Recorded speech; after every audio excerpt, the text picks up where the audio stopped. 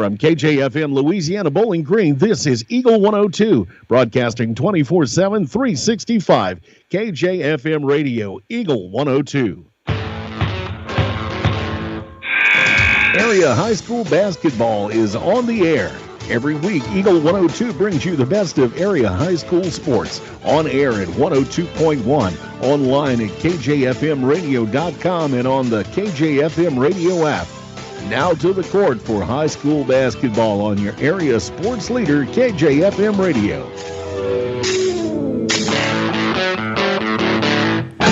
And good evening and welcome to Championship Night at the 26th Clopton Invitational. Mark Frontick, Zach Evans here in the Dale Miller Gymnasium, and we are ready for 3 ladies championship contests. It should be a fun one. We'll start it off with the Consolation game between Louisiana and Winfield. Then we'll have that third place game between Silex and Monroe City, and then the championship, Elsberry, the top seed, taking on the 2 seed Clopton Lady Hawks, and that just takes us back, doesn't it? The glory days of this tournament when we had those great Elsberry and Clopton matchups in the title game. So it should be a fun night. 3 games on the schedule, and hardware will be handed out tonight as we're into championship night, and we'll start the pregame show for you next here on KJFM. Game of the Week coverage brought to you by Penrod Real Estate, Bowling Green Veterinary Clinic, and People's Savings Bank in Bowling Green. As many as 50% of people don't take their medication as prescribed. Some never even fill their prescription, even if they don't feel well. Missing or not taking medication can be deadly. For questions about medication, your local Health Mart pharmacy is here to help. For fast, friendly service and affordable prices every day, visit your local Health Mart pharmacy, Bowling Green Pharmacy, located right on the square at 8 North Court in Bowling Green. This is Tracy Brookshire with Pike County Health Department Home Health and Hospice. Did you know our agency currently offers over 30 programs and services to our communities? The Women, Infant, and Children's Program, infant through adult immunizations, car seat safety courses, diabetes counseling, and of course our amazing home health and hospice programs, just to name a few. Learn more by visiting our website at pikecountyhealth.org and see what services you and your family could benefit from. Your car, your stuff, your savings. Combine your auto and renter's insurance with a call to State Farm Insurance agent Cindy Blaylock in Louisiana, and let Cindy show you how to put life back in your life insurance. Auto, home, and life. Make your wallet happy. Here to help life go right, State Farm Insurance agent Cindy Blaylock in Louisiana. Bowling Green Tractor wants to change the way you think about yard work with their Ego 56-volt ARC lithium battery-powered lawnmowers, weed eaters, blowers, trimmers, and chainsaws. At Bowling Green Tractor, you can walk in and see for yourself just how easy these products are to handle. Bowling Green Tractor, your home for Ego. Power beyond belief. Hear all the action from the Eagle 102 broadcast booth. Sponsored by Family Drug in Louisiana. It's time now for the Eagle 102 pregame show, sponsored by Bowling Green Pharmacy.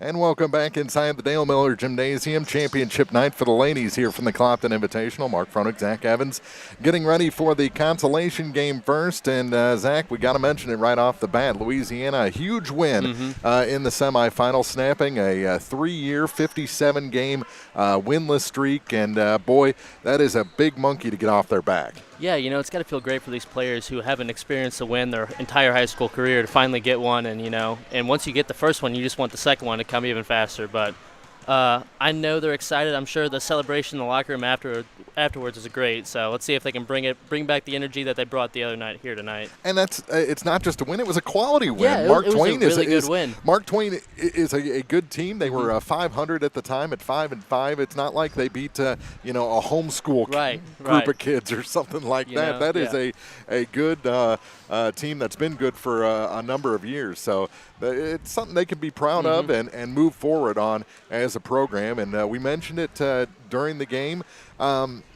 They're not a pushover in any facet. I think all that pressing that Mark Twain did only produced maybe 3-4 turnovers in itself. So you just you got to play within yourself if you're Louisiana, and that's what they did to finally break that string. They're taking on a Winfield team tonight who fell in the opening round to Silex, and that a big upset in the opening round, the 3-6 game. And then they were able to come back and beat Wright City in the semifinal rather handily. But it's a team that probably doesn't want to be on this side of the bracket. Right. So Louisiana has to bring again their A game here tonight. Yeah, they're definitely going to have their hands full with the 3-seed Winfield Warriors.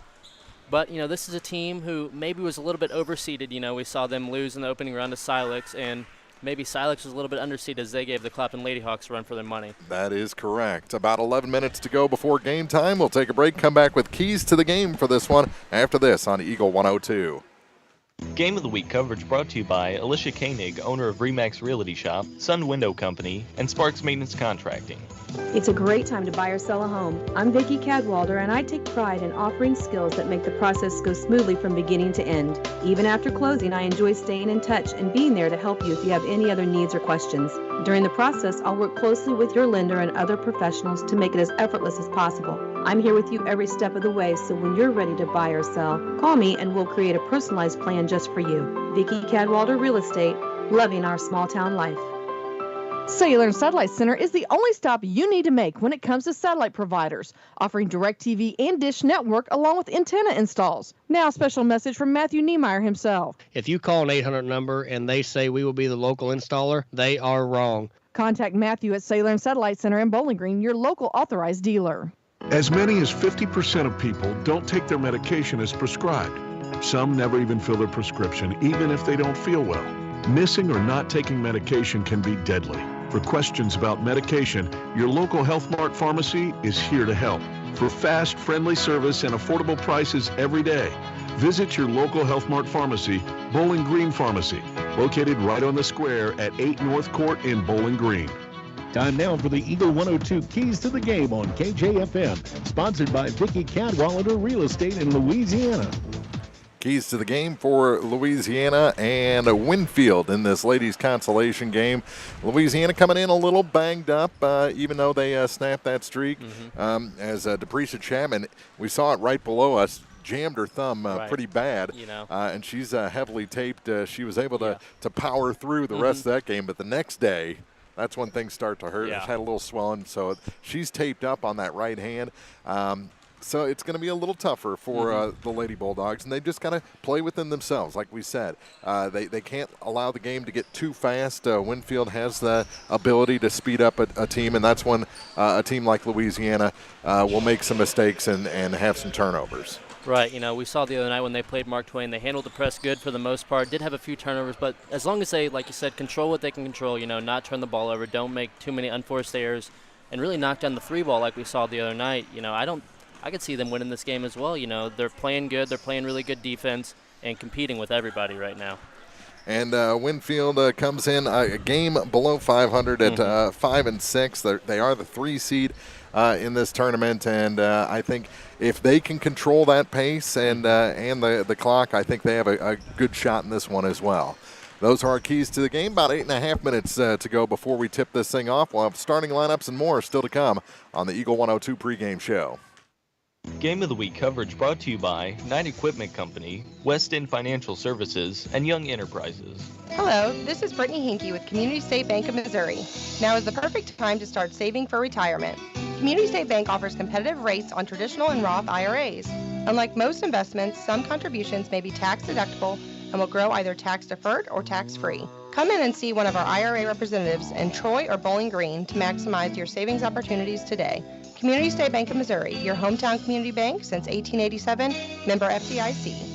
Hey, this is Ryan with Mid-America Auto and Towing in Bowling Green, and we've got the lot looking good and ready to go. We've got something for everybody's budget. We have a constant rotation of new inventory, including cars, trucks, and SUVs. So if you're out and you're looking for a new car, come by and see me. The Mid-America Auto and Towing, just off Highway 54 in Bowling Green, is a one-stop shop. Like us on Facebook or check out our website, midamericaautoandtowing.com. I'm Tylee Mills, the CEO of Pike County Memorial Hospital. You've heard it from your friends, family, and even neighbors. They choose Pike County Memorial Hospital. Quality care from quality people. Pike County Memorial Hospital. As many as 50% of people don't take their medication as prescribed. Some never even fill their prescription, even if they don't feel well. Missing or not taking medication can be deadly. For questions about medication, your local Health Mart pharmacy is here to help. For fast, friendly service and affordable prices every day, visit your local Health Mart pharmacy, Bowling Green Pharmacy, located right on the square at 8 North Court in Bowling Green. The Eagle 102 starting lineups on KJFM are sponsored by Community State Bank of Missouri in Bowling Green and Troy. And your starting lineups for this ladies' consolation game at the Clopton Invitational. First for the number 8 seed Louisiana Lady Bulldogs. They're 1-7, coached by Derek Brandstetter. They'll start a sophomore, number 5, Ty Campbell. Number 10 gets a start, also a sophomore, Reagan Bowser. And guess what? Another sophomore, number 15, Jalea Reese, gets the start. A sophomore, number 23, Deprecia Chapman, and a sophomore, number 25, Emily Powell. So all sophomores in the starting 5 for this Louisiana team. For the number 3 seed Winfield Lady Warriors, they're 5-6, coached by Austin Godfrey. They'll start a sophomore as well. Number 4, Rensley Davidson. Number 10, a junior, Lily Boschert, gets the start tonight. Number 11, also a junior, Cadence Berry. A senior, number 12, Leanne Ford. And number 1, senior Madison Kirkmeyer. So again, for Louisiana, it's Campbell, Bowser, Reese, Chapman, and Powell. For Winfield, it is Kirkmeyer, Davidson, Boschert, Berry, and Ford. Those are your starting lineups for this ladies' consolation game. First of 3 games tonight on Ladies Championship night. We'll have the third place game next between Monroe City and Silex, and then Clopton and Elsberry will do battle 1 versus 2 for the championship a little bit later on. Getting ready to clear the floor, have introductions, and maybe the national anthem. I'm not sure when they'll probably do that before the Clopton game later on tonight. So we're probably just minutes away here from basketball. Ladies Championship night from the Clopton Invitational on Eagle 102. Game of the Week coverage brought to you by Advanced Physical Therapy, Bowling Green Ready Mix and Kearns Construction, and Calumet of Missouri.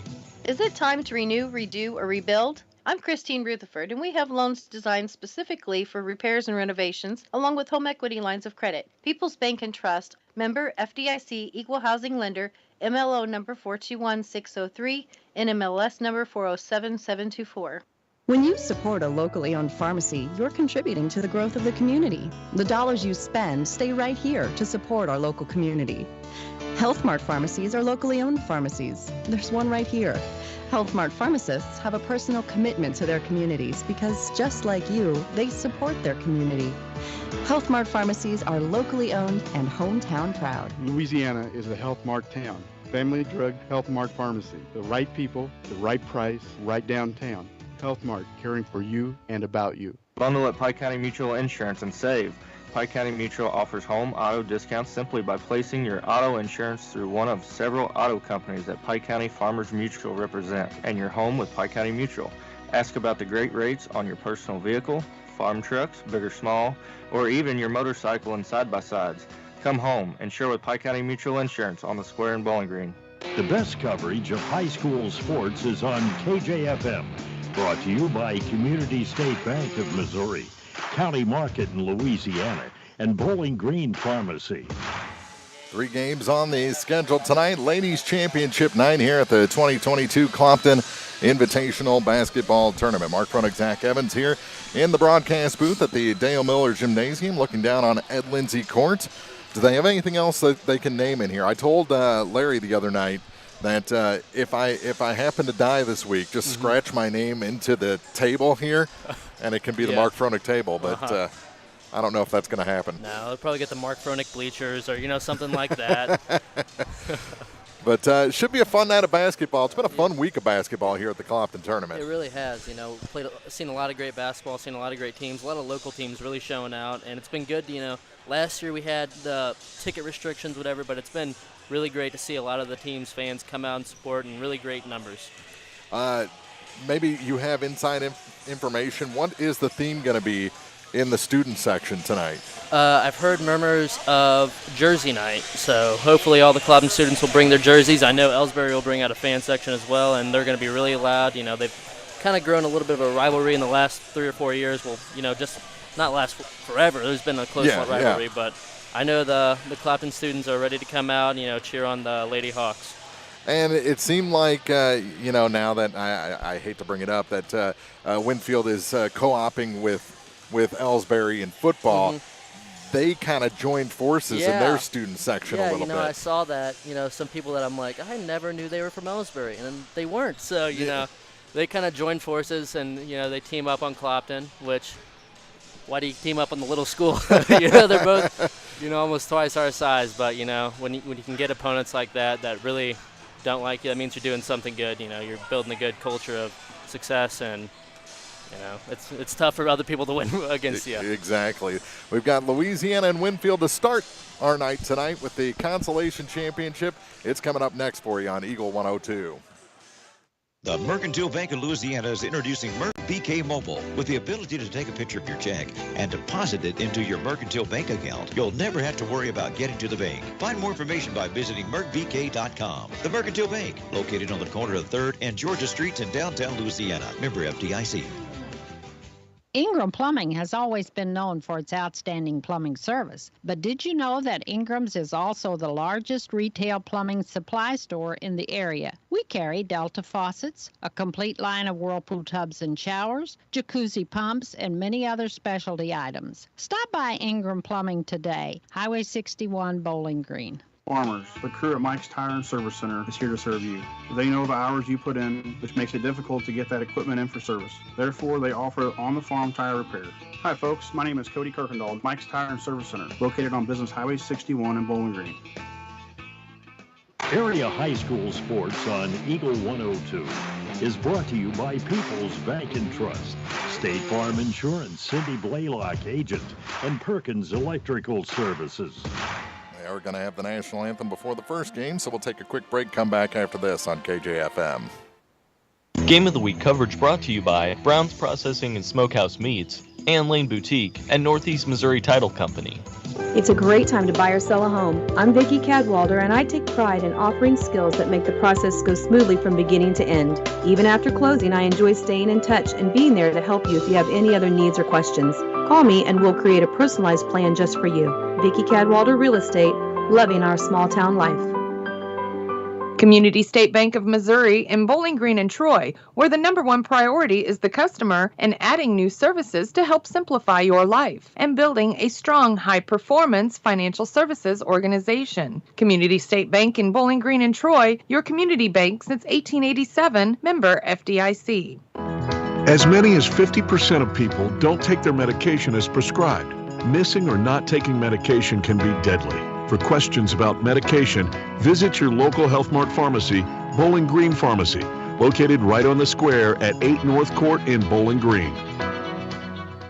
From the classic cheesesteak and rich crab cakes to the Philadelphian favorite water ice, a taste of Philly in Bowling Green is a fan favorite. A meal ready for you before or after the game, and game day jerseys are welcome. Open 7 days a week. A taste of Philly. Business Highway 54 West in Bowling Green. Follow area high school sports throughout the season with Eagle 102. Brought to you by Mike's Tire and Service Center and a taste of Philly.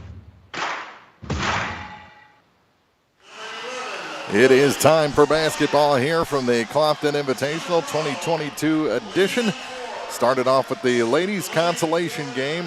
Winfield being introduced right now, and just about to introduce the Louisiana Lady Bulldogs, fresh off of their first win of the season, first win in 3 years. And they're wearing their home jerseys tonight, even though they're the lower seed. They'll be in their home whites, trimmed in Louisiana red.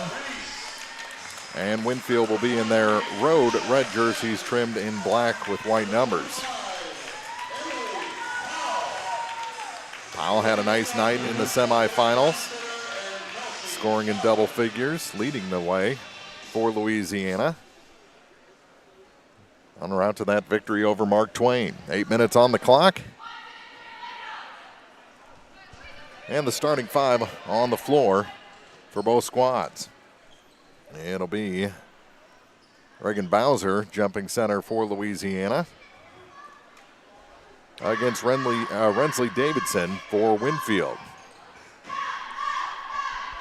Just looking right now, there doesn't seem to be a whole lot of size on the court for either team, so look forward for a fast-paced game. And it's Bowser winning it back to Ty Cable, and we're underway in the ladies' consolation game, first of 3 games tonight on KJFM. Campbell gave up her dribble, now gives up the ball to Reese. To Chapman, and you can see that hand already an issue, and it's going back the other way and in for the first 2 points of the ball game. And as we expected, Winfield threw on the press. That's old diamond and one. Little trouble in the backcourt. Jalea Reese is trapped, and she gets it off. But the 10-second clock was on, and they're going to have to burn a timeout. They were about 8 and still short of the free throw line. So we'll take a break as well. 2-0 Winfield, 7:21 to go in the first on Eagle 102. Game of the Week coverage brought to you by CMC Distributing and Manufacturing, McCoy Blossom Funeral Home, and Lynn's Heritage House. Hi, this is Brock Mitchell, and I am a physical therapist with Advanced Physical Therapy in Bowling Green. At Advanced Physical Therapy, we treat everything from sports injuries to work rehabilitation, arthritis, and post-surgical rehabilitation. This includes spinal care, balance issues, and vestibular treatment. You have a choice when it comes to physical therapy, and we hope you choose Advanced Physical Therapy.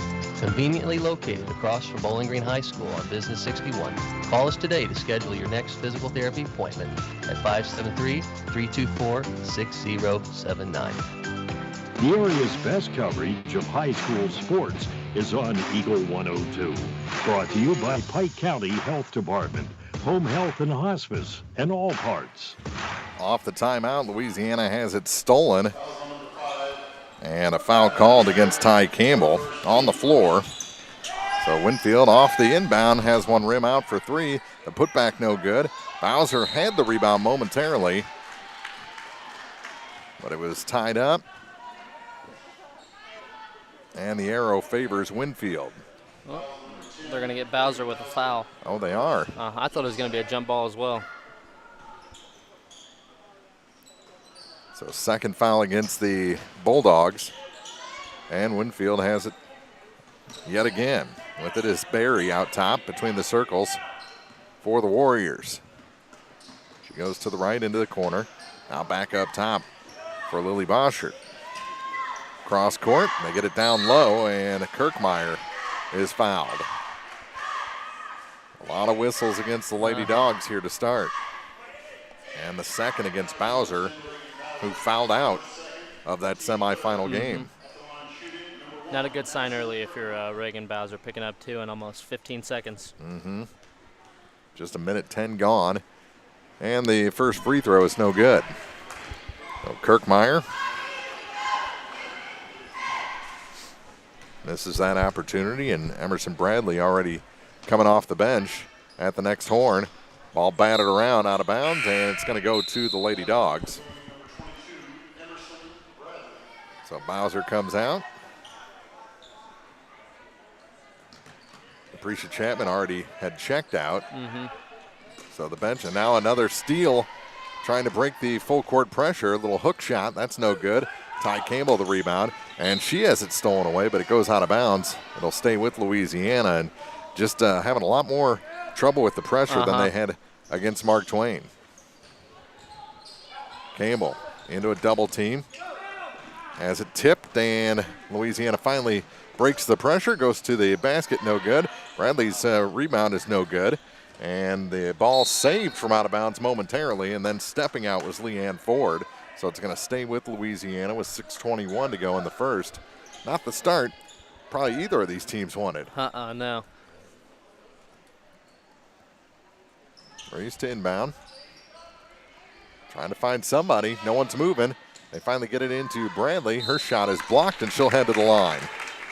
Emerson Bradley didn't have much to work with there, so she just forced one up and found some contact. That's Davidson's first. And the first foul against the Warriors. Bradley, free throw is a little bit long. She'll have one more to try and get Louisiana within one.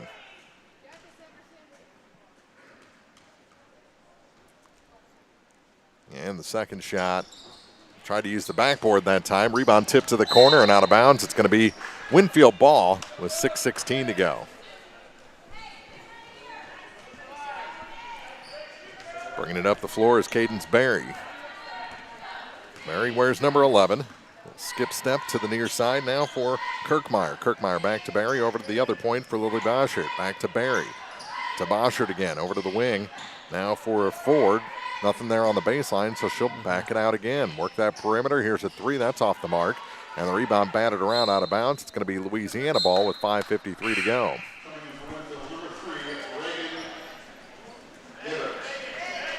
Reagan Gabert in for Winfield. She wears number 3. First substitution on that side of the gym. Here's Campbell. Gave up her dribble after one bounce. And finally a foul called because they got a little too aggressive with Jalea Reese. Leanne Ford's first of the night. Interesting spelling on that. L-E-I, capital A-N-N. You know, when Winfield puts that diamond one press on, they have four girls in the backcourt. So once you break it, you know, you're probably going to have a good chance of getting numbers and getting an easy layup, you know, on the back end of that. Pedersen fouled. And that's the second on Ford. So back-to-back fouls on Leanne. And she's going to have to come out of the ball game. Powell steps inside 3, has the ball tipped away, gets it back, goes back to her dribble, pushes up a shot, and another foul whistled against Winfield. I think that one might be on Ford as well. Just couldn't get her out of the ball game. Yep. So third foul against Leanne Ford. She just picked up 3 fouls in about 30 seconds. Yeah. You know? And Powell still can't get Louisiana on the board. They're 0 for 3 from the line to start off, and it's still 2-0. So as bad of a start as Louisiana's had, they're still only down a bucket. Missed them both, and the rebound pulled down by Winfield. Here come the Lady Warriors. 3 ball from the far side, and that one is a little too long. Rebound brought down by Powell. Go to work. Good crossover. Gives up her dribble, though, and now she's in trouble. Has to skip it ahead to Jalea Reese, and she traveled. She was trying to find Emerson Bradley, and the lane closed, and she just took 2 steps. The defender pulled a little stunt there, kind of jabbed at her, then came back and kind of confused her, you know, led to a turnover. Youth. Back the other way comes Barry for Winfield. Gets a little screen there over to the far side for a 3. That one's long. Rebound. And we're going to have a tie-up. And the arrow this time favors Winfield. 2-0. The Warriors lead. 4:51 to go in the opening quarter. There's a lid on the buckets right now. With it is Davidson. She'll try the 3. That one's off the mark, off the top of the backboard, and we're going the other way.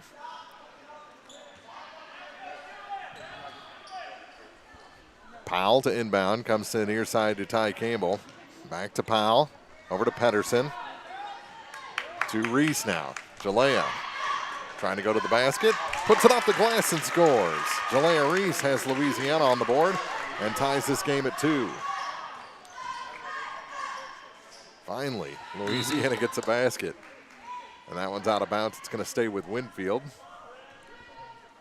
Good defensive work by the Lady Dogs. It's good defense there not to foul. Buried inbound. Trying to find somebody, gets it to the corner. Now for Davidson. Davidson tried to go cross court, and it's knocked out of bounds by Ty Campbell.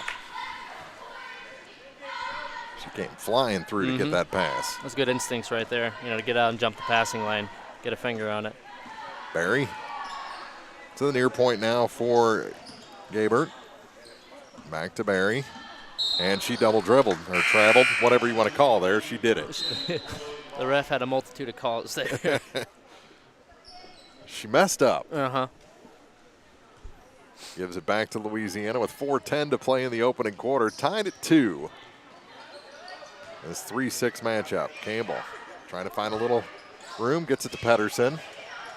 Pedersen now to Bradley. Bradley tried to sneak it over the rim. Rebound fought for, and we're going to have a tie-up. It'll stay with the Lady Dogs. Good job by Jordan Pedersen to come in and save the possession. she's a player to watch tonight. You know, she had a couple threes in the game on Wednesday, and you know, if you leave her open, she's going to hit them, and she can pull from really deep too.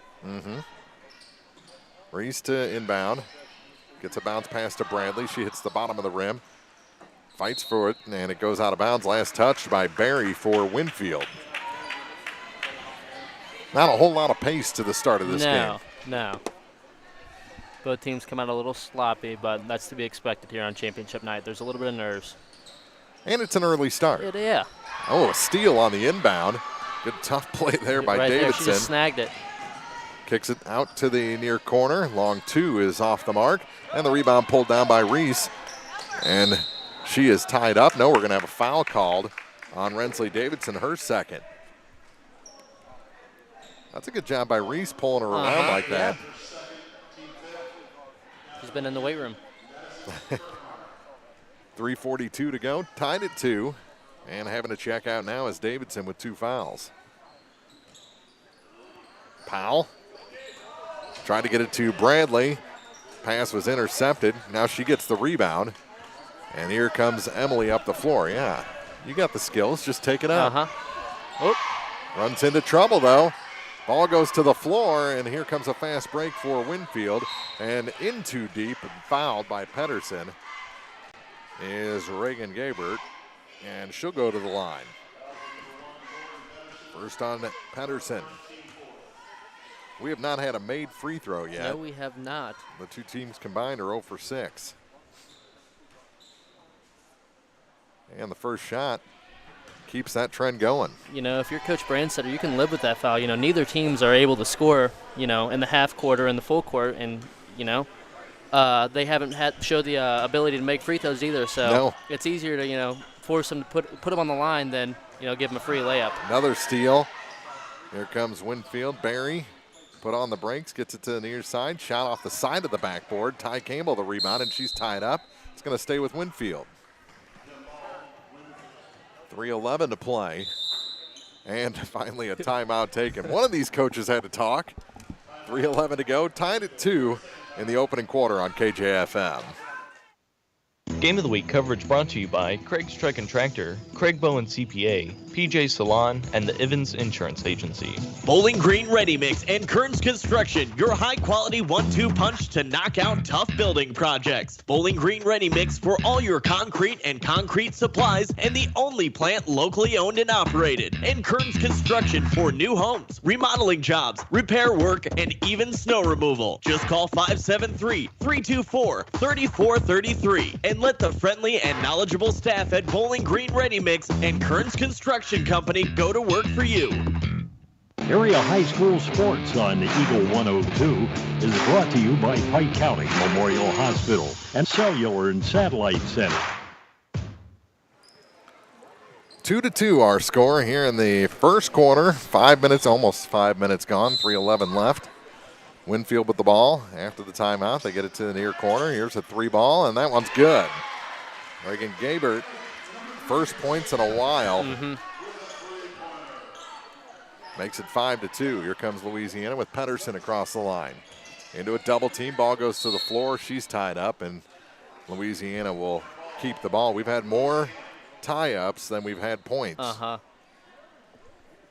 And Pedersen is having some trouble keeping that ankle brace tied up. That's the third time she's had to retie. Pretty long laces. Yeah. Always, you know, I use the Velcro one, so I never had to deal with the strings. That's how I deal with shoes, too. I use the Velcro ones.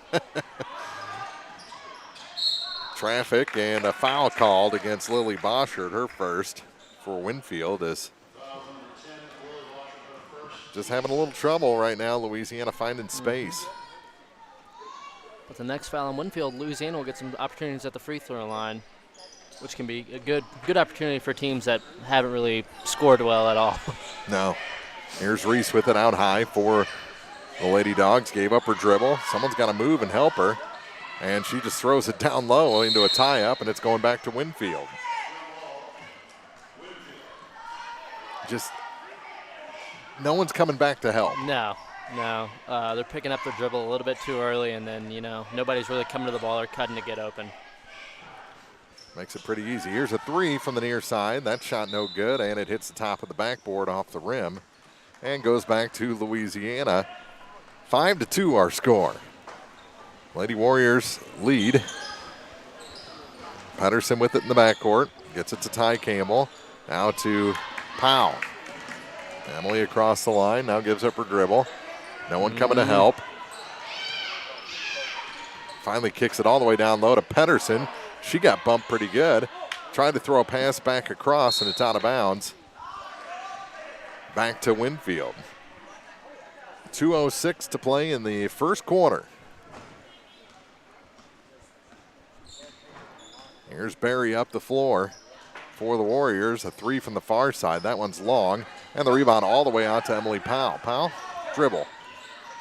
Caught now in a double team, and she's tied up.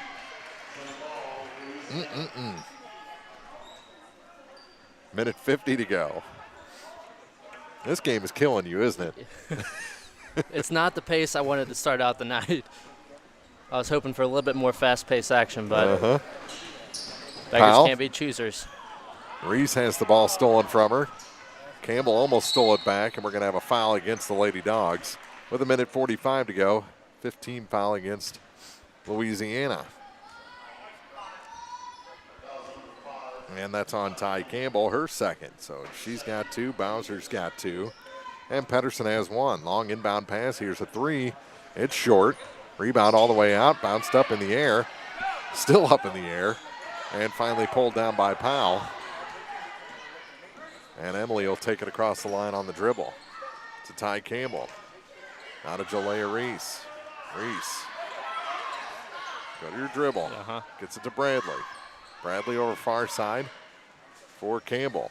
Ty trying to find some room, gives it back to Jordan Pedersen. Pedersen to the near side to Bradley.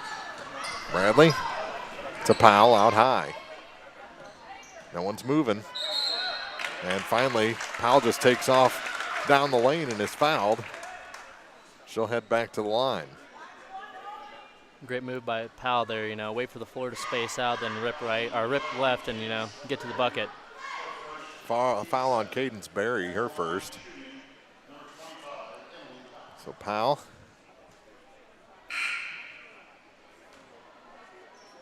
Looks like Louisiana's going to be shooting free throws for the rest of the half on every foul.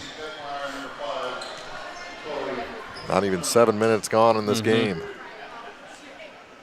So Powell missed her first two. This one's long as well, and the ball knocked out of bounds. They're going to say last touch by Ty Campbell. And it goes back to Winfield. They said she wasn't shooting on that one? I thought it was a shot. Yeah. But and Coach Branstetter thought so too. Yeah. Interesting. Turnaround. Shot off the glass, no good. Campbell the rebound. Stolen away. High off the glass, no good again. Rebound fought for. And here comes Louisiana. Bradley ahead of the pack, and she's fouled. That's got to be on the shot, yeah. Emerson Bradley going to go to the line for the second time. She's 0 for 2.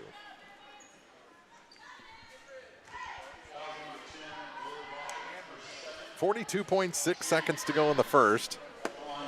Ladies consolation game from this Clopton Invitational. And the first shot is good. First point for Emerson Bradley tonight.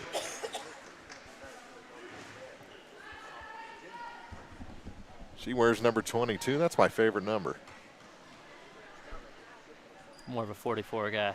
Yeah. Well, 44 going to get retired for the Blues coming up. That isn't the reason, is it? Okay. I didn't know why you picked your number. Shot blocked. And Reese comes up empty. Chris Pronger, legendary career. Am I correct on that? Oh, yeah. Okay. Yeah. I was, it was interesting when he didn't take 44 later in his career. Random fact, I played against his son quite a few times in, basketball leagues, scattered across St. Louis. Yeah, his son's a pretty good basketball player.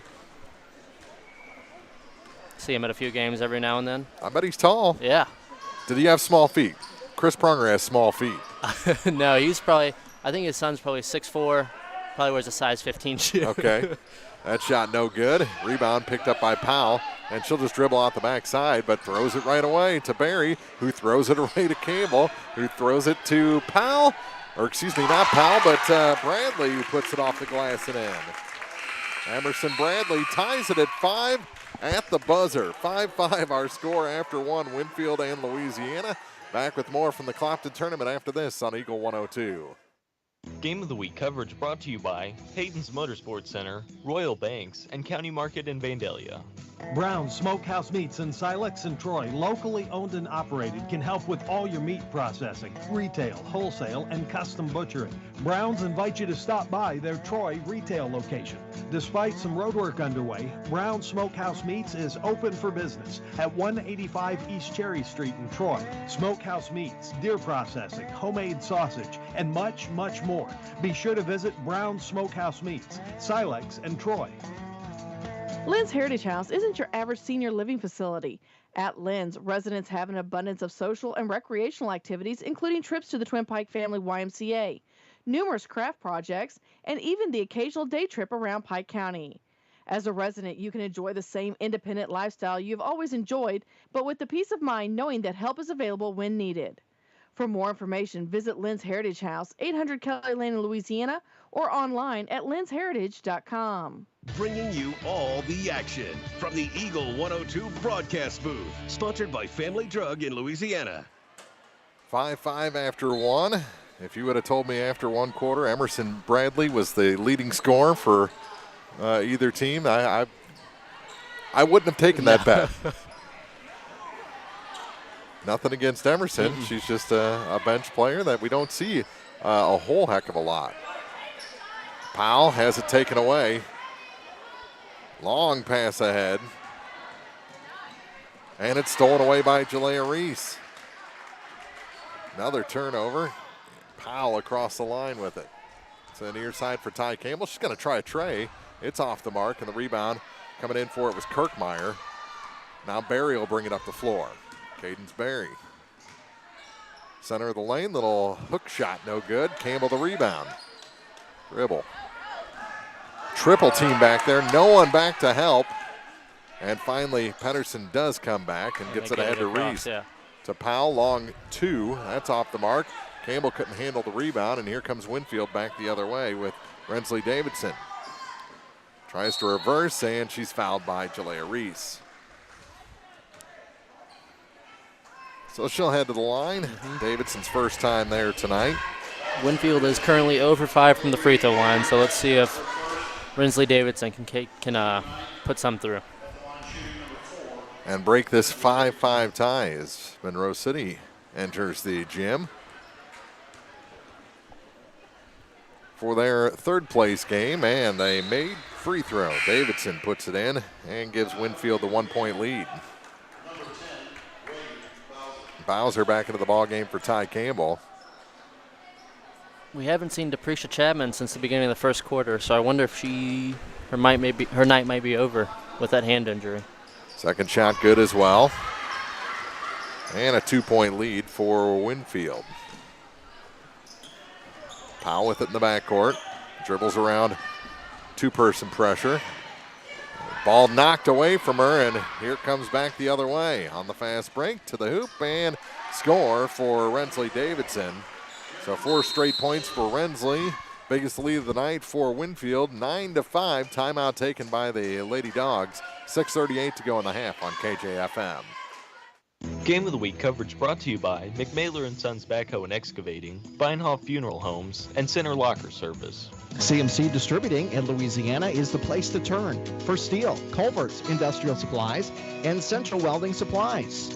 In addition, CMC Distributing offers trailer parts, truck accessories, truck beds, and trailer repairs. At CMC Distributing, they always go the extra mile while working hard to make sure you're satisfied. They do it that way for a simple reason. They appreciate your business. CMC Distributing, Highway 54, west of Louisiana. Follow area high school sports on KJFM Radio, brought to you by Young Enterprises, Family Drug, and Brown Smokehouse Meats. Bowser gets it to Bradley. Now to Reese. And ahead to Pedersen to break the pressure. Back to Powell. Between the circles to near side for Bradley. Emerson Bradley holds it. Kicks it back up top. Pedersen shuffled her feet. Yep. Gives it back to Winfield on the turnover. As the Warriors lead 9-5. Louisiana, once they break that press, they're struggling to get into any real offense.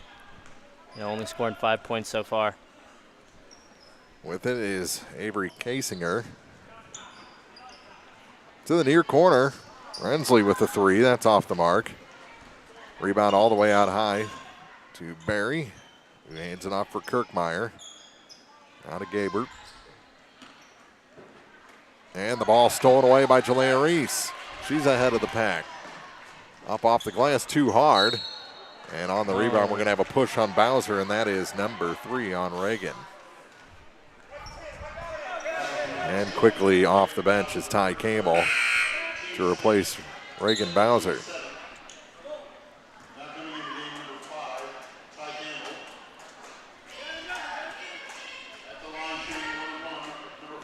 Nine to 5 our score, and 1-1s now for Winfield. First shot, rims out, and picked up by Campbell ahead to Emily Powell. Powell has to angle to the far side because there was 2 Warriors back. Reese has a ball knocked away, but on the play, a foul against Reagan Gabert. So Jalea is going to go to the line for a 1-1. Last 1-1 for Louisiana. The rest will be 2-shot fouls. And the first one goes in. Earns the second. 3 points now for Jalea.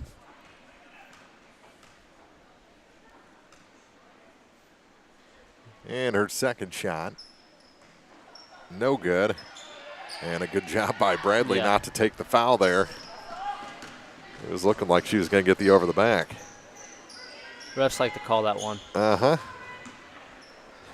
Trying to scoop it into the middle did Barry, and it's taken away by Bradley. Maybe a little too flashy there from Barry. Bradley kicks it back out to Powell.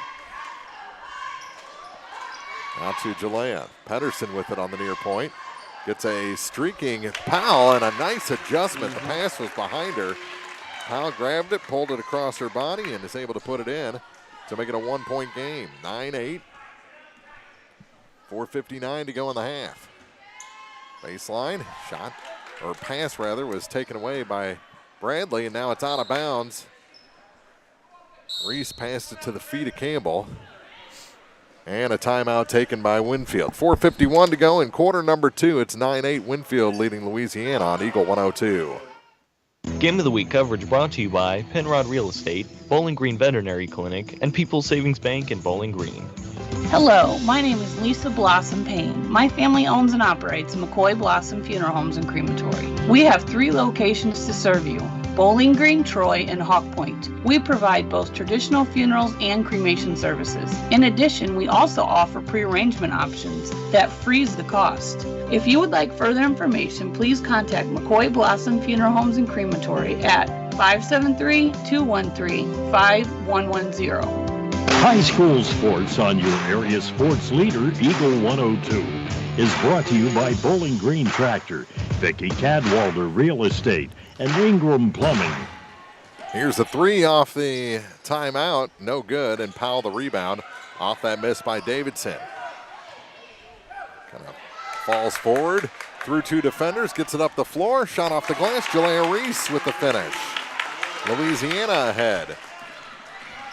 Quickly the other way, Winfield going to try another 3. That one's long. Rebound, put back, no good. Another rebound, and this one's fought for, and we're going to have a tie-up. Arrow favors Winfield. 10-9 our score. Louisiana ahead. Looking for back-to-back wins. Here's a 3 from the corner. That one's off the mark, and the rebound, Bradley had it knocked away, goes to the floor. It's tied up again. This time it'll be Bulldog ball. still several more tie-ups than points. Yeah. We should have started counting tie-ups now. Yeah. And we're still subbing players as they bring in Chloe Turnbull and number 32, Macy Beckmeyer, on the Winfield side. Here's Campbell into a double team, almost drug that foot. Powell over to the far side for Reese. Trying to force it down low. It's tipped and taken by Winfield. Here come the Warriors, trailing by 1. With it is Gabert. Here's a 3 from the far side. That's off the mark. A rebound. Campbell had it, tied up, or we're going to have a foul. A foul against Winfield, and that goes against Gabert, her second. You know, starting to look at the stat sheet, all of Winfield guards are in quite a bit of foul trouble. Yeah. Most of them have at least 2. Cadence Berry, the only one with 1, but yeah, this is it has been a foul-filled first half for sure, and the first shot is no good for Ty Campbell.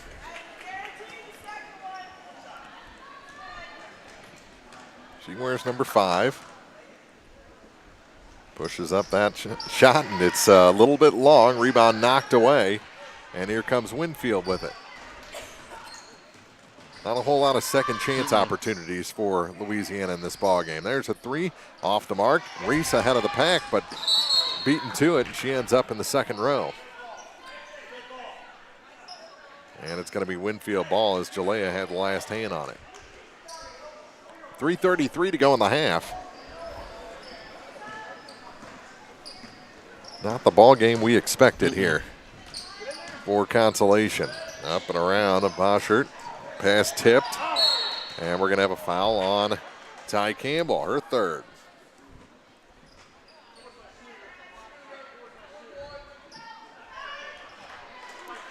foul starting to pile up for Louisiana as well. Uh-huh. Ty Campbell and Reagan Bowser both have 3 each. Jalea Reese, Jordan Pedersen each with 1. And at the line, Redsley Davidson, who's 2 for 3 from that spot. First one goes to earn the second and tie this game at 10.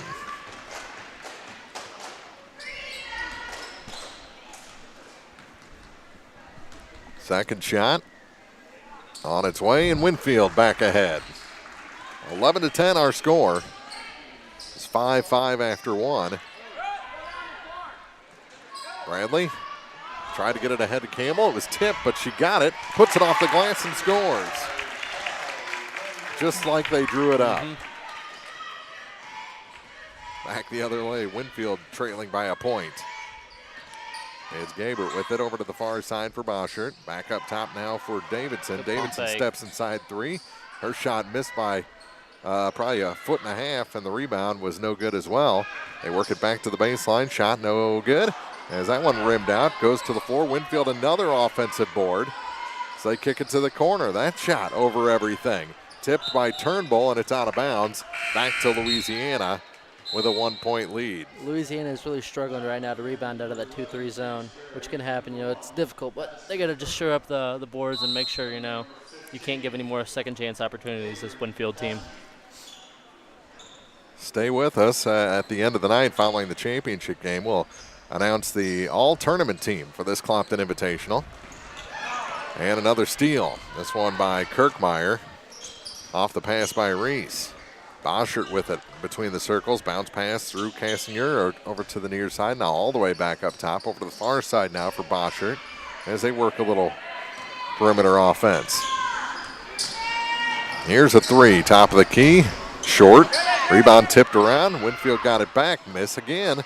High percentage shot there, and we're going to have a tie-up. Arrow favors Winfield. 2:16 to go in the half. What are the conversations going to be like in the locker rooms here in about 2.5 minutes? Here's a 3 from the near corner, no good.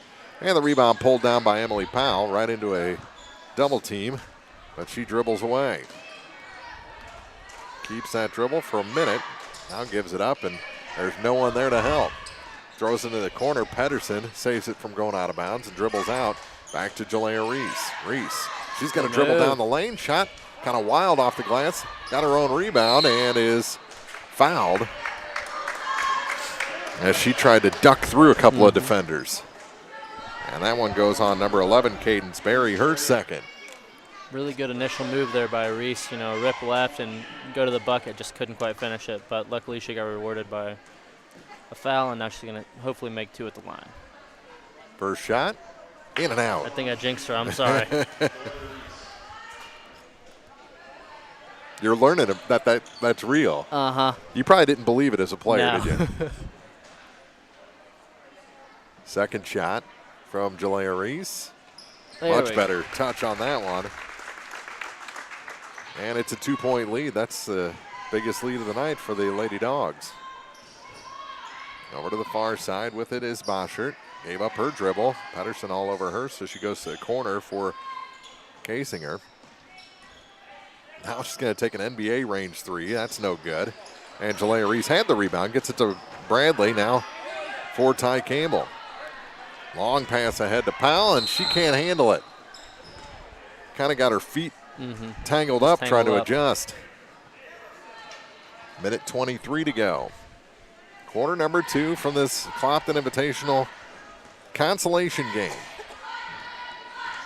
Mark Froelich, Zach Evans. Here's a 3 for Winfield off the mark. Another offensive rebound.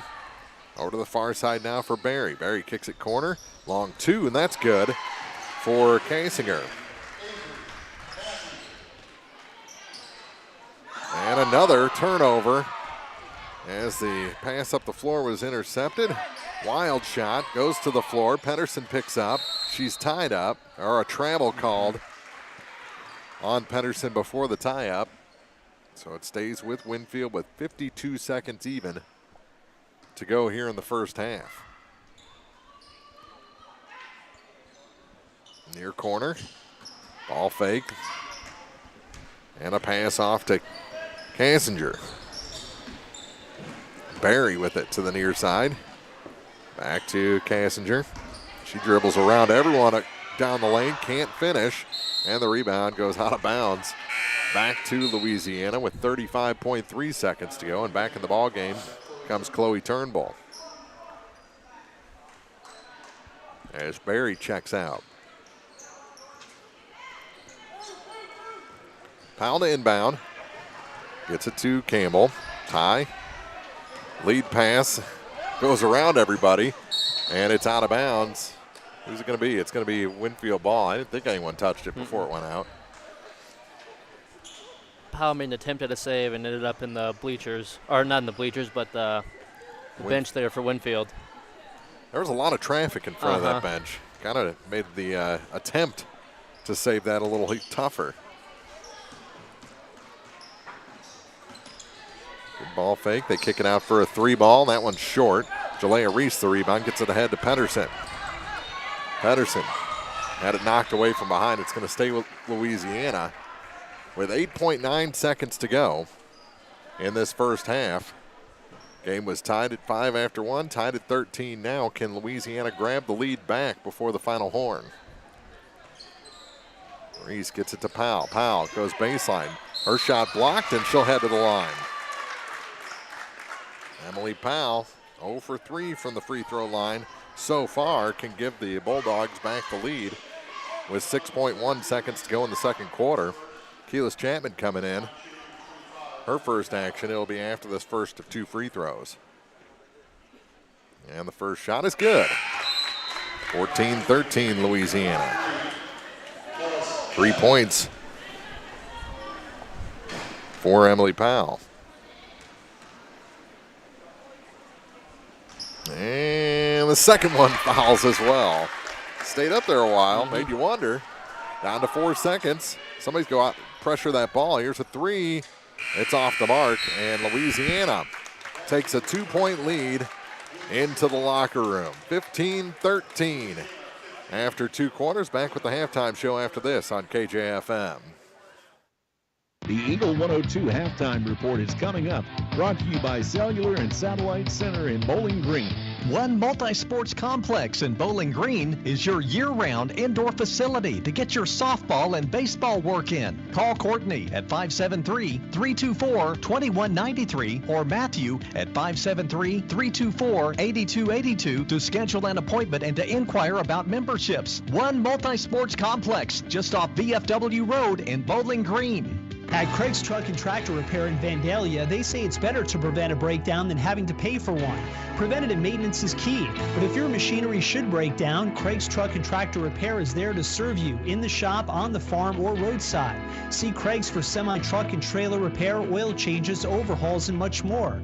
Farm planting season to harvest season and beyond, Craig's Truck and Tractor Repair can help keep all your equipment and big rigs rolling. Call in or stop in today. Craig's Truck and Tractor Repair, Highway 54 east of Vandalia. Great hair doesn't happen by chance. It happens by an appointment with PJ Salon. Make your appointment today and look your absolute best. PJ Salon in the Raintree Mall in Louisiana is your full-service salon, offering manicures, pedicures, tanning, and much more. Gift certificates for your someone special are always available, and walk-ins are welcome at PJ Salon.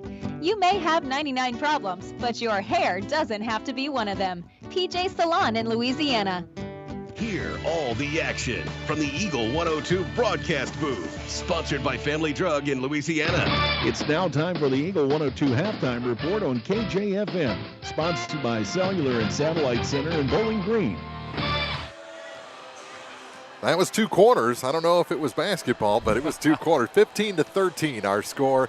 Louisiana leading Winfield after 2 in this ladies' consolation game, and a whole lot of tie-ups and a whole lot of turnovers between these 2 teams. And Louisiana, I mean, as the number 8 seed, they've got to be happy leading the number 3 seed after 2 quarters. Yeah, if you're Coach Brandsetter, you know, you're obviously going to be upset. You think you can play better, but really on the scoreboard, you're up 2. You know, you're in good position right now.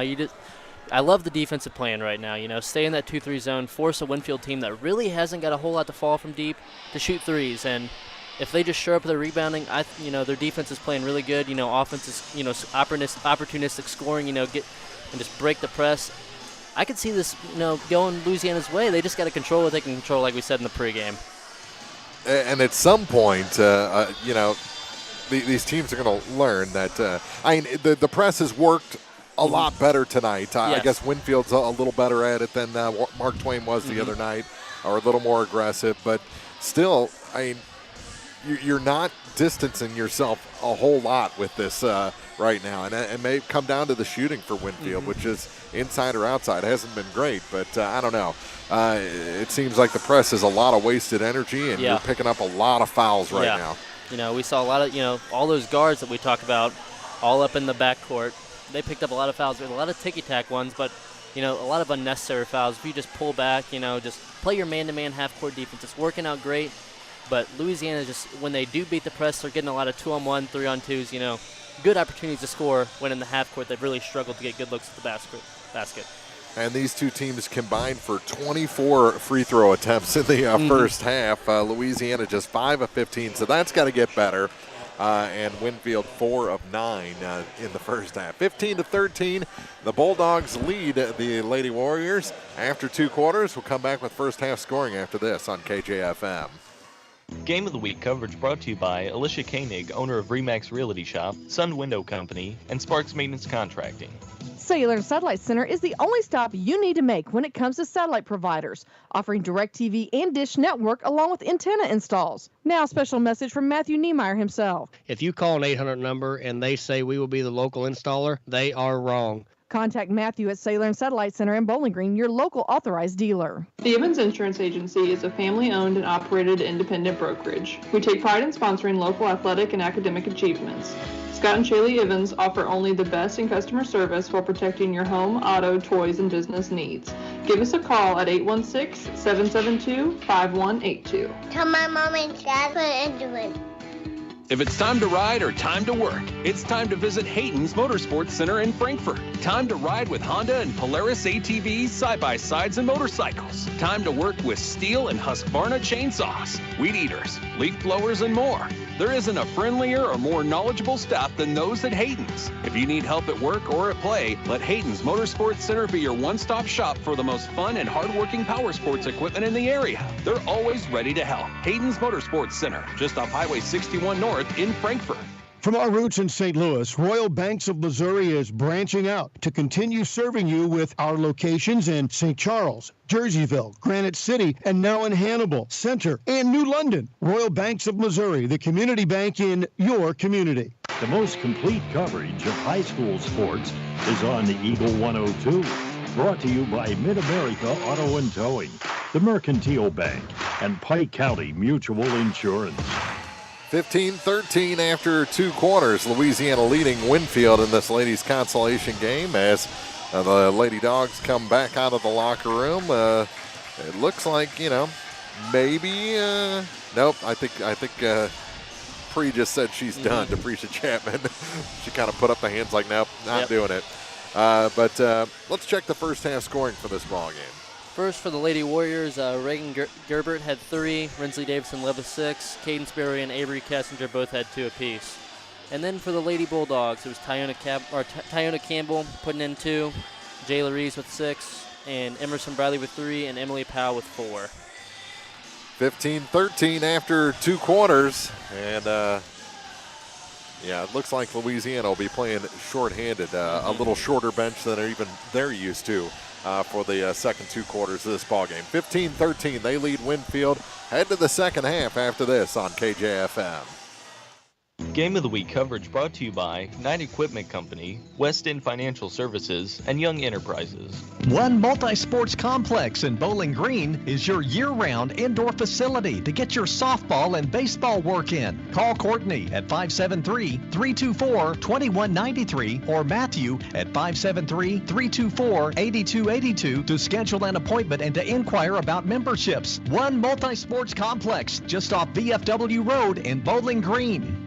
Buying a home can be scary, but not with RE/MAX Realty. Whether you're looking to sell or to buy a home, commercial property, investment property, or land in Pike County and the surrounding area, the RE/MAX Realty Shop is here to help. When you or someone you know wants a passionate advocate to share the home buying experience with, call me. We will both be glad you did. I'm Elisha Koenig, RE/MAX agent. You simply can't buy a better replacement window than one from Sun Window Company. Energy-efficient windows and doors with a lifetime warranty on both the window and installation. Sun Window Company, family-owned and operated since 1989, offers low factory direct prices on high-quality vinyl windows, custom designed to fit perfectly and built to last. See how much you can save. Call Sun Windows, 573-549-2080 for details and a free estimate. Sun Window Company, Highway 161 in Middletown. The best coverage of high school sports is on KJFM.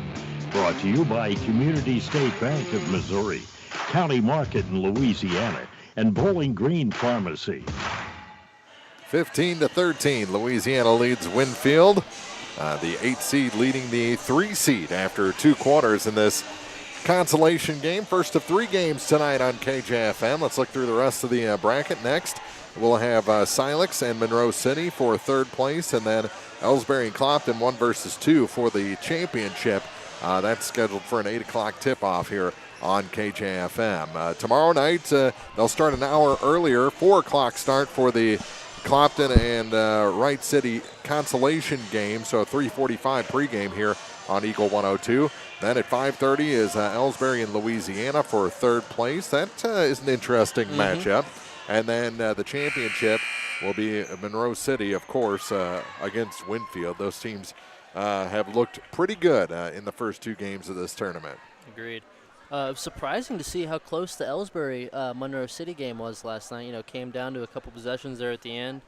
Ran a little long. Elsberry obviously played great, and a little bit upsetting if you're a Louisiana fan. They were up going into the 4th quarter, then just kind of had a letdown, but that happens. They're still a young team. They're still maturing, and this is like the time of the year when they need to hit their stride and come off of this.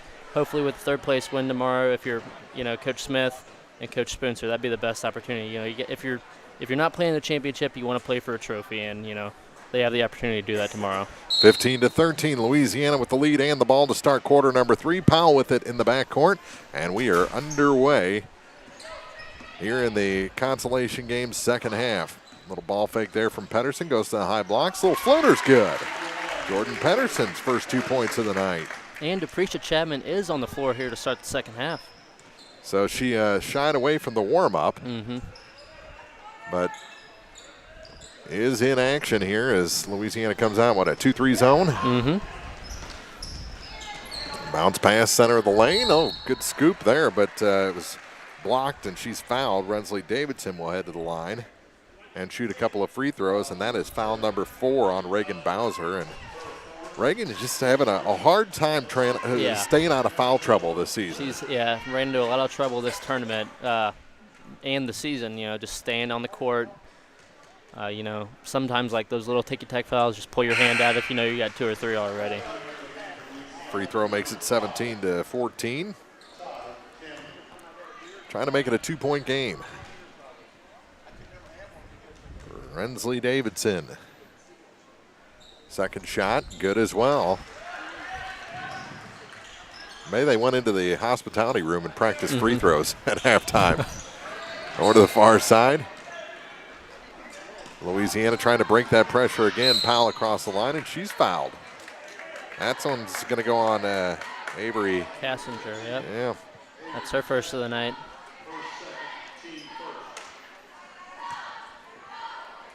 So Pedersen will inbound at the end of her own bench into the backcourt for Emily Powell. Powell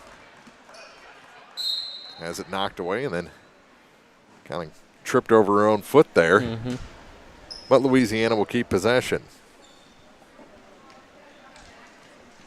Pedersen will try and inbound again. Little movement this time. Campbell gets it. Ty in between the circles, gives up her dribble, forces a pass, and it's taken away. Here come the Warriors. Shot's no good. Rebound. Powell comes flying in for it, and then a nice job clearing out. Gave up her dribble, however, and gives it to Ty Campbell in the backcourt. Goes one-on-one across the line, has it knocked out of bounds. It's going to stay with the Lady Dogs. 1 minute and 10 seconds into this third quarter. Patterson to inbound across the way. Need some more movement. And get it into Chapman. Back to Pedersen. Now to Powell.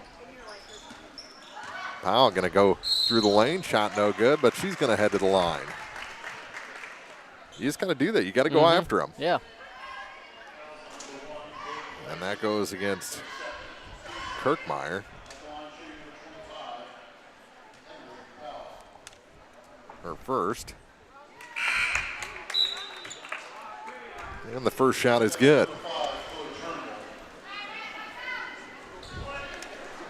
For Emily Powell, she has now a handful of points. And that one a little bit long. Rebound rolls out, picked up by Winfield. And here they come with some speed. Here's a 3 in transition, misses everything, and Chapman the rebound.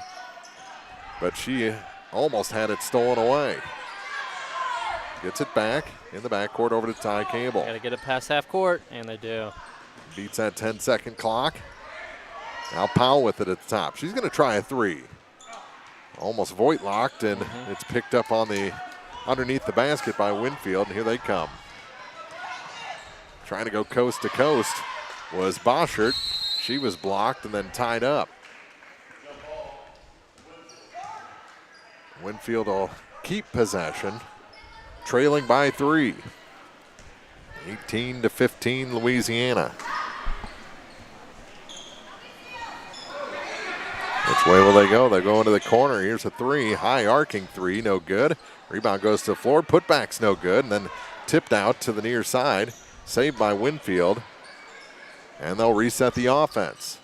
Here's another 3 near side. That one's off the mark. Ty Campbell the rebound. And she gets it ahead to Jalea Reese to Powell. Got to run out. It's a 2-on-1. Shot too hard off the glass. Pedersen has the rebound go to the floor.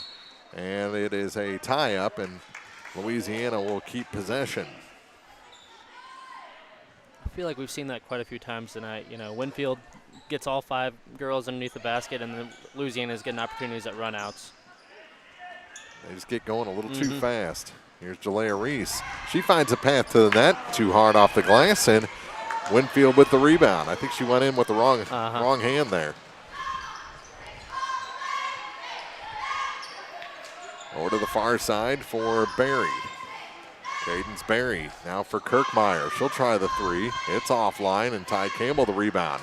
Gets it ahead to Jalea Reese, to Pedersen. There we go. Pedersen couldn't get control, gets it back to Powell. Now to Pedersen, she'll try the 3. It's off the mark, and the rebound grabbed by Lily Boschert. Not afraid to shoot the 3, just haven't made many of them. Here's a long 2 from the Warriors. Shot no good. Chapman the rebound. Goodyear triple. Gets it to Ty Campbell. Pass ahead now to Jalea Reese. Good crossover there. Hands off for Emily Powell. Powell goes all the way to the basket. Can't hit the shot, but it is fouled. And Rensley Davidson going to pick up her 3rd personal. 4:39 to go in the 3rd quarter. 18-15 our score, and we've got a timeout called by Coach Derek Brandstetter. A 3-point lead for the Lady Dogs here in the second half on KJFM. Game of the Week coverage brought to you by Advanced Physical Therapy, Bowling Green Ready Mix and Kearns Construction, and Calumet of Missouri. Founded in 2000, Sparks Maintenance Contracting out of Bowling Green has since been performing industrial maintenance nationwide and plans to continue growing. Sparks Maintenance Contracting, attention to detail and compassion are only some of the many things that separate them from other competitors. Teamwork is the key to success in business and in sports. Best wishes to all the area teams from Sparks Maintenance Contracting, proudly serving America. No matter which team you're rooting for this season, Young Enterprises Incorporated of New Hartford hopes all our great teams have a wonderful and successful year. Young Enterprises Incorporated features A.K. and Kent Feeds, Asgrow and DeKalb Seeds, RCIS Crop Insurance, fertilizer, chemicals, interstate batteries, and more. Young Enterprises Incorporated online at youngenterprisesinc.com. Young Enterprises Incorporated of New Hartford. Area High School Sports on Eagle 102 is brought to you by People's Bank and Trust, State Farm Insurance, Cindy Blaylock, agent, and Perkins Electrical Services. Powell misses the first shot off the timeout. So she still has 5 points tonight. She had made 3 of her previous 4 before that and makes this one. To make it 19-15, a 4-point lead is the biggest of the night for the Lady Dogs. 8 seed leading the 3 seed here in this consolation game. Going to her dribble is Gabert on the baseline, kicks it all the way across. Now from the free throw line a shot. That misses everything. Rebound tipped out. Goes to the floor momentarily in a tie-up. Or do we have a foul? We have a foul. I think it's going to be on Kirkmeyer. Her second. Already 4 fouls here in the second half. Good thing they carry a deep bench. Campbell gets it to Powell, right into a double team over to the far side for Pedersen. Spins out of a little bit of pressure, shot no good, and the rebound is pulled down by Gabert. Gets a pass ahead to Davidson, and a foul whistled, this time on the Bulldogs. And we'll see who they get. Jalea Reese, her second. Nearing the midway point of this third quarter. Off the inbound, a 3 ball that's 6 feet short. And here comes Louisiana, and a bad pass. Powell threw it to the wrong side of Deprecia Chapman.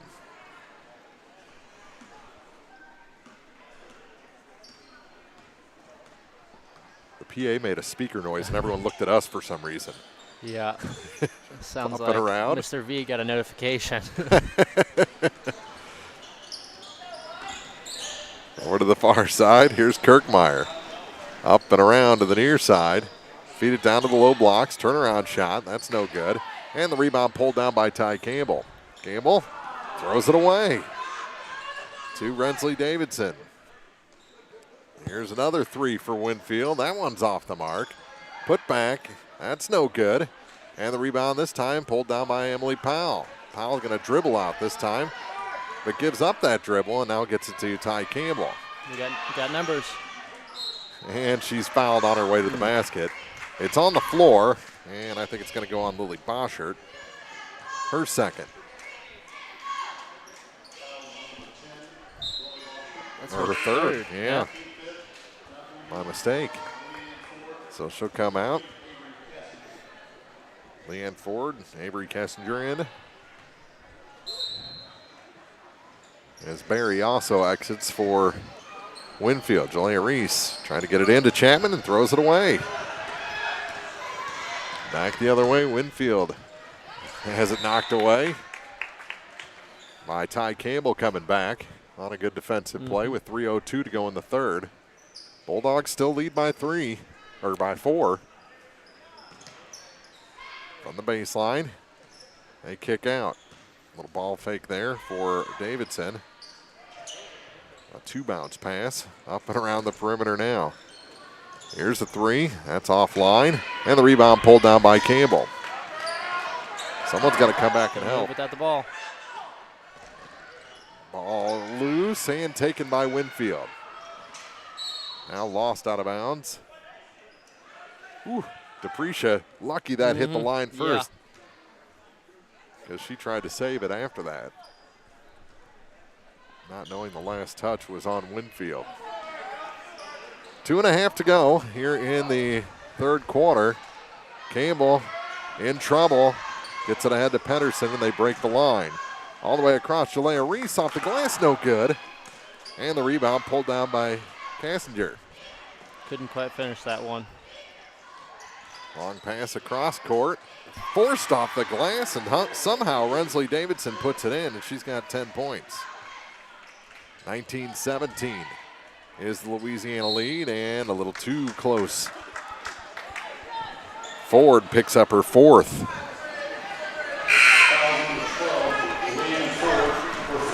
And she comes out of the ball game, replaced by Cadence Berry.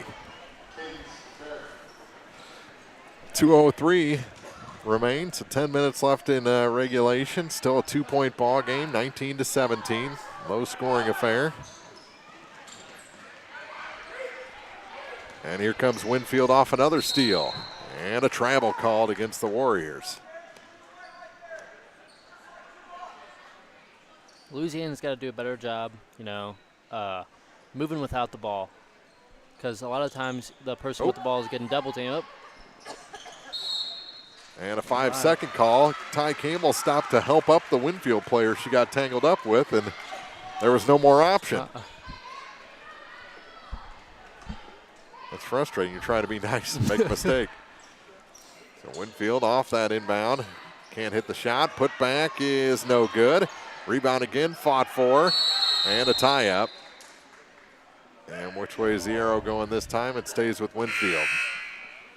And back into the ball game, Everson Bradley, her first action of the second half. I think this is the first substitution Louisiana's made here in the second half. They kick it out on the inbound play over to the far side for Davidson. Rensley kicks it near corner. Now going baseline. Across the lane, shot is good, and we're tied. And Kessinger ties the game at 19. Here's Campbell with it in the backcourt. In a double team, dribbles out the backside. Long pass ahead to Pedersen, now to Powell. Powell across the lane and blocked is Bradley, but she's fouled. And we'll head back to the free throw line. And Rensley Davidson just picked up her fourth. So she'll have to be replaced.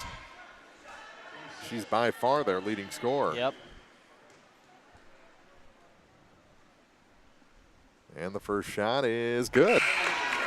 Bradley puts Louisiana back ahead 20-19. Has one more free throw coming with 1:22 to go in the third quarter. And that one is good as well. 21-19. She's hit 3 of her last 4 from the line. has 5 points in the ball game. Here's a three back the other way. That one's off the mark. Long rebound all the way out to the far side. Winfield gets it. Up and around. Little Euro step there, 20 foot away from the basket, and Louisiana takes it away. They've got numbers. Puts on the brakes. Here's Reese back to Powell, and they'll set the offense. They made a good decision there. They were going too fast for their skill set, so they pull back. Reese to the near side for Ty Campbell. Campbell out of the corner with it. Oh, good move there. Good crossover. And she'll head to the line for her efforts. Try and add to this 21-19 lead.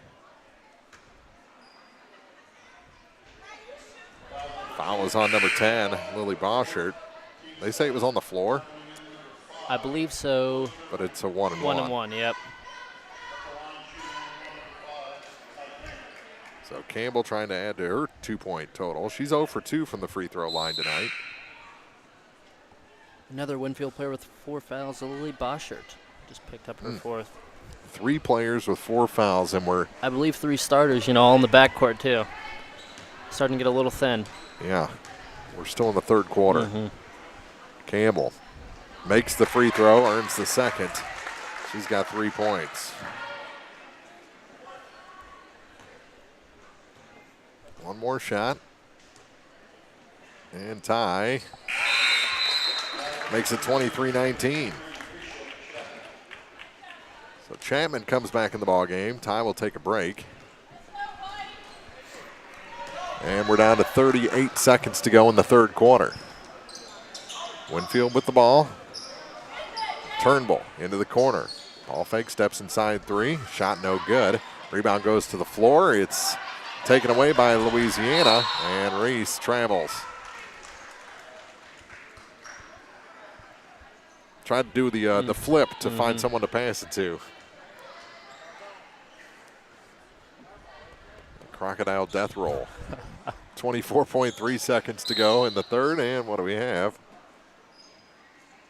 A fan warned on the far side.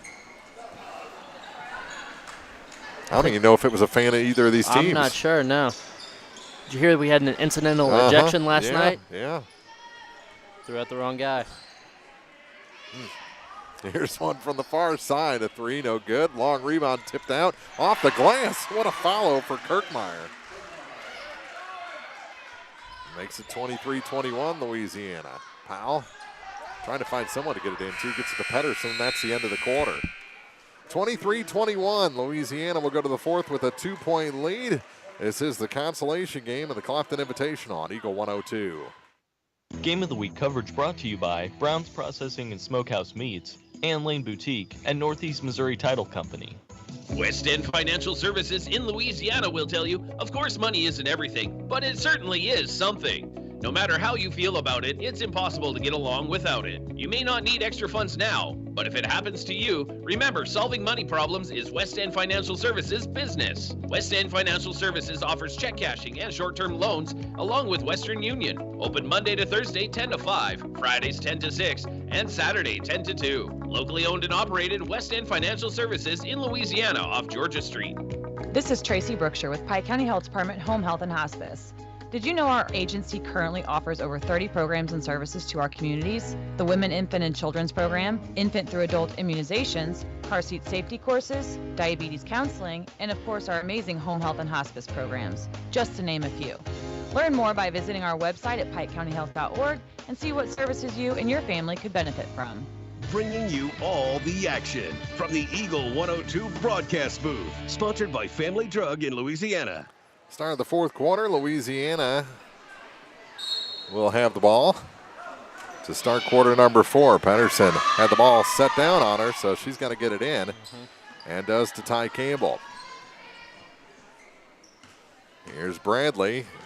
Lost control of it, and it's taken away by Winfield. Back the other way, the Warriors way too hard off the glass on that runner, and the rebound. Pedersen had it knocked away, and it's last touch by Winfield out of bounds. The whole game, neither team has been able to get anything going on the offensive end. 23-21. After that first quarter, I made a prediction for the score. We never said it on air, but I think we're right at it. We're right. We're really close to it. And a turnover on the inbound. I think it was a tie-up. I think we should have done over-under on the amount of times we've had to say tie-up tonight on the broadcast. Near side. Here's a three. That's short and out of bounds. Hate when that happens. You try and flip it back in and it ends up on the wrong side of you. 7.5 minutes to go in regulation. Powell gets it into Campbell. Campbell back to Powell. They're going to break the pressure this time to Jalea Reese. Reese back to Pedersen. Pedersen stops center of the lane and scores. Jordan Pedersen. She's got 4 tonight. She can light it up from deep, too. Hasn't had that opportunity too much tonight to try the three. Up and around the other way. They're going to try a three. It's short. They've only made one tonight, and I think that's the only one for both teams. And almost another tie. Up goes to the floor. There's a collision. And Jalea Reese got a knee to the head. They're going to score and finally stop the clock. It was Gabert that put it in. But Jalea Reese, I think, got Ty Campbell's knee to the side of her head, and she's not feeling good right now. 25-23, 6:50 to go in the fourth. This is the Clopton Invitational on Eagle 102. Game of the Week coverage brought to you by CMC Distributing and Manufacturing, McCoy Blossom Funeral Home, and Lynn's Heritage House. Your car, your stuff, your savings. Combine your auto and renter's insurance with a call to State Farm Insurance agent Cindy Blaylock in Louisiana, and let Cindy show you how to put life back in your life insurance. Auto, home, and life. Make your wallet happy. Here to help life go right, State Farm Insurance agent Cindy Blaylock in Louisiana. Follow area high school sports throughout the season with Eagle 102. Brought to you by Bikes Tire and Service Center and a taste of Philly. Well, that is what you call getting your bell rung. Jalea Reese walks off under her own power, but she's not happy. 25-23, Louisiana leads. So on the floor right now, Chapman, Pedersen, Bowser, Campbell, and Powell. Those are the 5 Lady Dogs out there after Reese has to come out. So Powell to inbound. Bowser playing with 4 fouls. Bounce pass to Pedersen. Has it knocked away and stolen, and a shot no good. Rebound, that's no good, and Pedersen finally comes away with it, and Louisiana keeps the lead. They get it ahead to Bowser. Bowser back up top for Ty Campbell. Campbell to Pedersen over to the far side for Powell. Powell going to drive. She goes all the way to the basket and scores. Emily Powell restores the 4-point lead. When she gets going downhill with that left hand, it can be hard to stop. 27-23, nearing 2 minutes gone here in the fourth. They're going to try a three. Near side, that's off the mark. Rebound pulled down by Davidson. And Winfield resets the offense. Leanne Ford playing with 4 fouls. Skip pass back to the far side for Ford. She'll try a three. It's a foot short, turns into a pass, and a finish by Kassinger. I imagine she'll say that was an intended pass. Yeah. Pedersen on the inbound gets back to Powell. To the near side for Bowser. Bowser center of the lane. She puts it off the glass and in. First 2 points for Reagan Bowser. Back to a 4-point Louisiana lead. 5:35 to go. Working around the defense is Davidson. And an offensive foul called on Rensley Davidson, and that's it. Is that what they called? Yep. So fouling out of the ball game is their top scorer, Rensley Davidson, on an offensive foul. She'll finish her night with 10 points and move to the end of the bench. Back into the ball game, Reagan Gabert. Campbell with it in the backcourt, gets it to Powell. They cross the line. Little floater pass back to Ty Campbell to the near side for Pedersen. Corner, here's Reagan Bowser for 3. Bowser coming off the bench with a spark. Biggest lead of the night for Louisiana at 32-25. Here's a 3 back the other way for Winfield. Rims out. And on the rebound, Bowser comes away with it, knocked away by a knee to Chapman, now to Campbell. Pass ahead, here's Powell. To Pedersen, back to Powell, give and go, and she's fouled. And that is number 3 on Madison Kirkmeyer.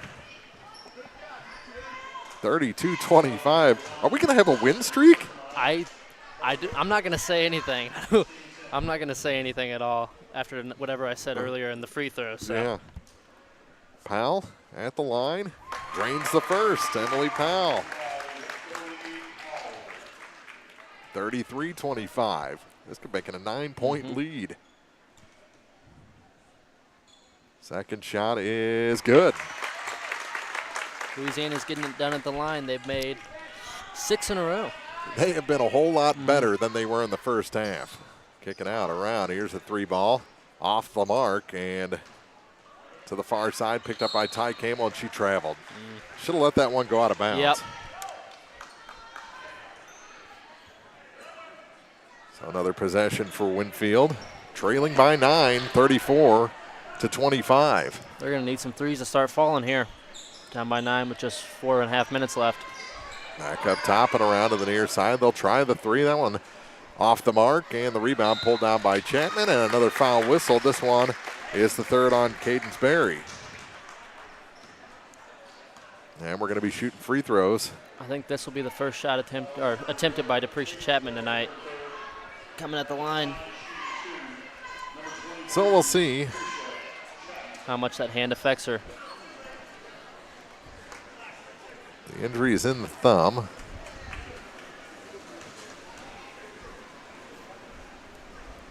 And the first shot rims out. Look decent, good, though. Yeah. For having an injured hand, you can't ask for anything more than that. Look good off the fingertips. Well, this could make it a 10-point lead. The second shot is good. First point of the night for Deprecia. 35-25. Lady Dogs. Yeah, they're not going to, if they can hold on and win this game, we're doing the rest of the Louisiana girls games the rest of the season.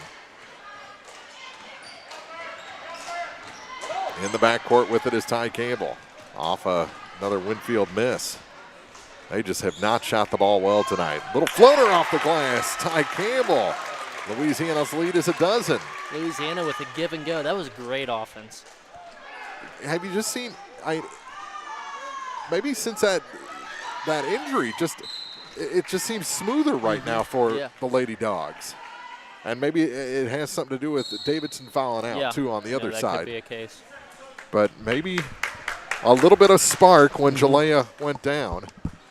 37-25. Winfield takes a timeout here in the fourth quarter on Eagle 102. Game of the Week coverage brought to you by Craig's Truck and Tractor, Craig Bowen CPA, PJ Salon, and the Evans Insurance Agency. Bowling Green Tractor wants to change the way you think about yard work with their Ego 56-volt ARC lithium battery-powered lawnmowers, weed eaters, blowers, trimmers, and chainsaws. At Bowling Green Tractor, you can walk in and see for yourself just how easy these products are to handle. Bowling Green Tractor, your home for Ego. Power beyond belief. The area's best coverage of high school sports is on Eagle 102. Brought to you by Pike County Health Department, Home Health and Hospice, and All Parts. 3:49 to go in regulation. The Lady Bulldogs, who led by 2 at the half, 2 after 3, have opened up a 12-point lead on Winfield, the number 3 seed in this tournament. And they are flirting with their second consecutive victory after breaking that losing streak the other night. And the fourth quarter has been quite entertaining after a pretty frustrating first 3 quarters.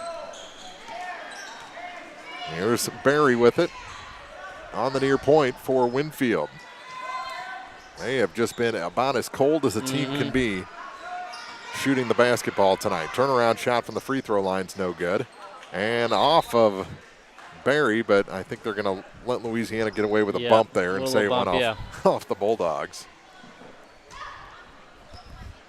Barry to inbound to the near side. They're going to try another 3 from the corner. That one's good. They get one to go. Gabert, her second 3 of the night, and she's been the only Lady Warrior to hit one from beyond the arc. Here's Powell across the line. They get it down low. Depresha Chapman off the glass and in. Depresha on a nice feed. Lead is 11. Down to 3 minutes to go. They're going to start chucking threes here. Little ball fake there. They skip it to the far side. Can't shoot off of that pass. This one's a little better. And it's short and right into the hands of Emily Powell for Louisiana. They got Pedersen ahead, too far for her, out of bounds. And it goes back to Winfield, down to 2:46 to play. And Lily Boscher will come back in with 4 fouls. She replaces Avery Cassinger. Here come the Warriors. 2:40 left in the ballgame. Here's another 3 attempt. That one's good. Gabert off the pass. Makes it an 8-point game. Powell to Pedersen, over to Campbell. Good pass in to get across the line, but then Campbell travels. Turnover gives it back to Winfield, and starting to get into nail-biting time.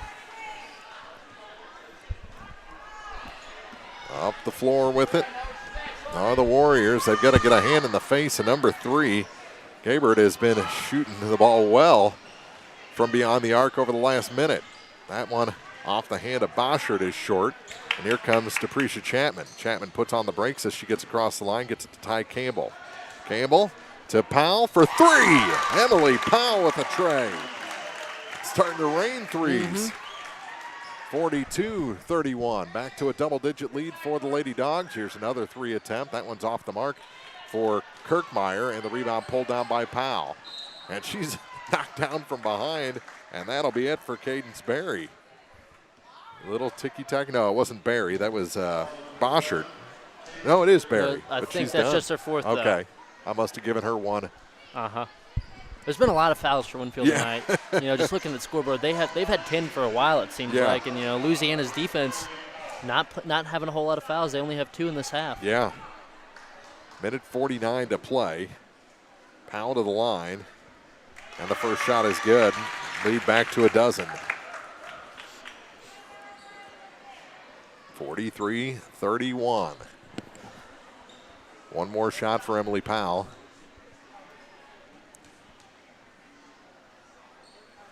And she misses the second one. Rebound pulled down by Kirkmeyer. Here comes Winfield. And a long 3 is no good. Chapman the rebound. She's tied up. And the arrow favors the Lady Dogs. 43-31. Powell to trigger the inbound play. Bowser the long option on the inbound pass. Let's see where they go with it. They take it to Reagan as she moved back and gets it to Ty Campbell. Almost traveled as she takes it across the line. Back to Emily Powell. Kill some clock here, ladies. Bowser. Not high for Chapman. Depresha over to the far side for Ty Campbell. Into the corner now for Powell. Work it down to the low blocks, and a foul going to be whistled against Kirkmeyer. Guess what? That's her 4th.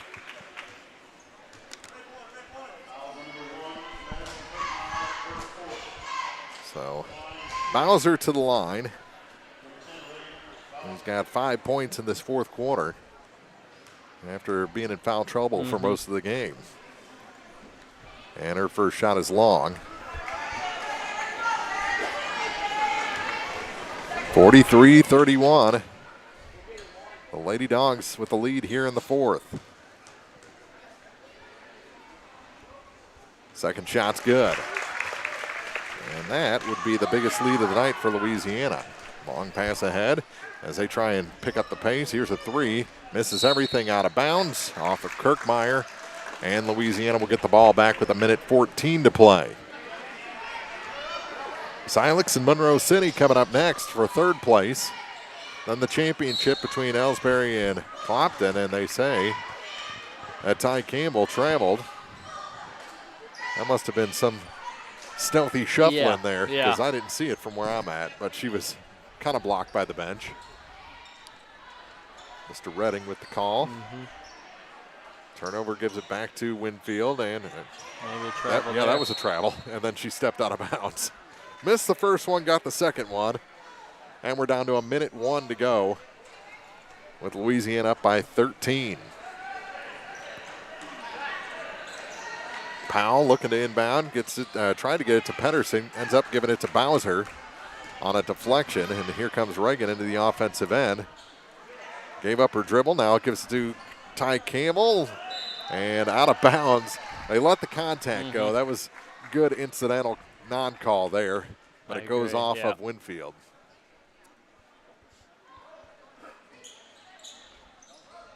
So Louisiana with it, Powell backs out.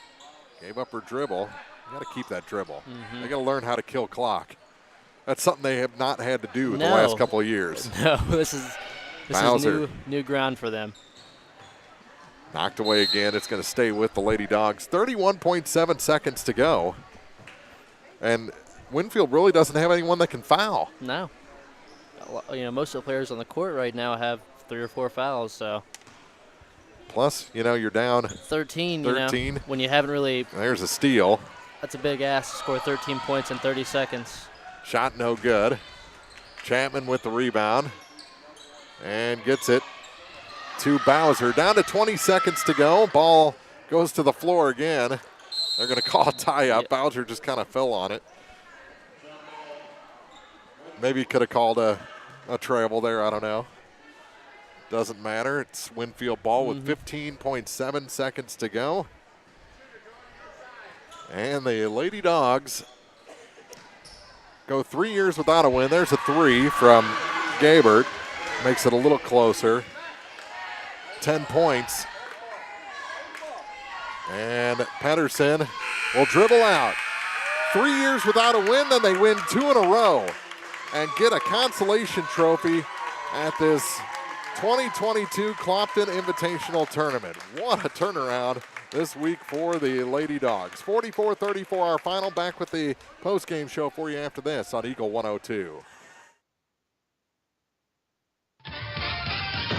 The Eagle 102 post-game show is coming up.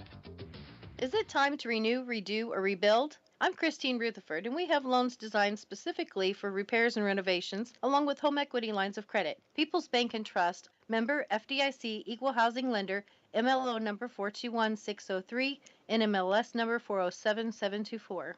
When you support a locally owned pharmacy, you're contributing to the growth of the community. The dollars you spend stay right here to support our local community.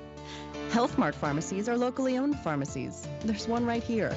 HealthMart pharmacists have a personal commitment to their communities because, just like you, they support their community. HealthMart pharmacies are locally owned and hometown proud. Louisiana is a HealthMart town. Family Drug HealthMart Pharmacy. The right people, the right price, right downtown. HealthMart, caring for you and about you. Hey, this is Ryan with Mid-America Auto and Towing in Bowling Green, and we've got the lot looking good and ready to go. We've got something for everybody's budget. We have a constant rotation of new inventory, including cars, trucks, and SUVs. So if you're out and you're looking for a new car, come by and see me. The Mid-America Auto and Towing, just off Highway 54 in Bowling Green, is a one-stop shop. Like us on Facebook or check out our website, midamericaautoandtowing.com. Hear all the action from the Eagle 102 broadcast booth, sponsored by Family Drug in Louisiana. Time now for the Eagle 102 post-game show on KJFM. Well, Louisiana makes it 2 wins in a row and picks up consolation at this Clopton Invitational. It was a slow start, but they heated up in the second half and win this game by 10, 44-34 over the Winfield Lady Warriors. So congratulations to Coach Brandstetter and his ladies for winning some hardware after not winning for a long, long time before that. Do we have our final scoring numbers tallied up? I'll start with the Winfield Lady Warriors. It was Reagan Gabert leading with 14, Rinsley Davidson with 10, Cadence Berry with 2, Avery Cassinger with 6, and Madison Kirkmeyer with 2. And then for the victorious Lady Bulldogs, it was Emily Powell leading the way with 15, Tyona Campbell, Reagan Bowser, and Jayla Rees all had 6. Emerson Bradley had 5. Deprecia Chapman had 3. And then Jordan Pedersen had 4. 44-34 our final. And again, congratulations to the Lady Dogs on winning 2 of 3 this week and claiming the consolation trophy. That'll wrap up our first of 3 broadcasts tonight.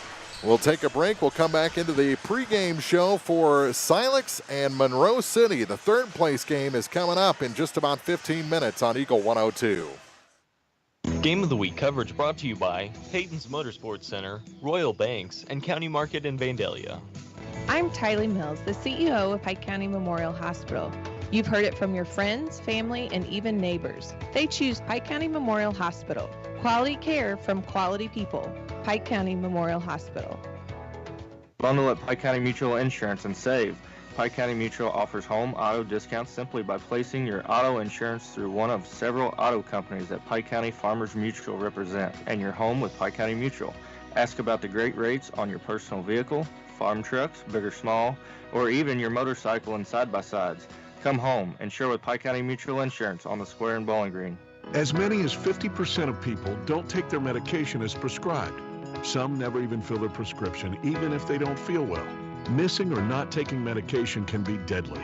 For questions about medication, your local Health Mart pharmacy is here to help. For fast, friendly service and affordable prices every day, visit your local Health Mart pharmacy, Bowling Green Pharmacy, located right on the square at 8 North Court in Bowling Green.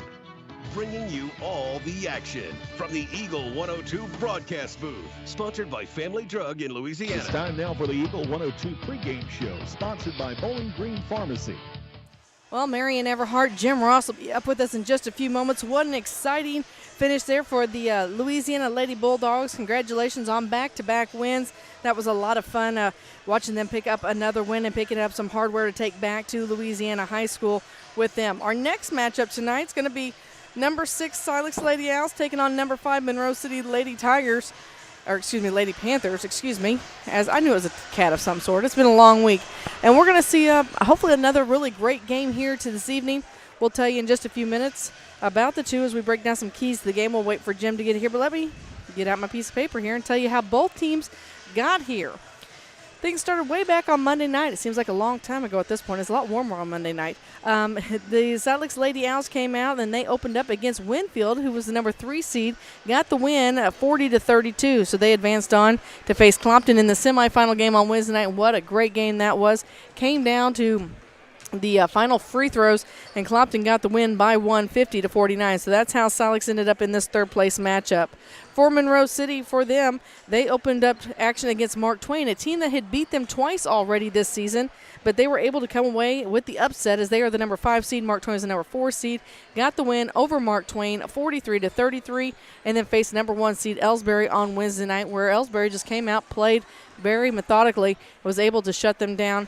Elsberry got the win 30-16. So that's kind of a look at how both teams got here. Don't forget, we still have another game for you tonight as the championship matchup will be taking place between number 1 Elsberry and number 2 Clopton Lady Hawks. So for the first time in several years, if Jim was up here, he would tell you exactly. He had that a little better figured out than I did of how many years it was been since Monroe City and Clopton played for the championship game, or one or the other had won. So there's a chance that Elsberry could come in and add a new winner to the more recent years. But I will tell you that I looked up, and in the 24 years that the Clopton Lady Hawks have had this tournament, only 3 times in 24 years have they not played for the championship game. So they continued that streak again this evening.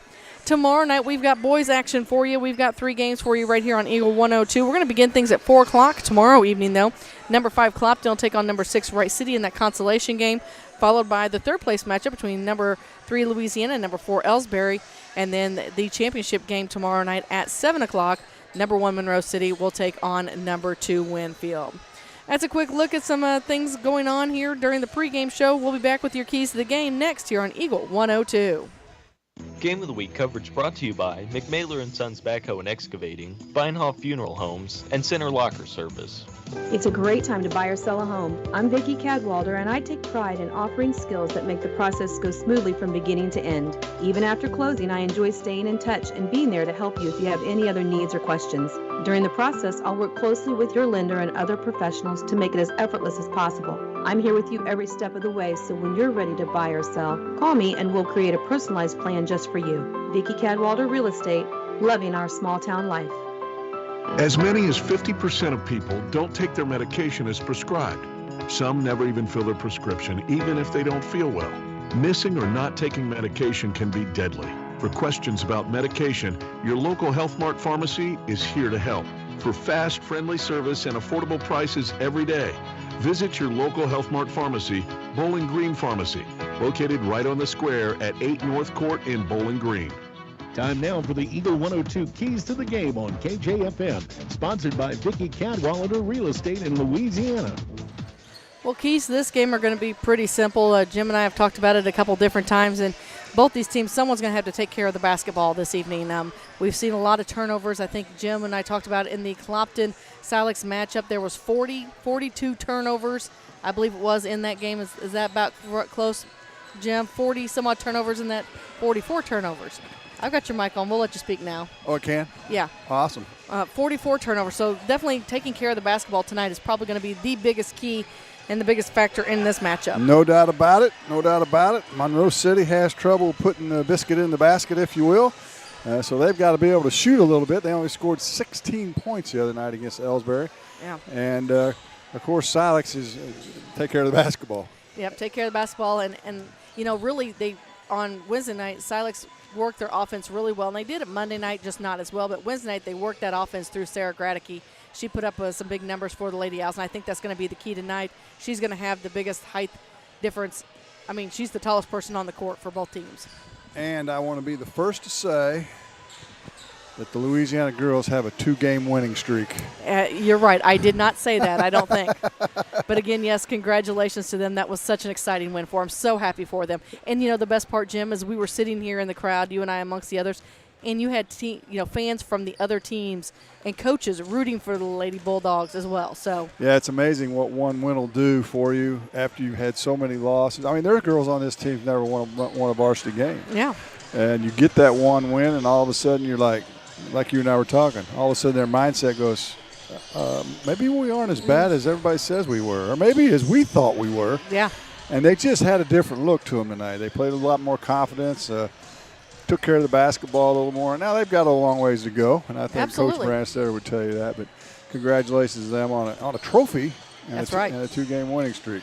And speaking of playing with confidence and, you know, taking care of the basketball, as we mentioned, Silex, they were a completely different team Wednesday night than they were on Monday night, and they need to play with that confidence tonight. Monroe City, they may be down this year, but they're definitely not out. You can't look past them. No, and I think you can expect, you mentioned them going through Gradicke.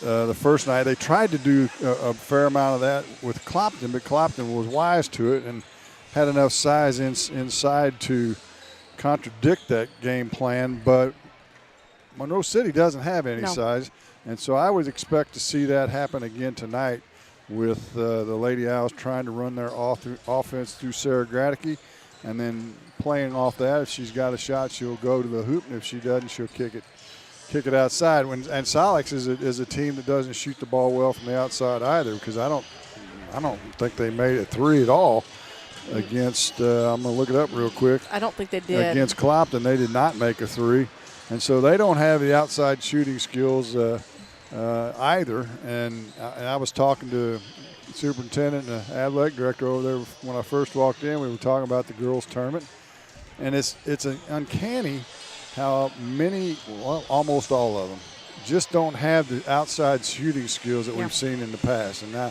how that happens, I have no idea. Maybe it's generational. I don't know.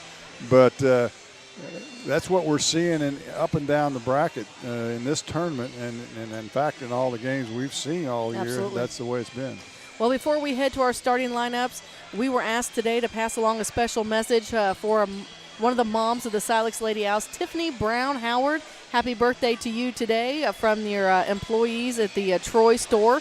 Of course, she's out here watching daughter Taylor Howard this evening. So if Taylor really loves her mom and the Silex Lady Owls really love her, they'll bring home a win, right? Is that how it works? I would think that would be in order as a birthday gift, wouldn't it? That would be in order. We're going to be That's right. We'll be back with your starting lineups next here on Eagle 102. Game of the Week coverage brought to you by Penrod Real Estate, Bowling Green Veterinary Clinic, and People's Savings Bank in Bowling Green. Hi, this is Amy at Community State Bank of Missouri. Did you know we offer health savings accounts? If you have a high deductible health plan, you may qualify for a health savings account. HSAs are designed to help you save your money to help pay your deductible. Talk to your employer about our health savings account and let them know you want to keep your money right here at home. Community State Bank of Missouri, your hometown community bank since 1887, member FDIC. The Mercantile Bank of Louisiana is introducing Merc BK Mobile. With the ability to take a picture of your check and deposit it into your Mercantile Bank account, you'll never have to worry about getting to the bank. Find more information by visiting mercbk.com. The Mercantile Bank, located on the corner of 3rd and Georgia Streets in downtown Louisiana. Member FDIC. As many as 50% of people don't take their medication as prescribed. Some never even fill their prescription, even if they don't feel well. Missing or not taking medication can be deadly. For questions about medication, your local Health Mart pharmacy is here to help. For fast, friendly service and affordable prices every day, visit your local Health Mart pharmacy, Bowling Green Pharmacy, located right on the square at 8 North Court in Bowling Green. The Eagle 102 starting lineups on KJFM are sponsored by Community State Bank of Missouri in Bowling Green and Troy. Let's take a look at the starting lineups tonight in this third place trophy game for the Lady Panthers of Monroe City. Starting for them will be number 11, a sophomore, Marie Gares. Number 14, a sophomore, Lucy Pratt. Number 15, a sophomore, Taylor Paff. Number 22, a senior, Mackenzie Moss. And number 24, a senior as well, Savannah Utterback. So it'll be Gares, Pratt, Paff, Moss, and Utterback for head coach Adam Rung, his first year at Monroe City.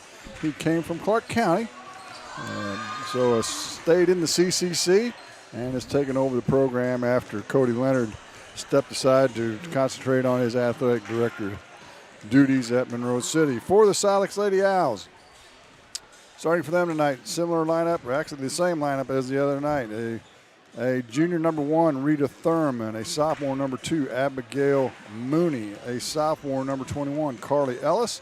A junior number 23, Tori Mudd. And a junior number 25, Sarah Gradicke for head coach Robert James. Head coach Robert James. They're 5-5 on the season. Monroe City 2-8. And if you were paying really close attention to those lineups, you only heard one senior out of the 10. And that is the only senior on either lineup. So both of these teams young, learning as they go here tonight in the trophy game. And good luck to the two clubs. They've got one common opponent, Montgomery City this year. Both teams lost to Montgomery. Montgomery's actually pretty good this year again. Silex lost 49-30. Monroe City lost 41-27. So you can try and draw whatever conclusion you would like. On paper, it would seem to be a fairly close matchup, but should be pretty close. I think Silex maybe is a little more on the rise right now. And if they play as well as they did Wednesday night, as you said, they got to take care of the basketball. They should have. Well, I think one of the things that you and I haven't touched on here in this pregame is what Silex definitely brings to this matchup are they're fast. They've got some speed. They do. Sometimes their speed gets a little ahead of themselves, and they make it a little difficult to come to a nice stop when they need to. But, we talked about Rita Thurman, her nice long wingspan. She's able to reach in, get that basketball. If she's able to steal it from you, she's going to ditch it off to Abigail Mooney, who's just going to fly down the court. Absolutely. And so, you get that. And if Sarah Gradicke can get back quick enough, they're going to drop it into her in the paint. She's going to take that step around, that drop step, and she's going to try and lay it off the glass. The key there is laying it off the glass. We've seen a couple girls, even in the earlier games, try to just float it in, and that doesn't work. I think I saw a quote today, Jim, by a coach that said, players, use the backboard. They put it up there for a reason, It's right? not there for decoration. it's not there just to look pretty. So the officials for this third place game, same officials as we had in the consolation game: Jim Brink, Mike Hansen, and Scott Hansen, and Chad Redding. Yeah, Mike Hansen. I went to school with him. I made that mistake last year. So they're doing the starting introductions now. We had the national anthem at the first game, so we will not have that again this game. See, we're both off. All three of the officials, all Drain County boys. Did you know that? We're not going to hold that against them. I mean, I knew two of them, obviously. I did not know the other one. You didn't know Jim Brink? He used to coach at Community R6 many moons ago. Well, I recognize the name, but, we know that there are sometimes people with the same name. It's really kind of fun when you think about these officials. Many of the officials around the area used to be coaches. And either them or their predecessors used to holler at me about my officiating, and now they're trying to officiate. I can tell you most of them couldn't officiate when they were coaching, and they still can't. No, I don't mean that. Well, I don't know. No. They're either former coaches or they're former players, and either way, they would complain to the officials. Well, they're most all former players. Now, come on. Well, I mean, you might even take a whistle as a former player, but that would be shocking. What? No, what do you mean? I worked really hard, Jim, at fouling out every single game. Silex in their road greens, Monroe City in their home whites. It'll be Gradicky jumping center against Paff. And Monroe City controls. Oh, wait a minute. It goes out of bounds. It was off of Silex, if anybody wants to know. And they got it right. And Jim's still up here officiating. Don't worry. Give me a whistle. So Monroe will have the first possession. They will move from your left to your right on your radio dial for those of you listening to us on radio. If you got something electronic, turn it on. You can get us Alexa, TV, computer, radio. On the app. Don't forget about the app. Oh, the app too. That's right. Silex comes out in a man-to-man. That's what they do most of the time. Moss hands it back to Pratt. They work it around the horn. Pratt with a new hairdo tonight. She had her hair in braids the other night. Again, they work it around the horn. They will be patient. As I said, they only scored 16 points in the game against Elsberry.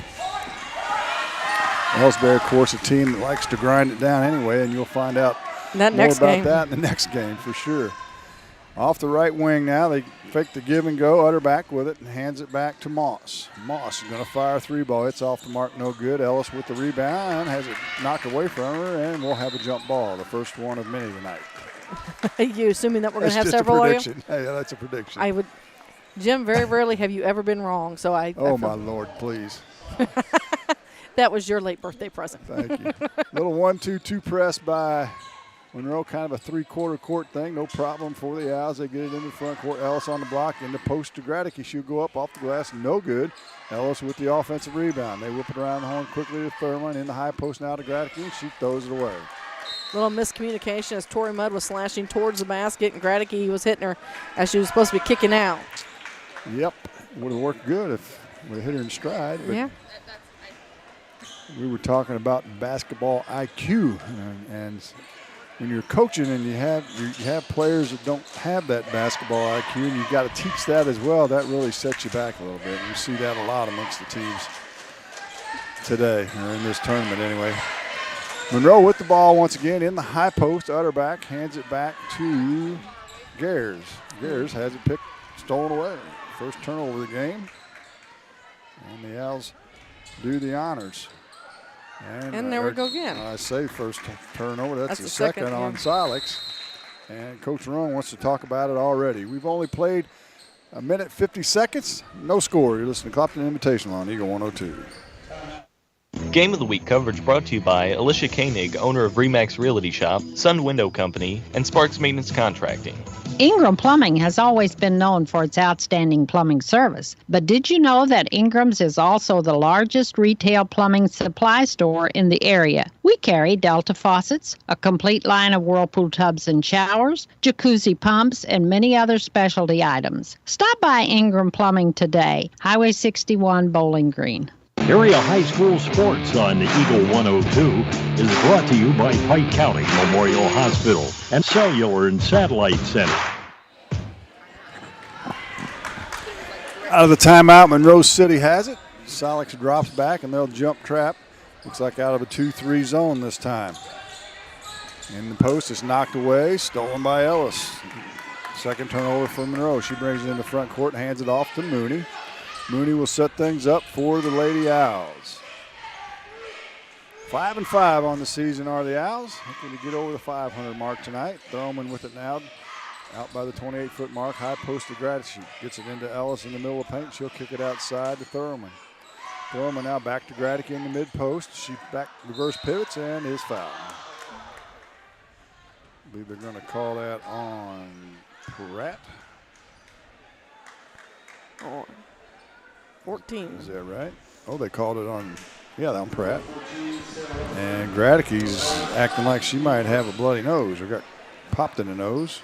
Well, Nope, I think she's she bleeding. had. I think she had that during a softball game, didn't she? She did have a bloody nose during softball. I think You're you and right. Jim or you and Mark were calling that game, and she got that taken care of very quickly and got right back in. Her grandmother came up and told me that she just has those from time to time, but I think that time she actually got cracked in the nose when she reverse pivoted to the bucket. I give her 2 minutes and she'll be back on the court. It'll be a little longer than that. I'm just saying. Bingo. First bucket of the night. Silex has the first lead of the night at 3-0. 2-2-1 full court press now. See if they can work some turnovers here. No problem for Monroe. Utterback gets it inside. Shots up and no good. Out of bounds, or blocked, I should say, out of bounds. And Monroe City will keep possession. 5:12 to play here in the first. Pratt will trigger it inbounds for Monroe. Looks, gets it in the corner to Gers. Gers on the dribble, gets into the paint, kicks it right corner. On the dribble now, Paff goes short corner. Her shot from 10 is no good. Rebound to Mooney. Mooney with the left hand up the left sideline. Gets it inside the arc now. She reverses field, kicks it head of the key to Thurman.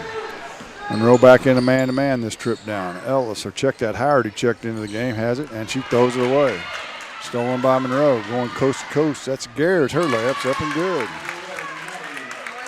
Third turnover of the game turns into a layup, and it's 3-2 Silex. We saw that last night, the Louisiana boys and Winfield matchup. A lot in the fourth quarter. Howard shoots it from 17. It's off the mark, no good. Loose ball is going to go off the foot. Oh, they're going to say it went off Ellis.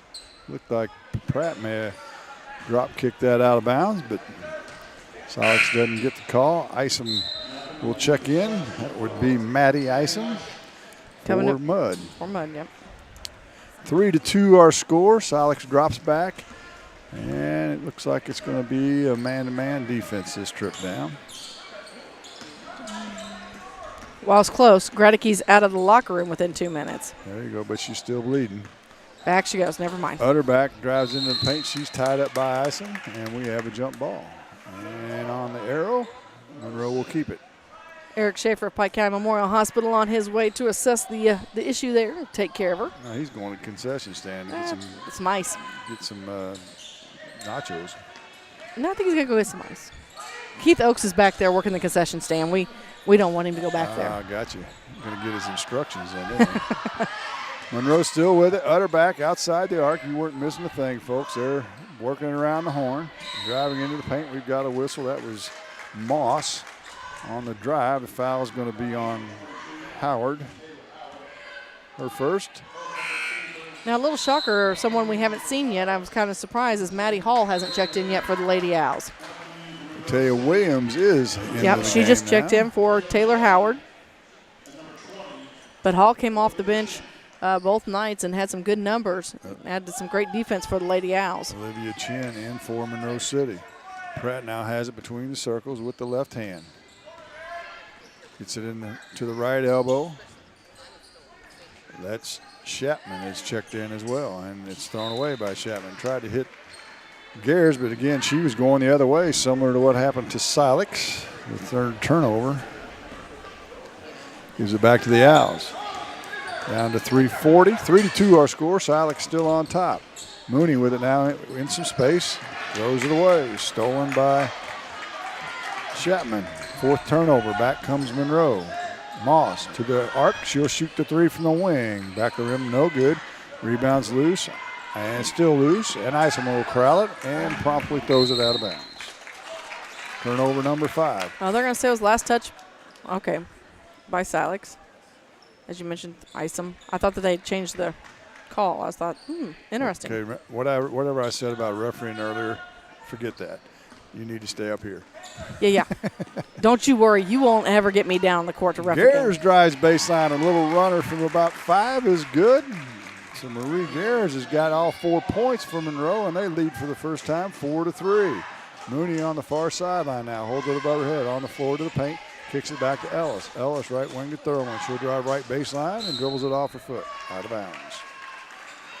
Well, we talked about turnovers.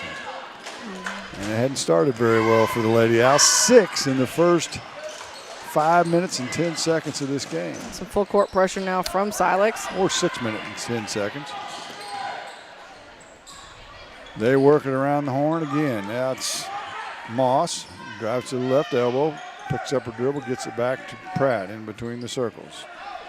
To Moss.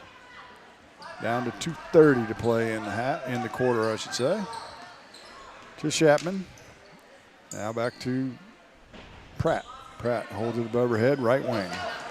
On the left-hand dribble, dribbles it off her foot. It's loose on the floor, and it'll be picked up by Williams, and there's a whistle and a foul. I believe it'll be on Monroe. By Cal Memorial Hospital's Casey Sutton's down tending to Sarah Gradicke at the end of the bench. Got, fortunately, a big bag of ice on the nose, trying to stop the bleed so she can get back in. Back in, or in for the first time now, is Megan Hayes for Monroe. Mooney open for three, right wing. It's short. Loose ball underneath the basket, and we've got another jump ball. And it'll stay with the Owls. 4-3 our score. Silex on top. Mooney to trigger it in, right side of the paint. Gets to Williams in the far corner to Thurman, head of the key. Back to Mooney. Mooney to Thurman. They really missed Gradicke inside. Yeah, that they kind are. of eliminates the idea. Well, and that's kind of why, out. when I kind of thought that's why they might bring Maddie Hall in. Yeah, I'm surprised we haven't seen her. Thurman gets it to Williams in the near corner to the Isom on the wing. Isom now back to Thurman. She'll dribble to the right wing. Gets Mooney going back door. Her layup's up and good. Count the bucket and the foul. We talked about Abigail Mooney's speed, and man, when she got it on the ball there on that outside corner, was able to go through along the baseline, drive it, put it up, and Sarah Gradicke is set to check in now. Foul is on Chapman, her first. Coming in for Thurman. Team's second, I believe. Third, that's what they're saying. Now it's the third. Okay, that's right, they are in white. I had them wearing dark uniforms. Mooney makes the free throw. First one of the night for either club, and the lead's 2. Isom gets in there and breaks that one up, knocks the ball out of bounds, so Monroe City's going to have to try it again. Pratt to throw it in, a 2-2-1 press once again by the Owls. Pratt up the sideline, gets it in the middle now to Hayes. Hayes to Moss. Gets out of the double team. Now she is trapped in the double team. Still has her dribble. Works her way out of it. Goes to the floor and gets it to another Monroe City player. Far corner now to Chin as they work it back to Pratt. Her three balls on the way, no good. Pratt with the rebound. We've got a tie up again. Well, they're going to call the fouls. Isom came down with the basketball, and Monroe City kind of swarmed her. We just had to figure out which one they're going to call it on. Chad Redding says Chapman, and Scott Hansen agrees. That's her second. So Utterback will return. Chapman will have to take a seat. Tori Mudd's going to come in for Isom. She'll inbound the basketball for the Lady Owls.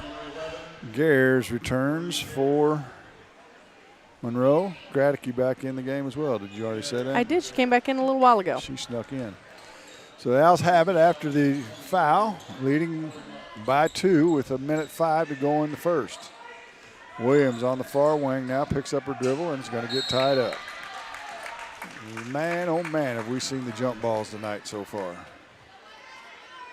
in both games. They have a tendency to bring it down to their waist, and that's where you get it tied up by those guards. Pratt on the dribble now, gets to the paint. Her runner from 8's no good. Mooney with the rebound up the left sideline. She'll turn on the Jets, but right with her is Chin of Monroe. She still has a dribble over the far side. Now she'll pull up from 8. In and out. No good. Gradicke with the rebound and puts it back and scores. And, man, they were missing that. Gradicke not only from the defensive side for rebounding, but also they're getting it down low in that block and able to lay it off the glass. Pratt, no problem with the pressure once again. Gets it to the left wing. Into the paint goes Garrett's up off the back of the rim. No good. Rebound goes to the far corner. Monroe tracks it down. They get it back to Pratt. Now to Hayes to Pratt. Down to 7 seconds. I'm not sure they know how much time's left. Pratt still has it. 2-1. She has no idea. She's going to fire one out of desperation, but it was too late. And the first quarter comes to an end, and the Silex Owls lead it 8-4. You listen to the Clopton Invitational on Eagle 102. Game of the Week coverage brought to you by Knight Equipment Company, West End Financial Services, and Young Enterprises. Farmers, the crew at Mike's Tire and Service Center is here to serve you. They know the hours you put in, which makes it difficult to get that equipment in for service. Therefore, they offer on-the-farm tire repair. Hi folks, my name is Cody Kirkendall, Mike's Tire and Service Center, located on Business Highway 61 in Bowling Green. It's a great time to buy or sell a home. I'm Vicki Cadwalder, and I take pride in offering skills that make the process go smoothly from beginning to end. Even after closing, I enjoy staying in touch and being there to help you if you have any other needs or questions. Call me and we'll create a personalized plan just for you. Vicki Cadwalder Real Estate, loving our small town life. Hear all the action from the Eagle 102 broadcast booth, sponsored by Family Drug in Louisiana. 8-4, Silex leads it as we start the second quarter.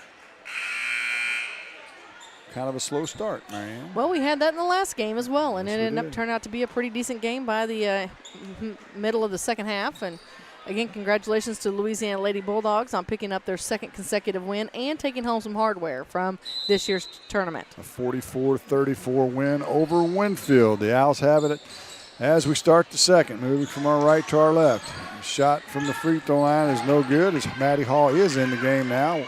Monroe with the rebound. Gare crosses over to the middle of the paint, gets it back to Chin. Chin now to Pratt. Pratt resets things for the Panthers. Man-to-man defense for Silex. Hayes now with it. Got the much taller Hall on her. They get it inside to Chin, and it's deflected and stolen away by Mooney, and she'll be fouled. Tell you what, Coach Robert James and I talked about Abigail Mooney in the preseason, and he has high hopes for her as she continues to grow too. But her athleticism and aggression is just a lot of fun to watch for the Lady Owls. Paff and Moss back into the game for Monroe, and some full court pressure.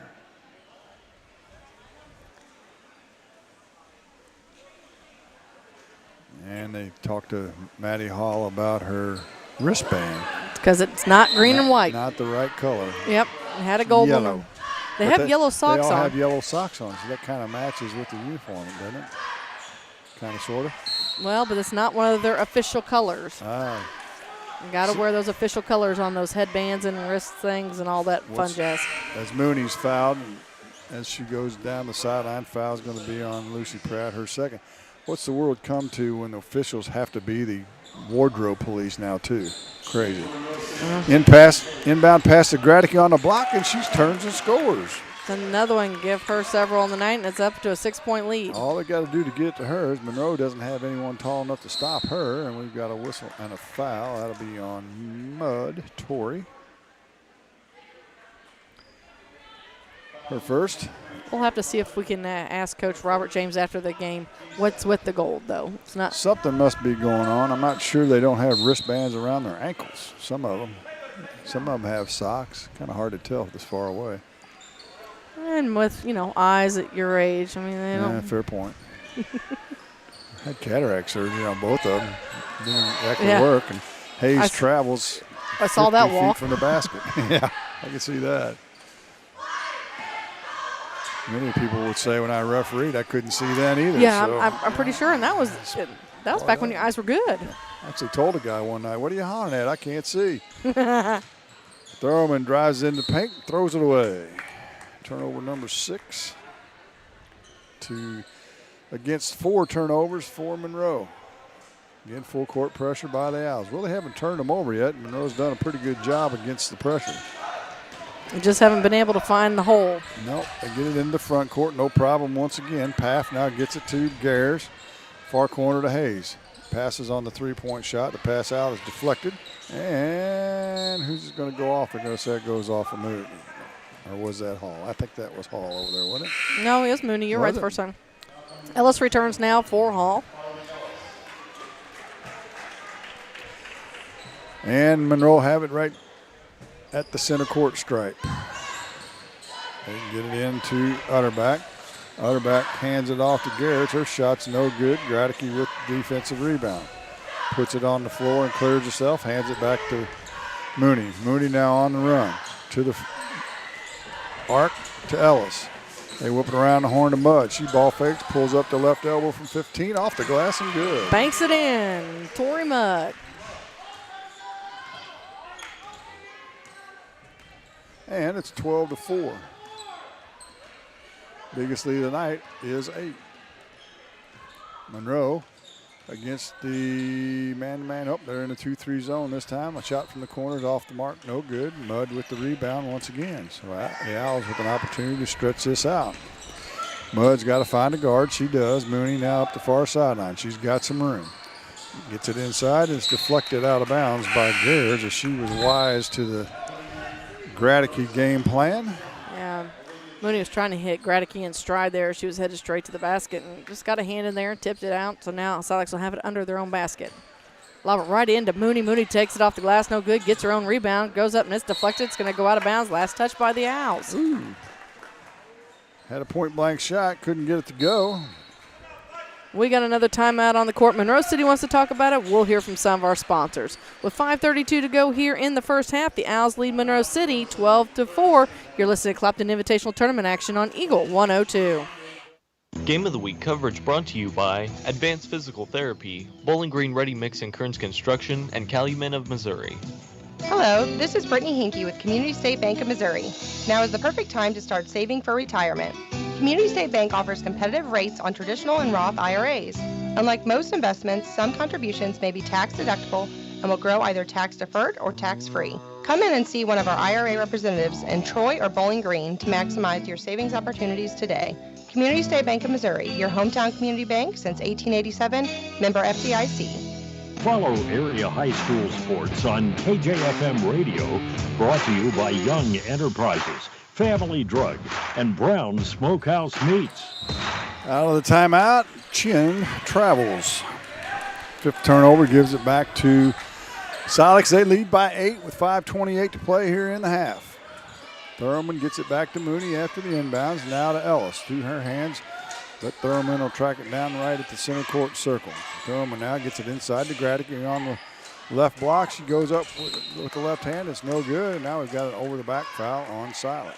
And they're going to call that on Graticky. And the sad part is, I think for the most part, she went over her own player. Tori Mudd was right in front of her.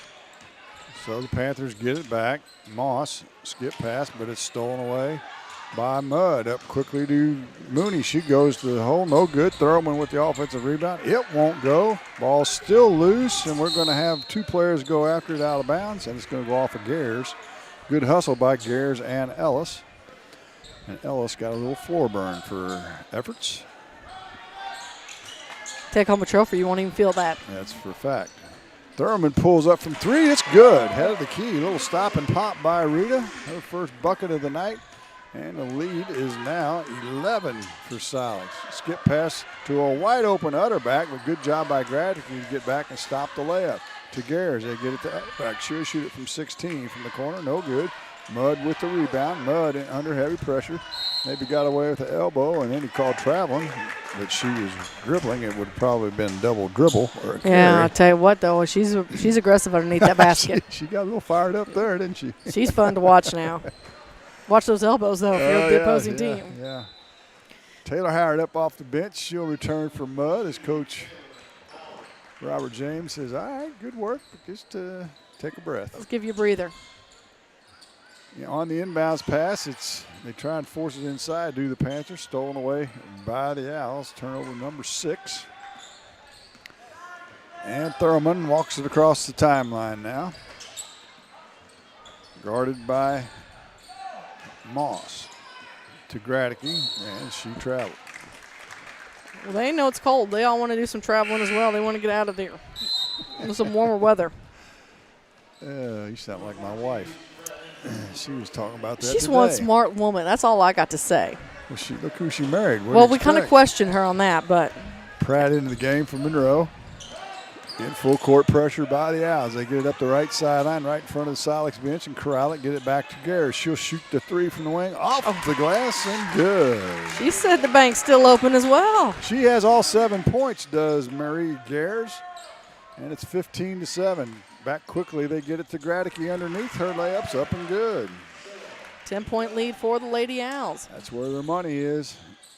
Long pass now to Utterback. She'll skip it underneath to Chin. Her shot's up and good as she let the defender fly by and then shot the layup. So a little up and down action finally in this game.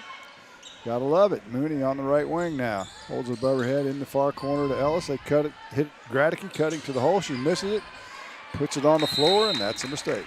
When you're the tallest player on the court, keep it above your head. And she gets tied up, and we have another what? Another jump ball. Yes, we do. Got two subs coming in, Maddie Isom and Maddie Hall, both checking in the basketball game for Ellis and Mooney. 2-2-1 pressure. That's what we've pretty much seen all night after a dead ball or a made basket by the Owls. No problem for Monroe. They get it to Pratt. She'll reset things with 3:10 to play in the half. They trail by 8, 17-9. Pratt cuts to the basket. Good feed that time from Chin, and she'll score her first points of the night. And they cut into what was an 11-point lead. Now it's down 2-6. A 5-0 run. Thurman with it now. Left wing on a pick and roll with Gradicky. Into the corner. Gradicky rolls to the bucket. Puts it up, a little baby hook. It's no good. And Utterback with the rebound, and she does what? Brings it down to her waist. And we got a jump ball, but this time the possession arrow favors the Owls. Every time you bring it down there, well, not every time. Most of the time. Most of the time. That's what's going to happen. On the inbounds, Monroe was asleep. They throw it to Gradicky, and she scores. Monroe City was looking to the bench, and in the meantime, Silex scored. 19-11. In the backcourt pressure, Thurman knocks it down, but it's tracked down by Moss. She still has her dribble. Now across the timeline to the free throw line, gets it underneath the chin. Back to Utterback, head of the key to Pratt. Now to Utterback. That's outside the arc. She'll shoot the three. It's no good. Long rebound to Gare. She runs outside the arc. She'll shoot the three from the corner. It's no good.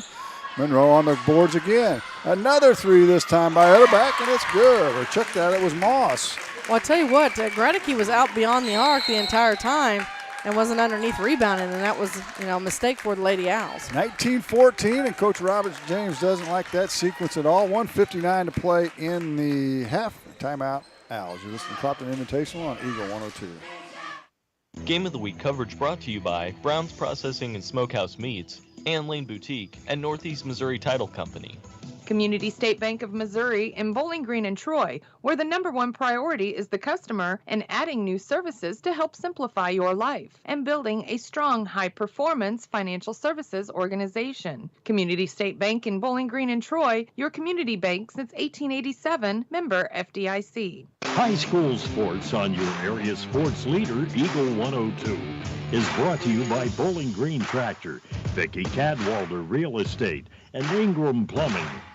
If you're just joining us, or the game earlier this evening, Louisiana Lady Bulldogs defeat the #3 seed and bring home some hardware back to Louisiana High School and got that consolation trophy. And again, congratulations to them. So they not only knocked off #3 seed, they knocked off the #4 seed in this tournament. That they did. These two teams made it to the third place game, with Silex beating Winfield 40-32, then lost 2 nights ago to Clopton 50-49. Monroe City, on the other hand, upset Mark Twain 43-33, then lost to Elsberry 30-16. Out of the timeout, the Owls have it. Thurman on the right wing outside the arc. Hands it to Gradicky. She'll give it right back to her. Thurman now looks for some space, gets it to Isom. She'll shoot the three right wing, front of the rim, no good. Rebound by Hall, it won't go. Isom on the glass, and they're going to call travel. And Hall and Isom just got tangled up, both going for the rebound. Got their hands on it and both moved. That they did. Long inbound pass to the center court stripe. Caught by Pass. She'll drive to the right corner now to the baseline, and she's going to be forced out. Are they going to call it on Howard or Gradicky? Well, if we had to go off facial expressions, it'd be Howard, but I'm betting Gradicky. Gradicky. It is Gradicky, her second. Silex was hoping it was not on Gradicky. Monroe with it on the baseline. Pratt throws it over the top out to Moss. Kicks it left wing to Paff. Back to Gares. Now to Paff. She'll drive left baseline. She's got some room. Layups up. No good. Gets her own rebounder. Putback won't go. And we got a whistle and a foul. And I believe they'll tag Maddie Hall with that one. It'll send Monroe to the line. They're going to give it to Taylor Howard, her second. And to the free throw line for the first time. The first free throws of the night for Monroe is Taylor Paff. She makes the first. She'll get a second.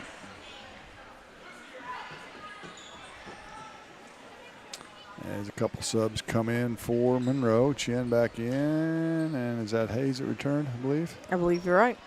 Second free throw's short. Hits nothing, actually. She kind of had a little sheepish, embarrassing grin on her face after that. Still kind of chuckling about it. Might as well laugh at yourself. Yeah, I was going right? to say, it happens to everybody. You betcha. Thurman on the dribble now. Al still up by 4, 19-15. Ison gets it to Howard. She's open from the left wing. It's short, no good. Gradicky gets the rebound.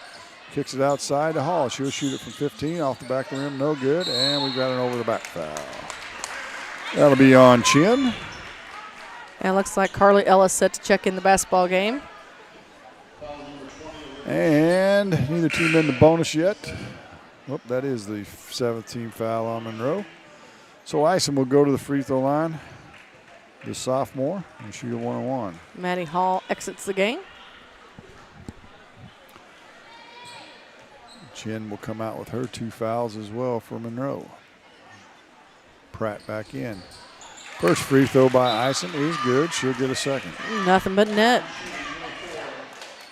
1:04 to play in the first half. 20-15. Silex on top. Make it 21 as nice free Ison makes them both. You bet. Smooth stroke there by Maddie. Full court press still. Pratt in the backcourt being chased. Gets out of the double team. Still has her dribble to the head of the key to the free throw line. Nobody stopped the ball. She'll go to the glass but loses the handle on the way up. And it goes out of bounds. A break for Silex. So Rita Thurman will inbound the ball to Isom as it looks like Monroe City's going to back off, not have any pressure in the front court. Hayes back in for Pratt. She's got 2 fouls. Get her out so she doesn't pick up her 3rd on defense. Let's see if Silex wants to slow it down a little bit. I know they're not, but I just thought I'd throw that out there. Throw the idea out there? Yeah, just see if I get a reaction out of you. Thurman has it. In the high post now to Gradicky. She steps outside the arc now, and she has it stolen from behind. Stolen by Moss. Now it's deflected and loose, and Ison will pick up the loose ball. She'll go and stop, and her shot's short, but it's going to go out of bounds off of Monroe. So back-to-back turnovers results in about a 3-footer, but Ison couldn't get it to go. Owls will have it underneath their own hoop right side. 27 ticks to play in the half. Hard to throw it in. Gets it into Ellis. Ellis on the dribble. Kicks it outside beyond the arc to Isom. She'll dribble to the right block. Spins back to Ellis. Ellis is fouled. Foul's going to go on Paff, I believe. That'll be her first. And to the charity stripe is Carly Ellis. Carly Ellis. Ellis will get a 1-and-1. Abigail Mooney and Maddie Hall both checking back in now for the Lady Owls for Taylor Howard and Sarah Gradicky. So get Gradicky a little extra time on the bench and avoid picking up that 3rd foul here in the first half. Free throws on its way, and it's good. Nice free throw shooting by the Lady Owls. Looking stroke there by her. She'll get a second. Lead back to 7 now with 18 seconds to play in this first half. Ellis' second free throw. It's money as well. Great free throw shooting by the Owls in the first half. On the run comes Pratt in a hurry. Down to 14. Dribbles into a double team. Spins out of it. Now gets it to Moss. Moss looks at the bench. Down to 8 seconds to Pratt. This time Pratt knows how much time. On a pick and roll. Hands it off. Long 3 ball on the way. It's no good by Garris, and that'll do it for the first half. A pretty good half of action for you. The Silex Owls go to the locker room on top 23-15 over Monroe City. Halftime show's next on Eagle 102. The Eagle 102 halftime report is coming up. Brought to you by Cellular and Satellite Center in Bowling Green. Cellular and Satellite Center is the only stop you need to make when it comes to satellite providers, offering DirecTV and Dish Network along with antenna installs. Now, a special message from Matthew Niemeyer himself. If you call an 800 number and they say we will be the local installer, they are wrong. Contact Matthew at Cellular and Satellite Center in Bowling Green, your local authorized dealer. As many as 50% of people don't take their medication as prescribed. Missing or not taking medication can be deadly. For questions about medication, visit your local Health Mart pharmacy, Bowling Green Pharmacy, located right on the square at 8 North Court in Bowling Green. From the classic cheesesteak and rich crab cakes to the Philadelphian favorite water ice, a taste of Philly in Bowling Green is a fan favorite. A meal ready for you before or after the game, and game day jerseys are welcome. Open 7 days a week. A taste of Philly. Business Highway 54 West in Bowling Green. Bringing you all the action from the Eagle 102 broadcast booth, sponsored by Family Drug in Louisiana. It's now time for the Eagle 102 halftime report on KJFM, sponsored by Cellular and Satellite Center in Bowling Green. Well, at the half, the Silex Lady Owls are leading the Monroe City Lady Panthers by the score of 23-15. And Jim, this has kind of been probably about what we expected. Yeah, I would say so.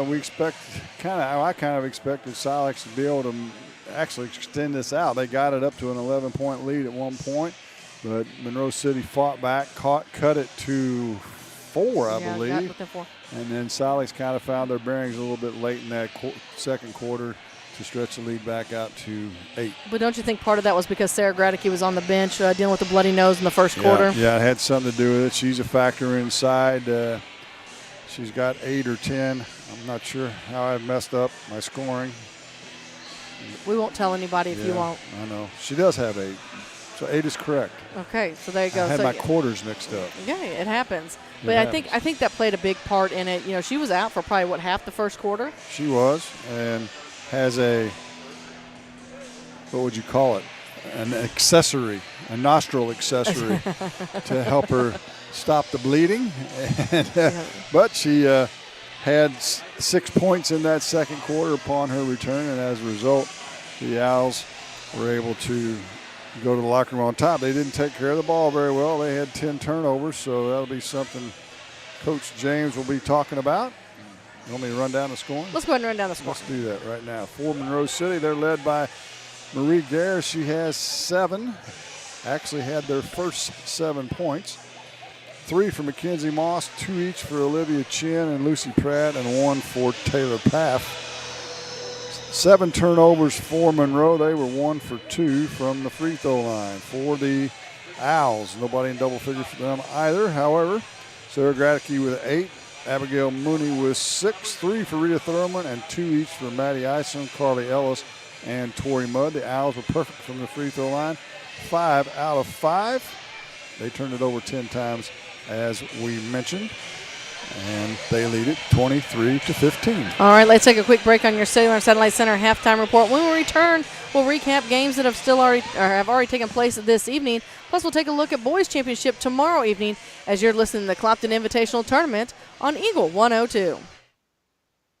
Game of the Week coverage brought to you by CMC Distributing and Manufacturing, McCoy Blossom Funeral Home, and Lynn's Heritage House. One multi-sports complex in Bowling Green is your year-round indoor facility to get your softball and baseball work in. Call Courtney at 573-324-2193 or Matthew at 573-324-8282 to schedule an appointment and to inquire about memberships. One multi-sports complex just off VFW Road in Bowling Green. Hi, this is Brock Mitchell, and I am a physical therapist with Advanced Physical Therapy in Bowling Green. At Advanced Physical Therapy, we treat everything from sports injuries to work rehabilitation, arthritis, and post-surgical rehabilitation.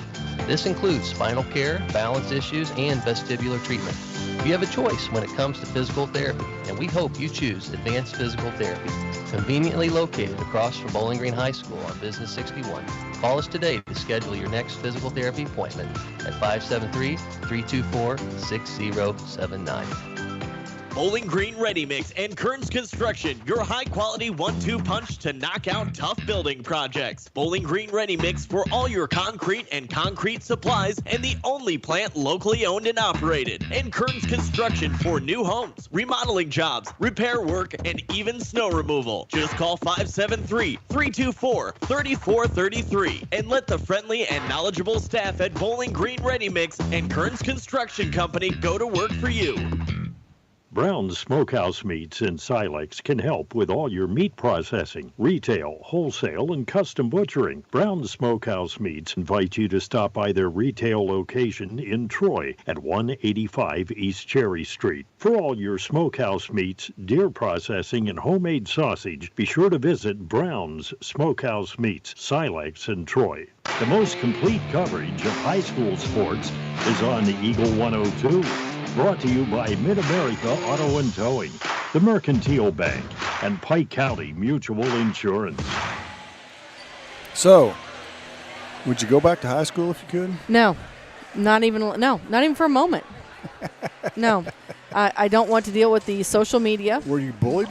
No, I wasn't bullied. I wouldn't mind playing basketball again, but I definitely have to be back in high school shape to do Yeah, we that. didn't have to deal with the social media stuff. Yeah, social media pressures. We didn't have to deal with cell phones. Out of control. It's out of control. Didn't have to worry about mom and dad being able to track where my whereabouts were by using my cell phone. Somehow I could see with you that would be a problem for your parents. If they thought I was at a friend's house, I was at a friend's house. Right, yeah. Sure you were. Yeah, So that's my story, and I'm sticking to it. No, I would not go back to high school. I see that there is the student section for Clopton getting prepared for the next game. And Jersey night. They went and got some retro jerseys from the Clopton Hawks boys team, it looks like, and decided to make sure they were nice and tight. It's Jersey night, yep. I haven't seen the Elsberry contingent yet. They're probably en route. Let's talk about the second half here. We got about 3 minutes before the second half. The Owls, I think you might agree, if they'll just take care of the basketball, they're going to be in good shape. Take care of the basketball, continue to feed that ball inside of Gradicke. I would like to see them do a little bit more rebounding in there, get in there a little bit more on some of the rebounding. Of course, Gradicke went out, we mentioned, in the first quarter, and that kind of took that away, but it's almost kind of like she's timid in there a little bit for just a little bit. I'm sure it'll go away. I mean, Tori Mudd came in and did some great defensive rebounding underneath the basket, but as far as the offensive side, would like to see a little bit more actually getting in position and blocking out and maybe get some of those better second chance shots. We'll have the second half for you next on Eagle 102. Lynn's Heritage House isn't your average senior living facility. At Lynn's, residents have an abundance of social and recreational activities, including trips to the Twin Pike Family YMCA, numerous craft projects, and even the occasional day trip around Pike County. As a resident, you can enjoy the same independent lifestyle you've always enjoyed, but with the peace of mind knowing that help is available when needed.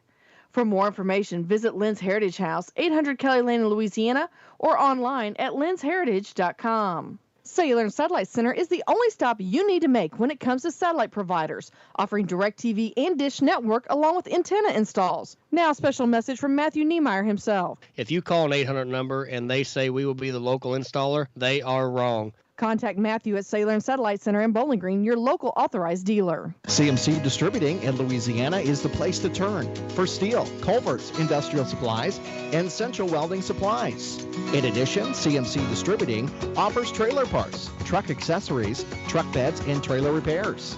At CMC Distributing, they always go the extra mile while working hard to make sure you're satisfied. They do it that way for a simple reason. They appreciate your business. CMC Distributing, Highway 54, west of Louisiana. The best coverage of high school sports is on KJFM. Brought to you by Community State Bank of Missouri, County Market in Louisiana, and Bowling Green Pharmacy. 23-15 our score. Jim Ross, Marianne Eberhardt with you here in this third place game. Still one more game to go tonight, Jim. We've got a championship matchup coming up next, as the number 1 seed Elsberry Lady Indians will take on number 2 seed Clopton Lady Hawks. Pretty good crowd on hand right now for this third place game. I'd say, probably 2/3 full. Yeah, pretty much. Pretty close to that. So if you're coming out, you might want to head this way. If not, we're glad to have you listening to us tonight on KJFM 102.1, Alexa, the app, however you're listening to us. Monroe City will have it to start the second half. They trail by 8, 23-15. We'll take a look at the lineups. Looks like the original starters are back in the game for both teams. Pratt on the dribble, and she's going to be fouled right out of the gate. Foul's going to go on Carly Ellis, her first. Team's first, obviously. On the inbound, they get it to Utterback. Back to Pratt. Now check that, it's Gares. Gares led the Panthers in scoring with 7. Paff now on the near wing, right in front of the Monroe bench. Back to Gares. She'll penetrate down the paint, and her shot's blocked by Mudd, but they'll call a foul on her. I believe that'll be her third. Is that right? Well, I'm going to let him post it. Okay. Just a second. And to the line for the first time in the second half goes Marie Gares. She'll get 2. A little hard off the back of the rim. She'll get a second. They only shot 2 free throws in the first half, did Monroe City. Gares will match that total with this one. It's off the back of the rim as well. Mooney with the rebound without contention. She still is on the dribble. Nobody's picked her up. Now they pick her up at the block to Mudd. Mudd in the short corner, back to Mooney. Now left wing to Thurman for 3. It's good. Well, we talked about them not shooting threes all week, and they've knocked down, was that the third one tonight? Well, or the second. Second by Thurman. Third one if you count Moody's. Gare's back quickly from 15. It's off the mark. Gradicke with the rebound. Gets it to Moody. Silex can maybe stretch this thing out here. They got an opportunity. Moody to the left wing on the dribble. Hits Mudd going back door cut. She misses the layup. And Monroe with the rebound. Off to Moss. Moss slows things down and nearly throws it away as Mudd deflects it out of bounds. Caught on the front row by none other than Jack Logan of Louisiana. On the inbounds, they get it into Pratt. She's run the offense for him pretty much all night. On the dribble now with the left hand. She is a left-hander, by the way. To Paff. She'll drive left baseline and double dribble. Turnover number 8. I'll say one thing about these officials. They don't take much time putting it in bounds, do they? No, they don't. They're moving this game right along tonight. Be ready.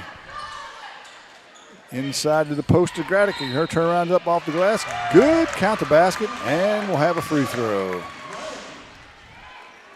So, Gradicke, the first one into double digits. Is that correct? That is correct. Foul's going to go on Mackenzie Moss, her second. And Gradicke's first trip to the charity stripe this evening. And shoots a line drive, but it goes down. She's got 11. And the lead is now 14, which is the biggest of the game for the Owls. 29-15. A little 6-0 run to start, and Adam Rung's seen enough. He'll call timeout. Talk to his Lady Panthers. We'll step aside as well. 29-15, 6:08 to play in the third. You're listening to Clopton Invitational on Eagle 102. Game of the Week coverage brought to you by Craig's Truck and Tractor, Craig Bowen CPA, PJ Salon, and the Evans Insurance Agency. At Craig's Truck and Tractor Repair in Vandalia, they say it's better to prevent a breakdown than having to pay for one. Preventative maintenance is key, but if your machinery should break down, Craig's Truck and Tractor Repair is there to serve you in the shop, on the farm, or roadside. See Craig's for semi-truck and trailer repair, oil changes, overhauls, and much more. Farm planting season to harvest season and beyond, Craig's Truck and Tractor Repair can help keep all your equipment and big rigs rolling. Call in or stop in today. Craig's Truck and Tractor Repair, Highway 54 east of Vandalia. Area High School Sports on Eagle 102 is brought to you by People's Bank and Trust, State Farm Insurance, Cindy Blaylock, agent, and Perkins Electrical Services. 29-15, Silex on top. We're in the third place game. Don't go away. We'll have the championship game, a rematch of earlier in the year. Elsberry Clopton. That was a double overtime game. So we expect a doozy in the championship game. Monroe out of the timeout. Free throw line extended. Far sideline. They get it into Pratt. Silex in a man-to-man. Oh, nope, they're going to. Yep, it is a man-to-man. And Gradicke swats it. Stolen away. Ellis picks up the loose ball. Turnover number 10 on Monroe. Mooney on the dribble now. Slashes down the paint, up off the glass, in and out, no good. Rebound to Utterback of Monroe. She'll hand it to Pratt with 5:40 to play in the third. Pratt now picks up a dribble, gets it to Moss at the 28-foot mark. Down to the key area to Utterback. Back to Gare. She dribbles it between the legs, loses the handle, picks it up at the center court line. And we'll start over. She's on the drive to the hole. Got some room. Count the basket and the foul. Marie Gare with her 9th point of the game, and she'll get a free throw. Foul's going to go on Mudd, her 3rd.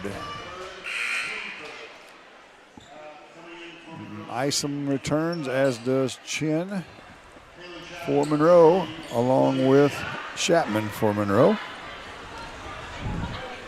Gare's at the charity stripe. With the right hand fires, and it rattles home. Tell you what, we've seen good free throw shooting in this matchup tonight. That we have. She's got 10.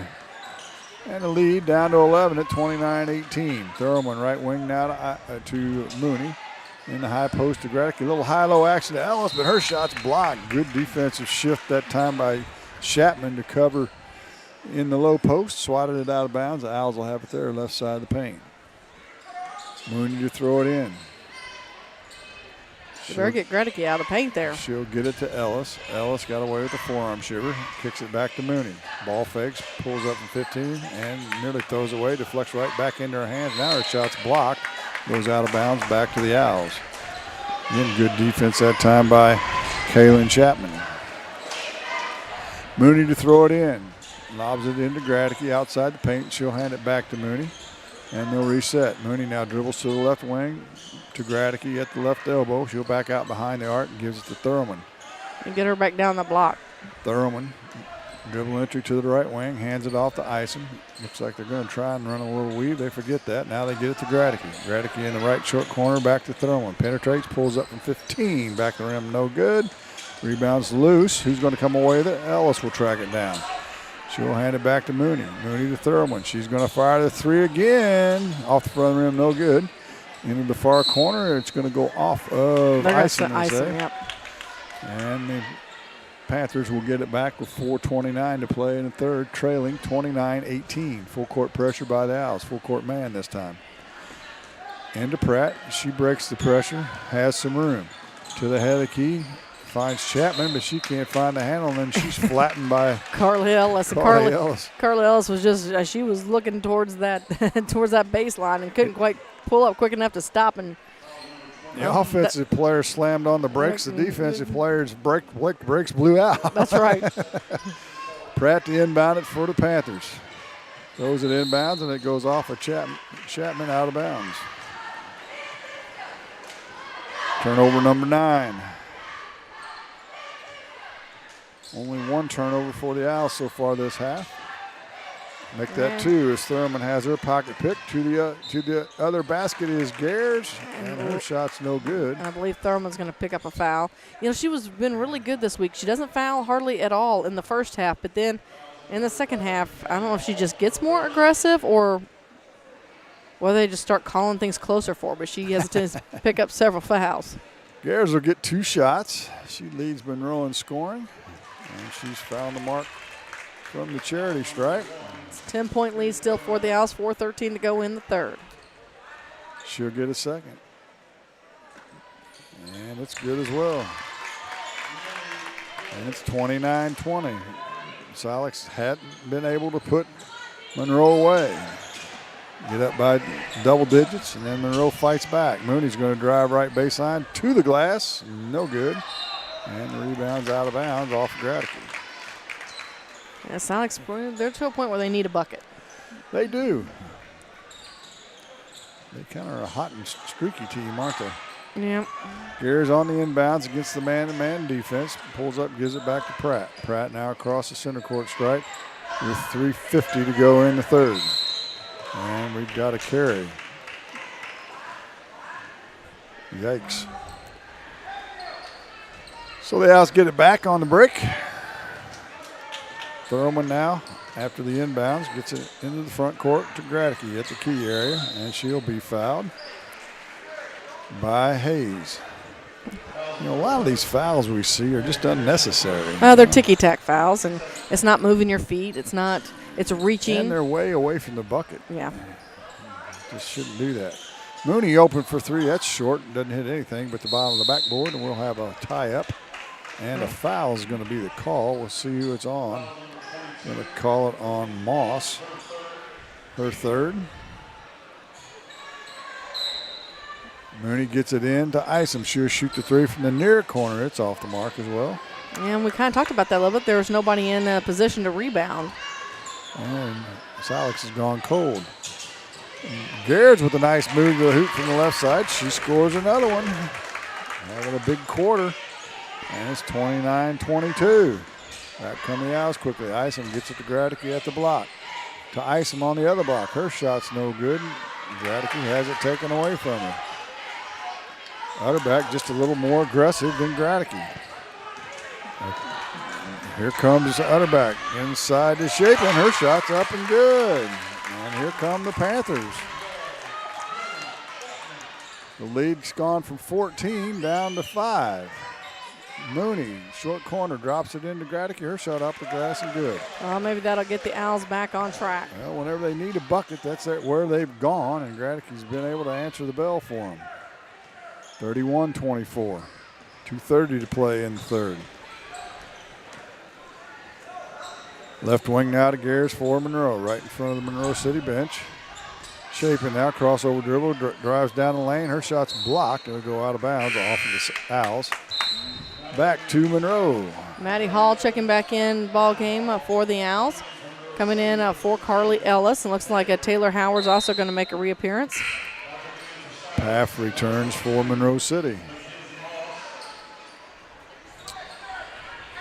Pratt will throw it in right side of the paint.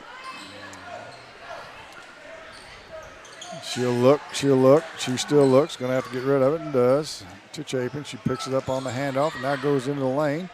Kicks it left wing, too tall for Paff, and the turnover gives it back to the Owls.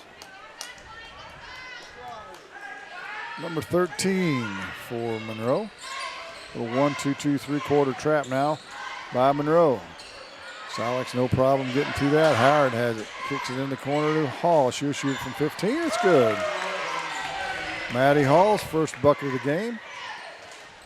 And it's back to 9-point lead. Chapin back from Monroe, goes to the glass, up off the window, no good. But we've got a whistle. Who's that going to be on? Is that going to be on Hall or Gradicke? It's going to be on Hall, her first. And that'll send Kaylin Chapman to the free throw line for 2. So after only shooting 2 free throws in the first half, Monroe making up for it here in the third. That one's off the mark, no good. A couple subs coming in. Ellis returns for the Owls. Hayes comes in for Monroe, and Utterback awaits after the free throw. Chapin with the second is good.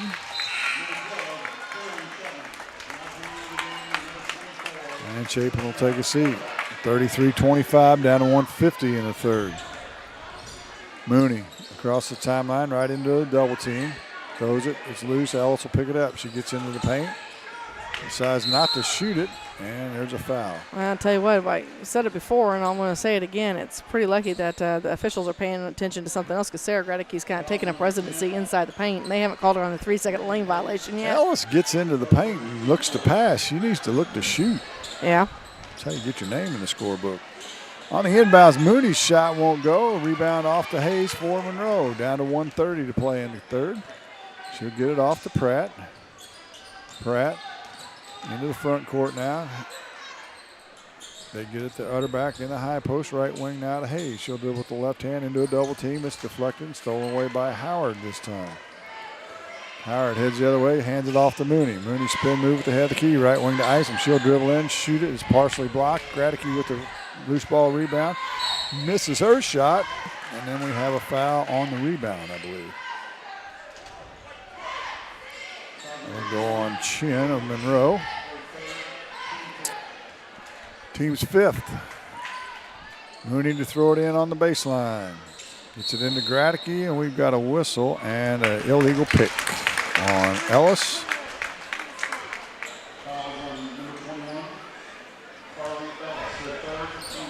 And Monroe will get it back with 106. Just haven't had a lot of flow in this, have we? No, we haven't. Ooh, many whistles. And I feel like the officials should about be out of oxygen. Well, Paff just dribbles it out of bounds.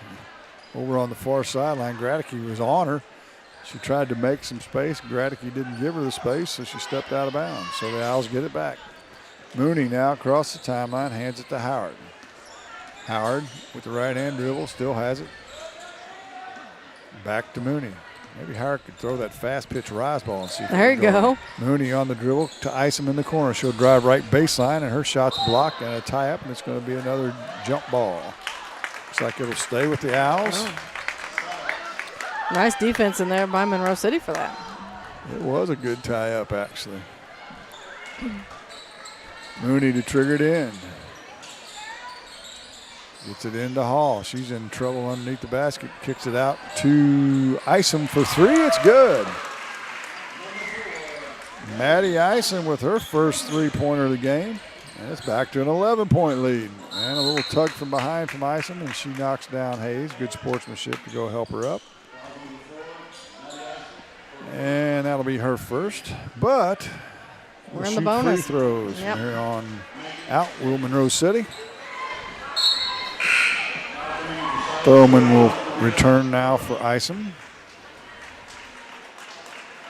To the charity stripe is Megan Hayes. She is just a freshman.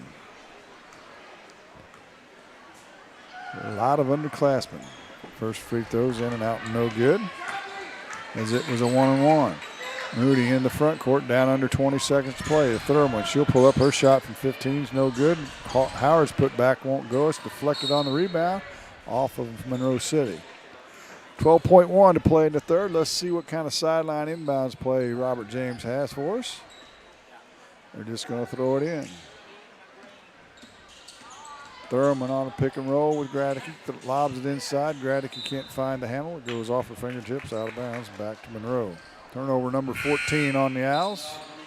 4.7 seconds to go here in the third. Gayers and Moss return for Monroe. They've got 4.7 go the length of the floor. Moss gets it across the timeline. She'll shoot it at the buzzer. It's off the mark, no good, and that'll do it for the third quarter. Your score, the Silex Lady Owls 36, Monroe City Lady Panthers 25. Fourth quarter's next on Eagle 102. Game of the Week coverage brought to you by Peyton's Motorsports Center, Royal Banks, and County Market in Vandalia. Hello, my name is Lisa Blossom Payne. My family owns and operates McCoy Blossom Funeral Homes and Crematory. We have 3 locations to serve you: Bowling Green, Troy, and Hawk Point. We provide both traditional funerals and cremation services. In addition, we also offer pre-arrangement options that freeze the cost. If you would like further information, please contact McCoy Blossom Funeral Homes and Crematory at 573-213-5110. Great hair doesn't happen by chance. It happens by an appointment with PJ Salon. Make your appointment today and look your absolute best. PJ Salon in the Raintree Mall in Louisiana is your full-service salon, offering manicures, pedicures, tanning, and much more. Gift certificates for your someone special are always available, and walk-ins are welcome at PJ Salon. You may have 99 problems, but your hair doesn't have to be one of them. PJ Salon in Louisiana. Hear all the action from the Eagle 102 broadcast booth, sponsored by Family Drug in Louisiana. Action is underway, and on the inbounds play, it rolls right out of bounds underneath the basket and goes back to Silex. Yeah, Monroe had a chance, had some space, but didn't handle the basketball. Thurman with it now in the backcourt. Right corner to Howard. She'll penetrate in, hands it off to Gradicky to Thurman. Thurman on the dribble, pulls up from 10, misses everything. But the long rebound goes to Howard. She goes right back up, puts it up and scores. Taylor Howard's first 2 points of the night. And it's back to a 13-point lead at 38-25. It's been that way, double digits, and then Monroe get back in it. Let's see if they can do it again. Moss's shot's no good, but the rebound's going to go off of Chapman back to Silex. Monroe's going to have to crank up the pressure a little bit, I'm afraid. This little three-quarter court trap. There is a steal. I was about to say they hadn't stole the ball at all, but they do this time. Paff goes to the bucket. Her shot's no good, but she'll be fouled. And she'll go to the line and shoot 2. Foul's going to be on Thurman. Her second. 9th team foul on the Owls. First free throw shot's up, and it's short. Misses the front of the rim. She'll get a second. Well, it hit the front of the rim that time. The last one was an air ball, if you recall. This one off the back of the rim, so she misses them both. And the Owls get the uncontested rebound. Back into the front court with just under 7 minutes to play in the ball game. 38-25, Silex on top. Mooney on the dribble with the pick and roll with Gradicke. Backdoor cut to Thurman. She is fouled. Foul's going to go on Pratt, which I believe is going to be her third. And to the free throw line will go Rita Thurman. Her first free throws of the night. And it's good. She'll get a second. Chin returns for Monroe. Lead matches the biggest of the night at 14. Can she make it 15? She can. And she does. 40-25, 6:45 to play in the game. Pratt into the front court for Monroe. And she throws it inside. It's loose. And Monroe's going to come up with it. It's still loose on the floor. I was going to say, are you sure about that? 1, 2, 3, 4. There were 5 people on the floor. Good hustle. You got to love that. But on the jump ball, Silex gets possession. Thurman gets it to Howard, and she traveled. Had a little bunny hop in there before she took off. Turnover 16, number 16 on Silex.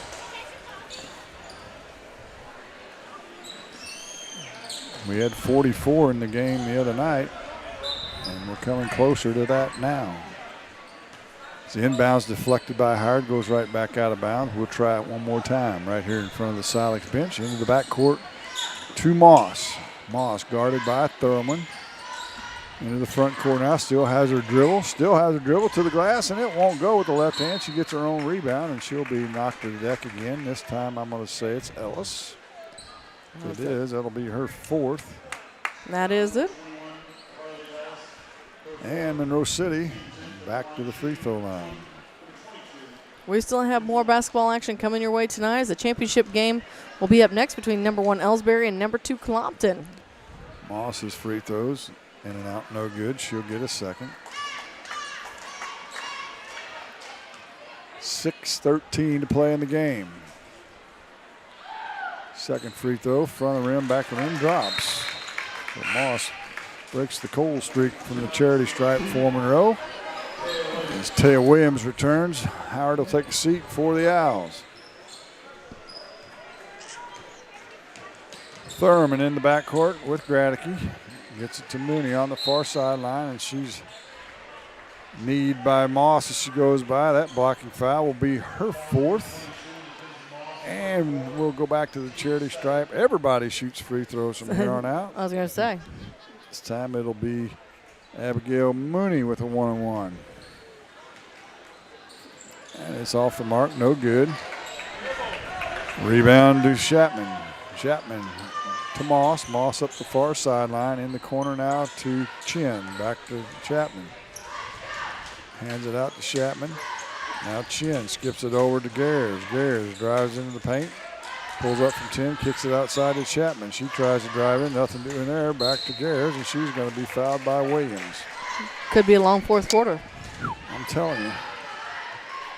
Really, the only way Silex could theoretically lose this game is if they foul and put them on the line and allow them to score points with no time running off the clock. As the first free throw by Gares is no good. She'll get a second.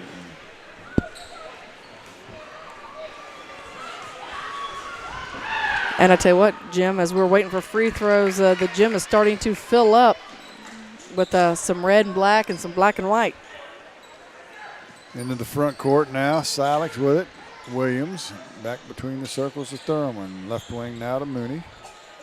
Mooney holds it above her head. Skip pass over to Williams. Should look for help from Thurman.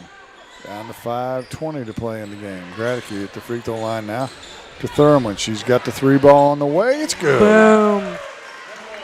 Abigail, or check that, Rita Thurman with her 3rd three-pointer of the game. And the lead now is 16, which is the biggest of the game. And Monroe dribbles it off their foot. Oh, are they going to change their mind? Yep, they sure are. They're going to say Silex hit it. Well, let's say Chad Redding came in and said, nope, guess what? I had a little bit better view of that. Actually, you know how you handle that? I'll tell you later. Okay. Is it a secret? It's code. Well, I don't know that I want to be part of the officiating code. Okay, I won't tell you that. Pratt has it on the dribble now. They got to quit messing around. They're down by 16. I was going to say, they got to find a way to score. Under 5 to play here. Clock's not their friend anymore. Inside to Pratt, and they score. A nice feed from Chin that time. And Pratt, her first point since all the way back in the second quarter. Williams has it now into the right corner to Ellis. Inside now to Gradicke. She'll turn around and hand it to Mooney. Back to Thurman. Her 3 short. Saved inbounds on a nice hustle play by Williams. They'll whip it around the horn to Mooney. She'll pull up from 10. Her shot's short, but she'll be fouled by Gears, I believe. She's head back to the free throw line. And then, you know, this is one of those times free throws aren't going to win you the game. So Monroe City's got to find a way to get to the bucket. No doubt. First free throws off the mark. Owls have been pretty good from the line as a team tonight. A little too hard, just let up just a little bit there. Was hitting the back of the rim. Mudd returns. Ellis takes a seat. Second free throws. Front of the rim, no good as well. Chin with the rebound, and she nearly throws away, but it's tracked down by Pratt over in the far corner. Here she comes, full steam ahead into the front court now. Mooney will pick her up in the half court. Man-to-man by the Owls. And again, standing out there just kind of waiting. I know they're kind of wanting to get back to that free throw line. Chin gets it to Pratt.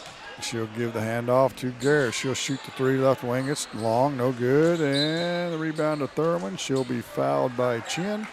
Yeah, and we will stroll to the other end.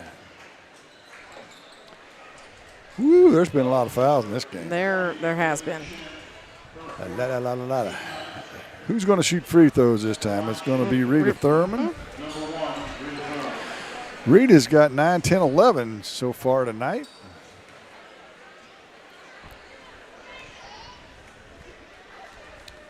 She is a junior, and she is really fast. She is, and Silex is going to return another really good core of players again next year. That they will. In fact, everybody. I think Taylor Howard is their only senior. Taylor Howard, that's right. Only senior they'll lose, I think, off the starting softball team, too, if I'm not mistaken. There may have been one other senior. No, Gwen Gilbert. Gilbert, that's right. I think there were 3, weren't there? Yeah. I remember out the signs out there. Gwen Gilbert must not be a basketball player. No, I believe she's the manager sitting down on I see her sitting there. 3 ball on the way by Monroe. That's Moss. It's way off the mark. Silex with the rebound. Thurman in the front court. They still lead by 14. She tries to get it inside. It goes through 4 players, and nobody's able to touch it. The turnover will give it back to Monroe. Turnover number 17. The Owls down to 3:15 to play. Into the front court comes Monroe. They try to get it inside to Pratt. It's deflected out of bounds by Mooney. And we'll throw it in one more time, right side of the lane. Not that we should be a huge shock here, but the championship game is supposed to be starting at this time. Running just a little behind. No doubt. Inbounds pass goes to Moss. She makes the layup and a timeout on the floor. It's going to be a Silex timeout, I believe. We'll step aside as well. 43-31. Owls lead it. 3:06 to play. You're listening to Clopton Invitational on Eagle 102. Game of the Week coverage brought to you by McMailer & Sons Backhoe and Excavating, Beinhoff Funeral Homes, and Center Locker Service. If you expect the best in customer service and want quality insurance coverage on the things you love, the Evans Insurance Agency is a must-call. Call 816-772-5182 and talk to Scott to tap into his many, many moons of experience, or Shaylee for her friendly attitude. And if all else fails, ask to talk to Will Evans. She's the real boss anyway. The Evans family is here for your home, auto, and business needs. Tell my mom and dad what I'm doing. Follow area high school sports throughout the season with Eagle 102. Brought to you by Mike's Tire and Service Center and a taste of Philly. We need to have Miss Evans have that little guy say that again. Miss Evans? Evans, yeah. Will he Evans, talks so fast. She says, call my mommy and daddy for Oh, insurance. it's a she? It is a young a she. Okay. Yes. My mistake. Oh, yeah, you're going to get yourself in trouble. They just talk too fast for me. I'm getting old. You got to talk a little slower for me. Silex will have it out of the timeout, up by 12. 3:06 to play. Here comes that hard full court pressure I've been looking for from Monroe. Throwing in the backcourt. Let's see if it works. They throw over the top. Get it to Williams. Now to Gradicky. Back to Williams. She'll shoot it from 15. It's good. Taya Williams with her first bucket of the night. And a good one it is. Stretching the lead back to 14. 45-31. Back comes Monroe. Utterback. Left wing now gets it to Pratt. They whip it around the horn over to Chin. Chin holds it above her head to Moss. Now in the paint to Utterback. She ball fakes Gradicky. Gets her off the ground, but it's short. Gradicky with the rebound. Hands it off to Mooney. Silex is no hurry. They should just maybe slow down a little bit. Yeah, the clock's their friend. Moody gets it inside. Mud shots blocked. She gets her own rebound. Puts it up again. It won't go. Gradicky on the glass. Misses. Gets her own rebound again. They'll kick it outside and they'll reset things. Now into the high post to Gradicky. They play a little three-man game. Her, Thurman, and Mooney. Now Gradicky has it at right elbow. Back to Mooney. Mooney on a pick and roll. She's going to pull up from three. It's no good. And the rebound goes off the Owls back to Monroe. I'm guessing Coach James might have wanted him to back it up. Monroe was in a little bit of a zone there. Yeah. Zone look could have burned some clock maybe. Down to 1:56 to go here in the ball game. Owls are going to continue to press. And it looks like a man-to-man press. No problem for Gare. She gets it into the front court. Right wing now to Paff, who checked back in. She puts it on the floor once, gives it back to Gare. She'll shoot the three, ahead of the key. Back to the rim, no good. Rebound for Monroe. Rolls free to Gares. Gares is going to penetrate in, and she's going to be fouled. Oh, my goodness. They can't call a foul on Williams, and they're going to count the basket for Gares, I believe. And it's going to be the biggest continuation play of the year so far.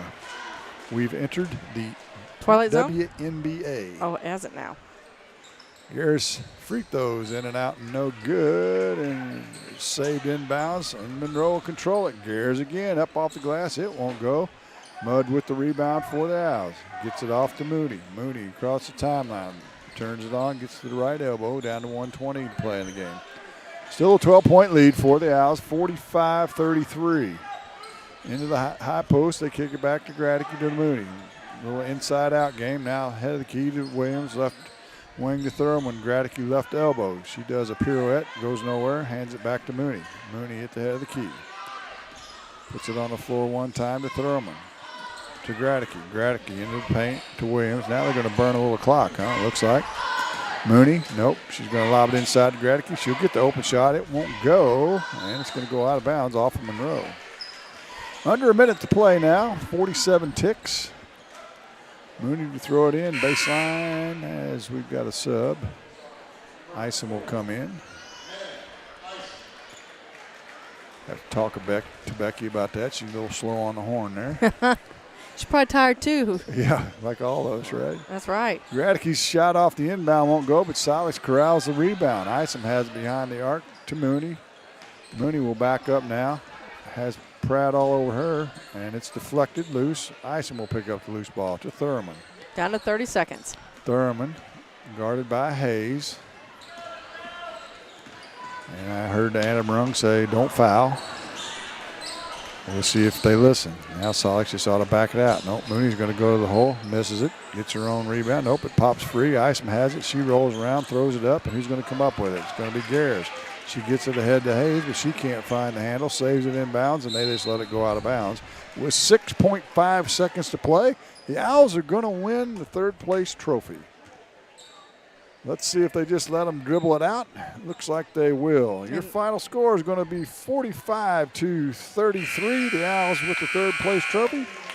Post-game show's next on Eagle 102. The Eagle 102 post-game show is coming up. From our roots in St. Louis, Royal Banks of Missouri is branching out to continue serving you with our locations in St. Charles, Jerseyville, Granite City, and now in Hannibal, Center, and New London. Royal Banks of Missouri, the community bank in your community. If it's time to ride or time to work, it's time to visit Hayden's Motorsports Center in Frankfort. Time to ride with Honda and Polaris ATVs, side-by-sides, and motorcycles. Time to work with Steel and Husqvarna chainsaws, weed eaters, leaf blowers, and more. There isn't a friendlier or more knowledgeable staff than those at Hayden's. If you need help at work or at play, let Hayden's Motorsports Center be your one-stop shop for the most fun and hard-working power sports equipment in the area. They're always ready to help. Hayden's Motorsports Center, just off Highway 61 North in Frankfort. Buying a home can be scary, but not with RE/MAX Realty. Whether you're looking to sell or to buy a home, commercial property, investment property, or land in Pike County and the surrounding area, the RE/MAX Realty Shop is here to help. When you or someone you know wants a passionate advocate to share the home buying experience with, call me. We will both be glad you did. I'm Elisha Koenig, RE/MAX agent. Bringing you all the action from the Eagle 102 broadcast booth, sponsored by Family Drug in Louisiana. Time now for the Eagle 102 post-game show on KJFM. Silex Owls win the third-place trophy with a 45-33 win over the Monroe City Lady Panthers. Let's give you the scoring here as the Owls pose for their picture with the media.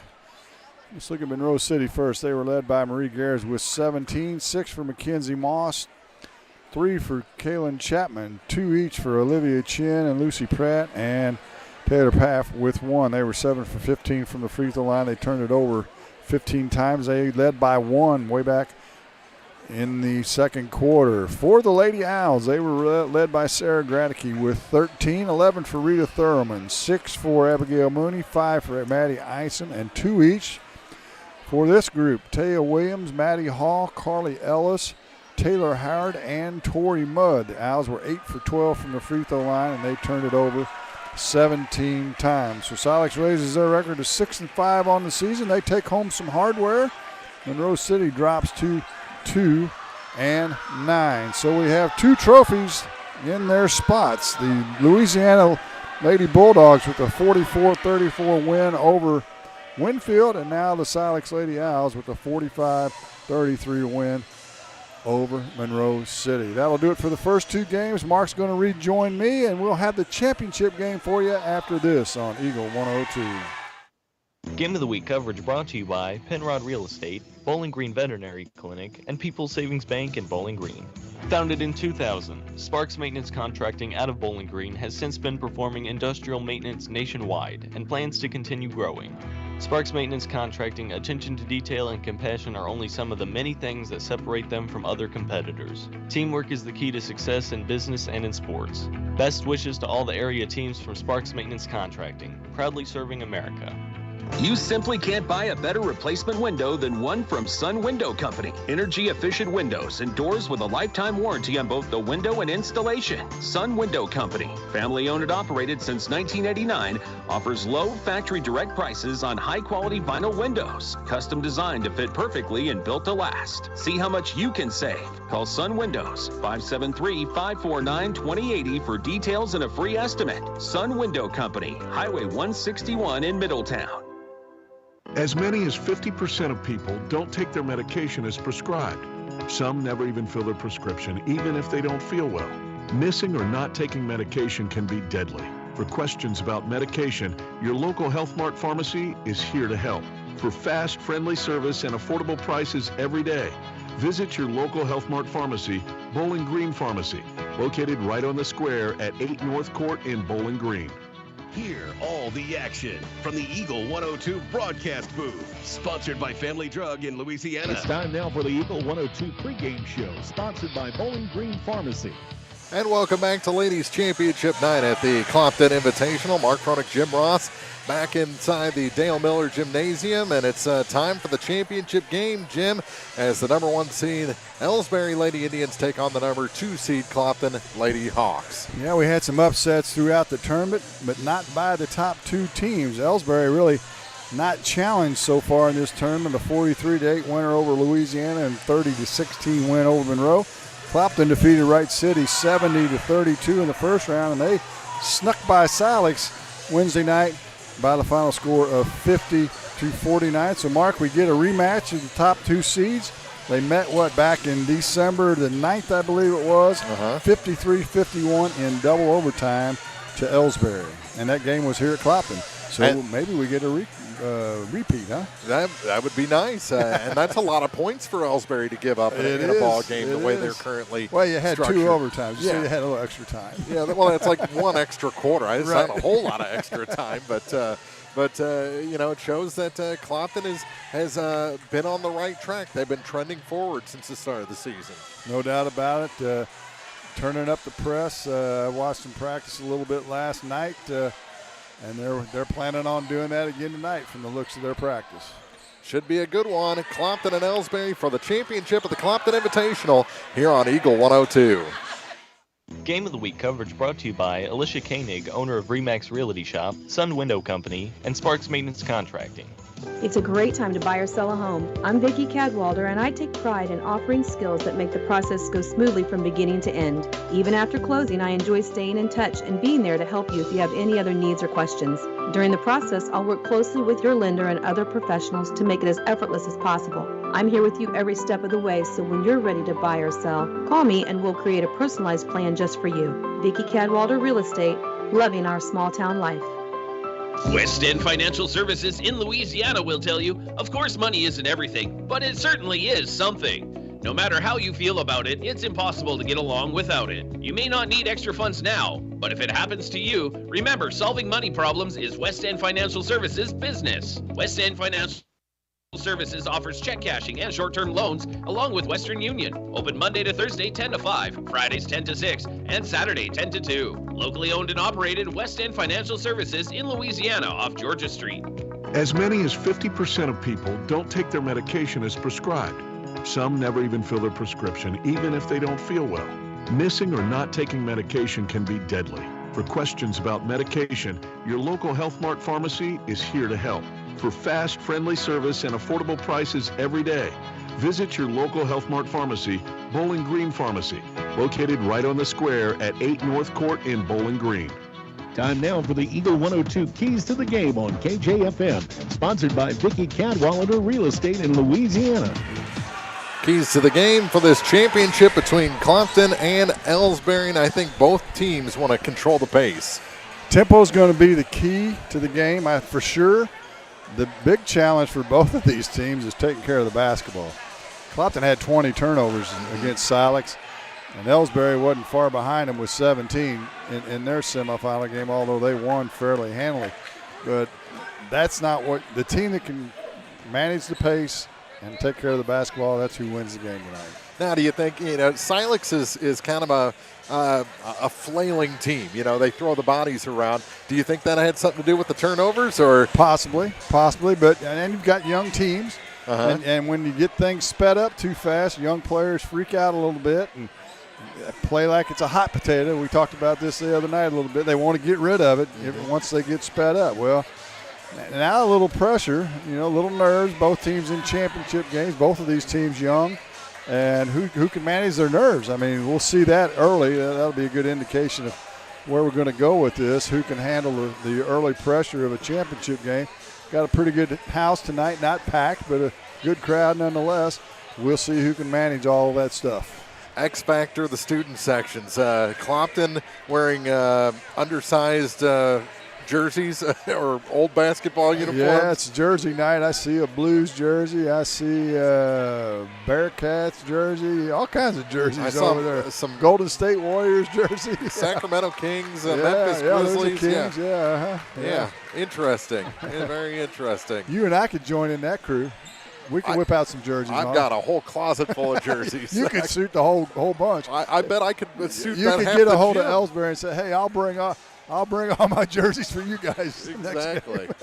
Those are our keys to the game. We've got starting lineups coming up for you for this championship game after this from the Clopton Invitational on Eagle 102. Game of the Week coverage brought to you by Knight Equipment Company, West End Financial Services, and Young Enterprises. Hello, this is Brittany Hinkey with Community State Bank of Missouri. Now is the perfect time to start saving for retirement. Community State Bank offers competitive rates on traditional and Roth IRAs. Unlike most investments, some contributions may be tax deductible and will grow either tax deferred or tax free. Come in and see one of our IRA representatives in Troy or Bowling Green to maximize your savings opportunities today. Community State Bank of Missouri, your hometown community bank since 1887, member FDIC. No matter which team you're rooting for this season, Young Enterprises Incorporated of New Hartford hopes all our great teams have a wonderful and successful year. Young Enterprises Incorporated features A.K. and Kent Feeds, Asgrow and DeKalb Seeds, RCIS Crop Insurance, fertilizer, chemicals, interstate batteries, and more. Young Enterprises Incorporated online at youngenterprisesinc.com. Young Enterprises Incorporated of New Hartford. This is Tracy Brookshire with Pike County Health Department Home Health and Hospice. Did you know our agency currently offers over 30 programs and services to our communities? The Women, Infant, and Children's Program, infant through adult immunizations, car seat safety courses, diabetes counseling, and of course our amazing home health and hospice programs, just to name a few. Learn more by visiting our website at pikecountyhealth.org and see what services you and your family could benefit from. As many as 50% of people don't take their medication as prescribed.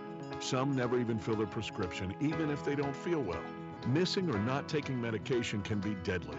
For questions about medication, your local Health Mart pharmacy is here to help. For fast, friendly service and affordable prices every day, visit your local Health Mart pharmacy, Bowling Green Pharmacy, located right on the square at 8 North Court in Bowling Green. The Eagle 102 starting lineups on KJFM are sponsored by Community State Bank of Missouri in Bowling Green and Troy. Starting lineups for this ladies championship game. First for the visitors on the scoreboard. The number 1 seed Elsberry Lady Indians are 8-4, coached by Kerry Koch down. They'll start a senior, number 4, Peyton Robinson. Number 14 gets a start, also a senior, Abby Jenkins.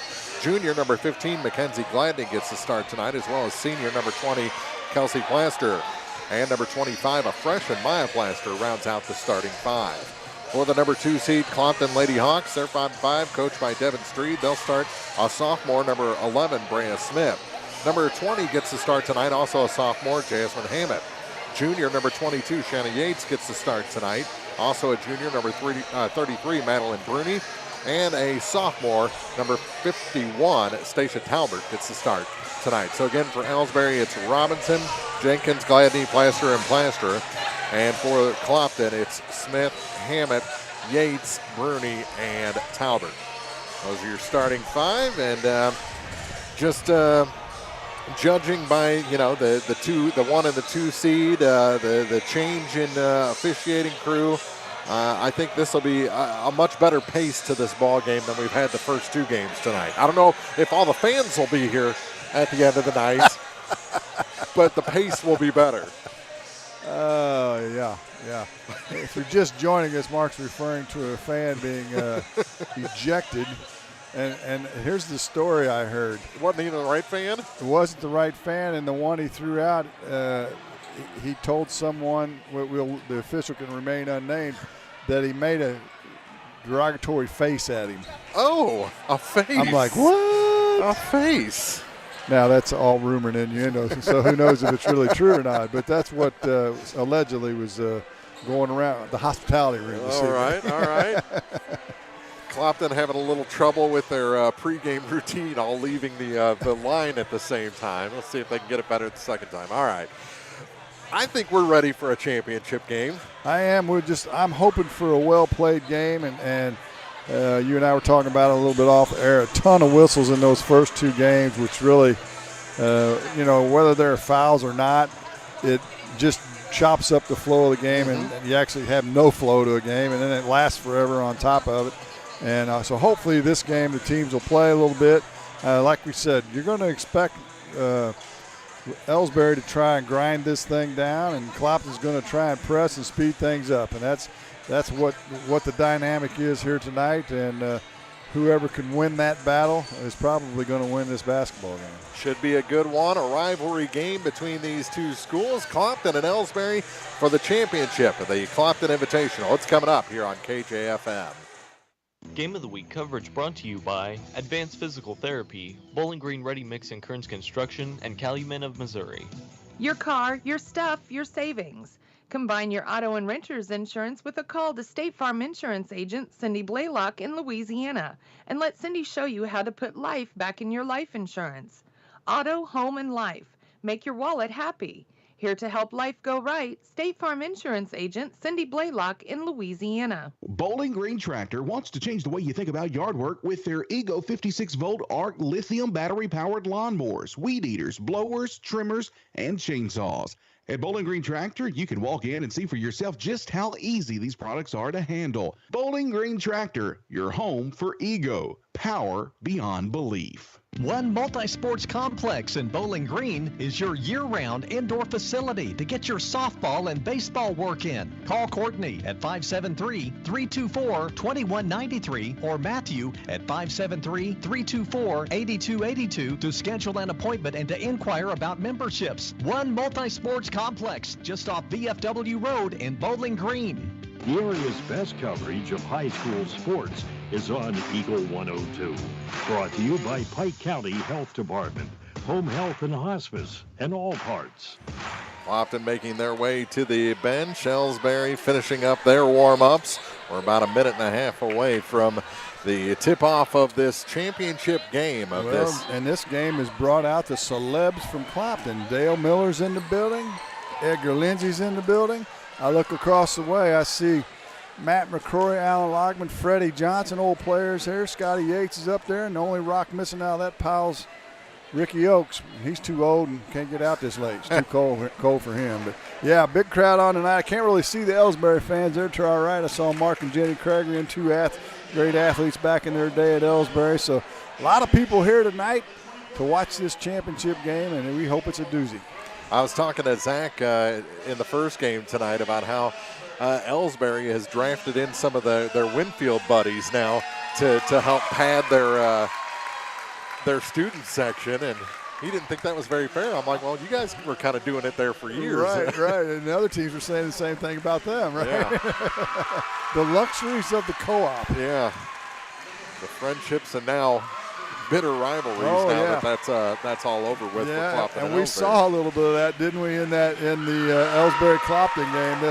The old we're football buddies. That's over. Yeah.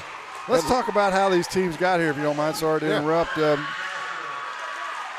Elsberry, I think I mentioned earlier, 43-30 over Louisiana, 30-16 over Monroe. Clopton defeated Wright City 70-32, and Clopton 50-49. We've got two trophies in the books. Louisiana on a two-game win streak. They beat Winfield 44-34 to take home the Consolation Trophy. And the Silex Owls, they win the third-place trophy with a 45-33 win over the Monroe City Panthers. And don't forget, we'll have the men's championship games tomorrow night. They'll start an hour earlier at 4 o'clock, and we'll tell you about that later on in the evening. And we'll also, before the night's over, be announcing the ladies all-tournament team for this 2022 Clopton Invitational. That we will. I believe we'll have 5 players, and one of them will be the most valuable player, if my memory serves me right, is from correct. last year. Yep. So Clopton's in their home whites, even though they're the lower seed and on the lower side of the bracket. Elsberry in their road red uniforms. That's the way it's been all night. The higher seed has been the road team. Yeah. All throughout the evening. It was interesting to see student sections turning their backs when the other teams were being introduced. Both sides did it. They watch too much TV. Yeah, right? 8 minutes on the clock. Clopton a few final instructions. Now they take the floor. It'll be Stacia Talbert jumping center.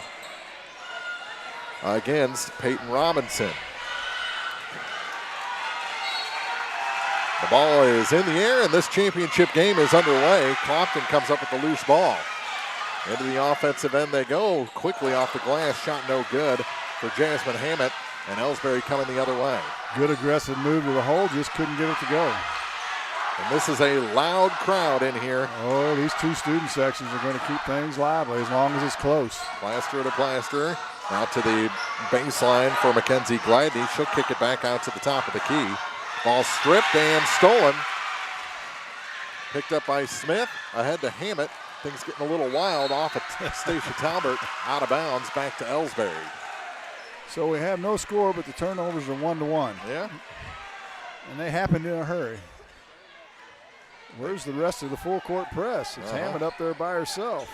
Jenkins across the line.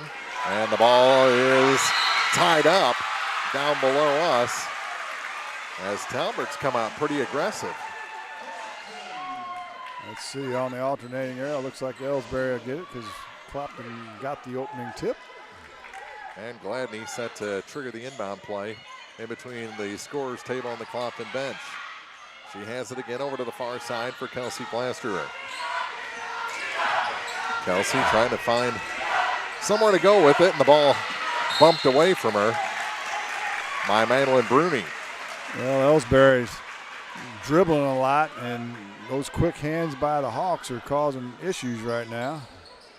Elsberry could use Kelsey Plaster to get warmed up from the outside tonight. Nearly thrown away. Shot no good. Putback is good.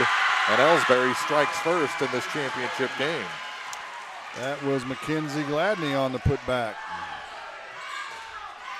2-0 Lady Indians. Back the other way quickly is Smith. Brea finds her way all the way underneath the basket. A little too deep maybe. And now the ball off of Hammett and out of bounds. Turnover gives it back to the Lady Indians.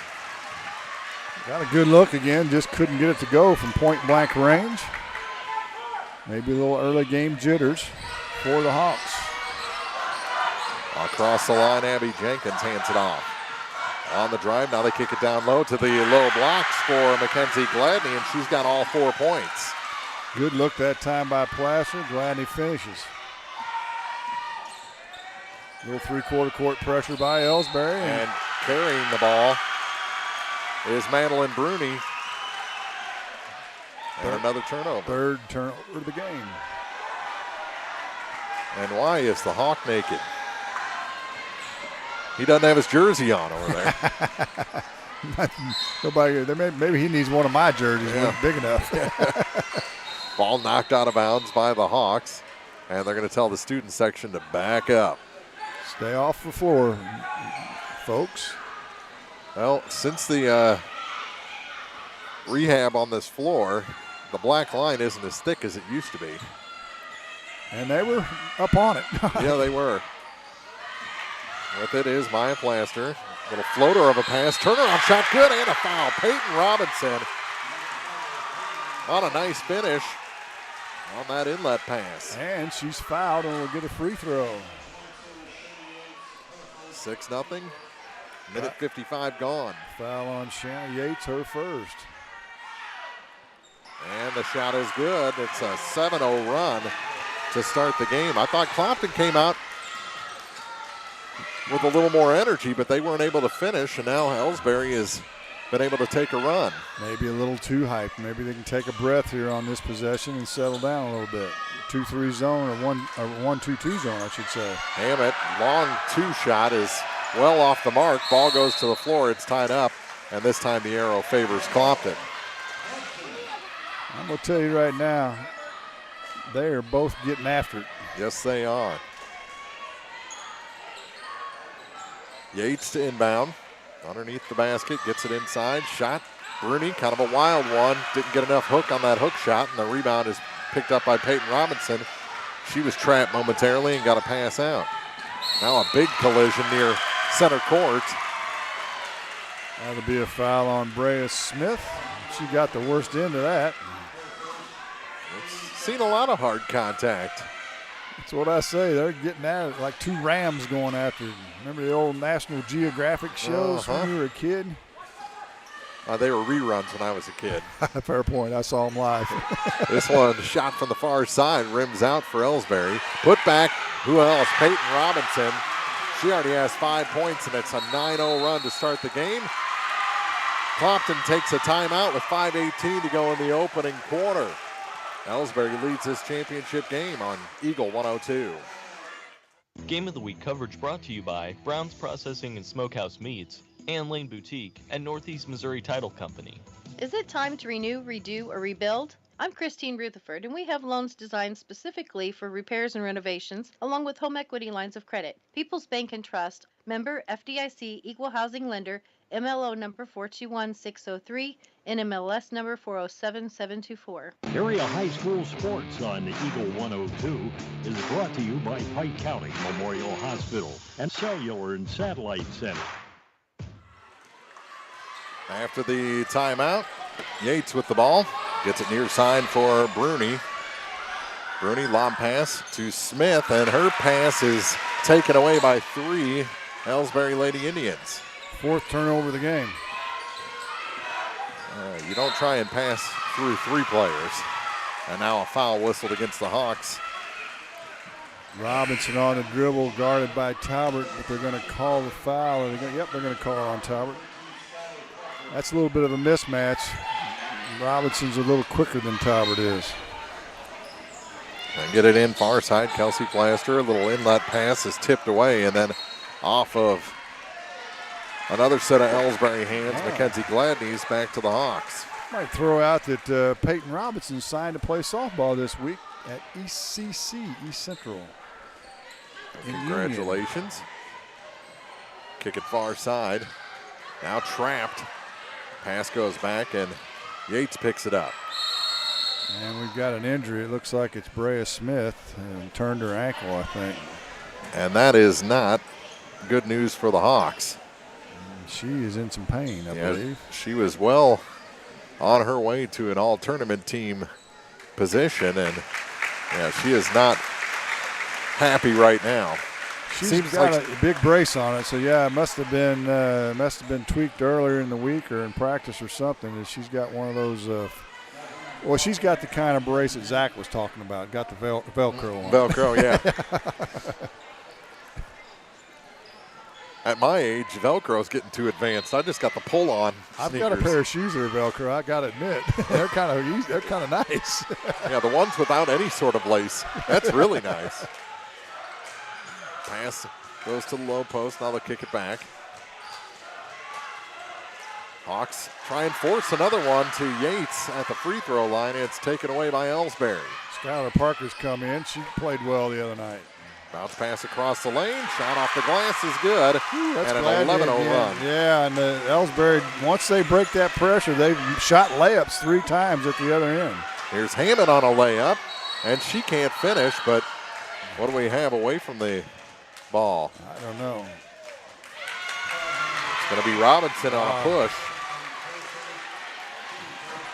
As we've talked, anytime an official blows his whistle and it gets silent because nobody knows what happened, makes you wonder, doesn't it? Exactly. Hammett into the corner. Here's a 3 from Yates. That's a little short, and the rebound goes out of bounds. It's going to stay with the Hawks. I was telling a couple guys in the first game, those shots from the corner, if they're missed, 80% of them rebound to the other end. Other side, I should say. Stacia Talbert gets the inbound pass, and she's hugged from behind by Kelsey Plaster. And we'll have our first free throws of the game. Try and get Clopton on the board here. We've already played 4 minutes and 8 seconds, and they're still shut out. And it continues. First one's a miss. Anna Talbot into the game. Plaster will take a seat. That would be Kelsey. You know, Elsberry's size, it looks like, maybe causing a little problems for Clopton here in the early going. Long on that one. Rebound picked up by the Hawks, but it goes out of bounds. Back to Elsberry. Yeah, Talbot dribbled it off of her knee. So the 6th turnover gives it back to Elsberry. Elsberry gets it in far side. Now they're caught in the backcourt a little bit, but dribbling out of it. And now a pass forward for Talbot. And they'll set the offense, and we're going to have a foul whistled on Skylar Parker. And it'll be the 4th team foul. First on Parker.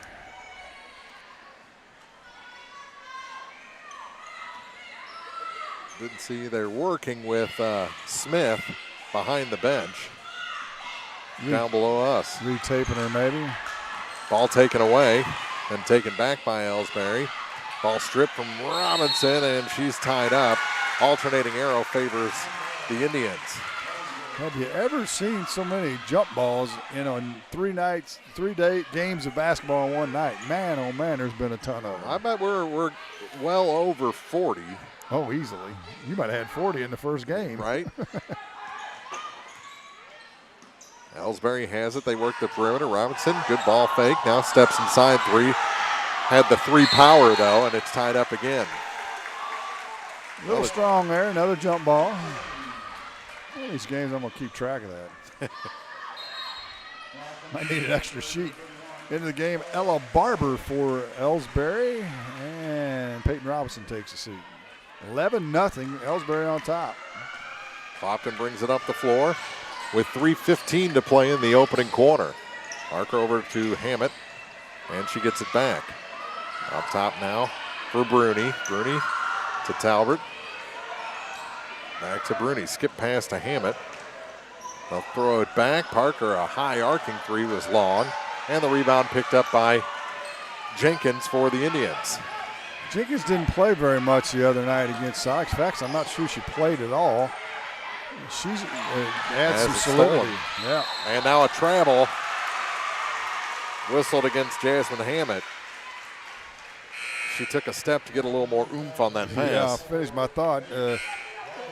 Jenkins is a senior, so she adds some experience to that Elsberry lineup that all teams need.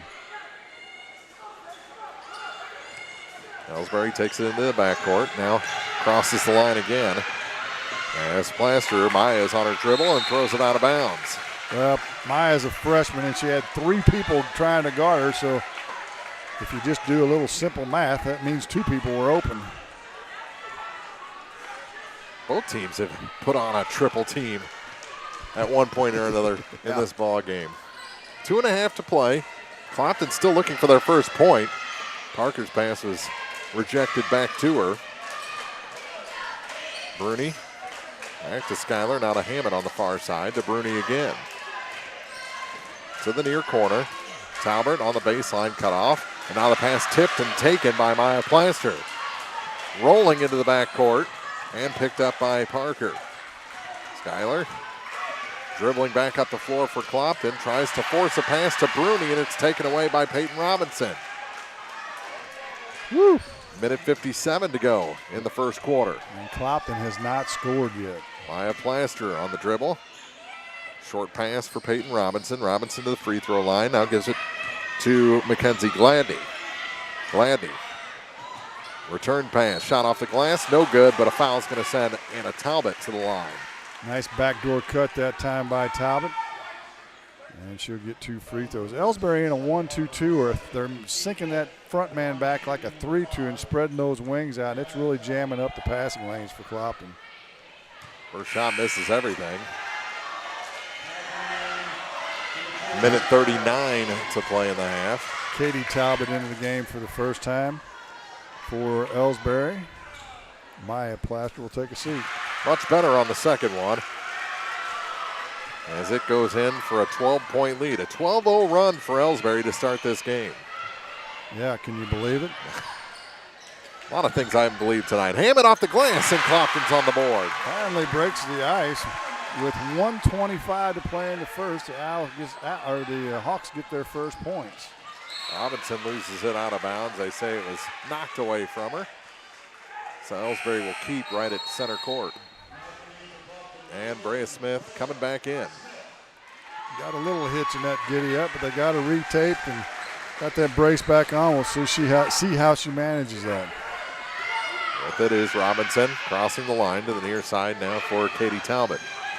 Katie kicks it back, and a travel called on Peyton Robinson. Tried a ball fake to go to the dribble, but left too soon.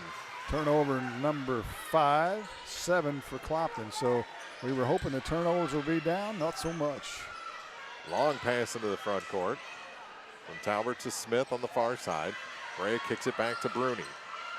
Into the near corner. Hammett, good ball fake from the high blocks. Shot no good. Rebound. Hawks get it.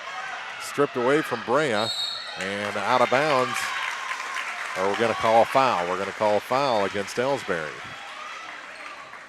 Foul's going to be on Ella Barber. Her first. Foul's on the floor. I believe that'll be the team's 4th. As Kelsey Plaster back in for Elsberry. Barber checks out. 51.8 seconds to go in the first. Here's Smith with it up high for the Hawks. Gets it to Bruni, now to the wing and back up top. Brea Smith wants some motion. Over to the far side for Yates, now to Brea.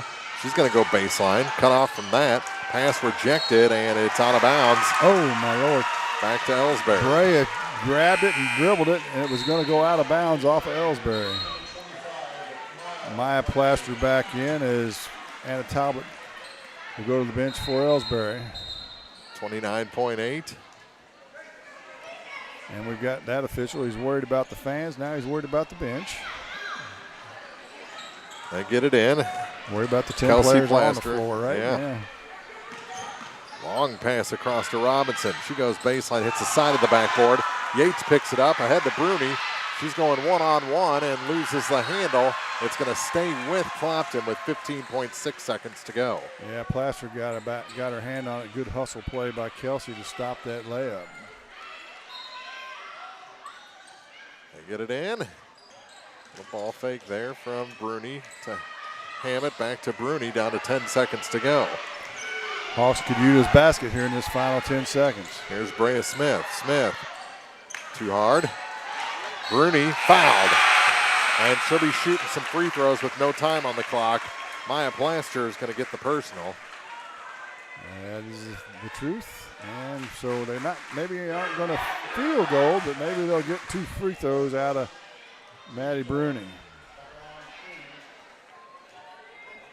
Clopton 0 for 2 from the line. Talbert, the only other player to visit that spot for the Hawks, and make it 0 for 3 as Bruni misses the first. These are the worst. You're all alone out there. Yeah. And she missed them both. So 0 for 4 for the Hawks in the opening quarter, and Clopton trails Elsberry 12-2 after the opening 8 minutes. This is the tournament championship of the Clopton Invitational on KJFM. Game of the Week coverage brought to you by CMC Distributing and Manufacturing, McCoy Blossom Funeral Home, and Lynn's Heritage House. When you support a locally owned pharmacy, you're contributing to the growth of the community. The dollars you spend stay right here to support our local community. Health Mart pharmacies are locally owned pharmacies. There's one right here.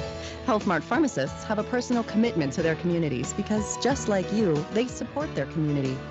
Health Mart pharmacies are locally owned and hometown proud. Louisiana is a Health Mart town. Family Drug Health Mart Pharmacy. The right people, the right price, right downtown.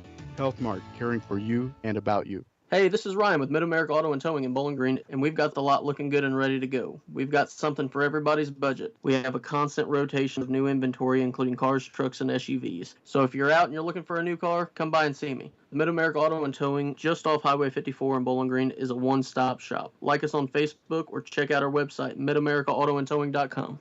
Bringing you all the action from the Eagle 102 broadcast booth, sponsored by Family Drug in Louisiana. Elsberry with the ball to start the second quarter. And with it, Plaster almost threw it away. Robinson gets the ball. She'll put up a shot. It's long. Another rebound for Gladney, and it goes out of bounds. And they're going to say last touch by the Hawks. Well, a nice battle for it there, but it looked like it did go off a Hawk from my angle anyway. 12-2, Elsberry leads. They work it down low. Elsberry does. It goes to the floor. It's tied up, and the Hawks will take possession. Another jump ball.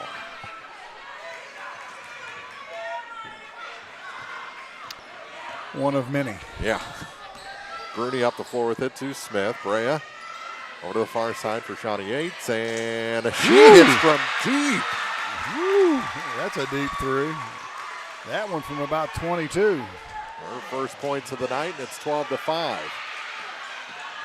Long pass ahead. Elsberry into the offensive end, and a bucket and a foul. Gladney already with 8 points, and it's a 14-5 lead. 16 foul. We'll see who the personal's on. It's going to be on Talbert, her second, and she'll come out of the game. And who'd they bring in? They brought in. The shot's good to make it 15-5. Riley Coops came in.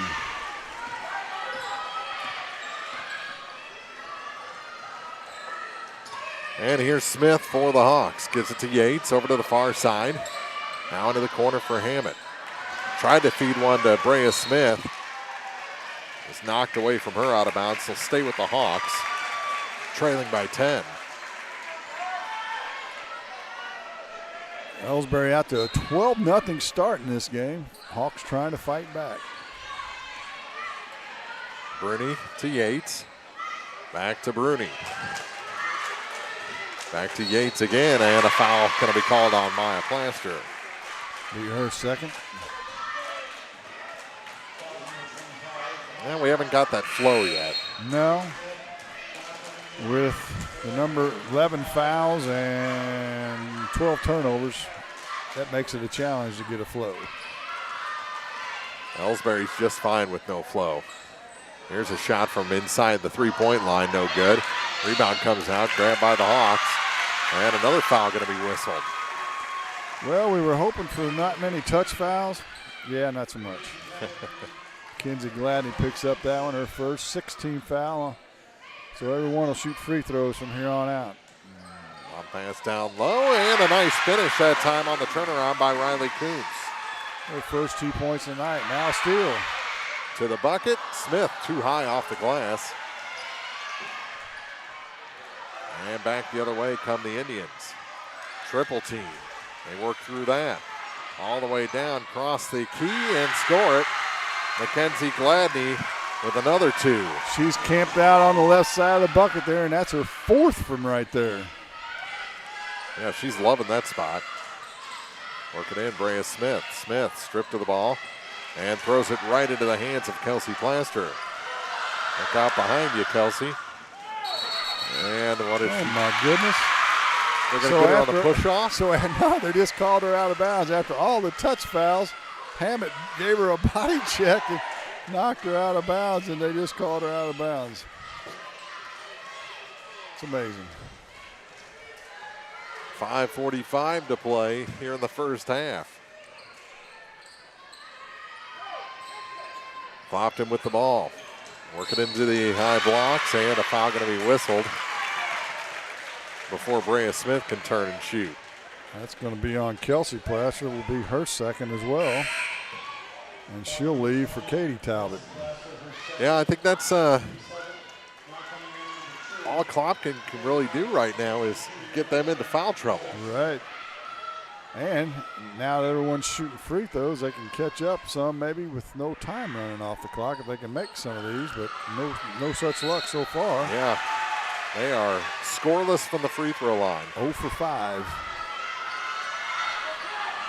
Elsberry gets it as the ball went out of bounds.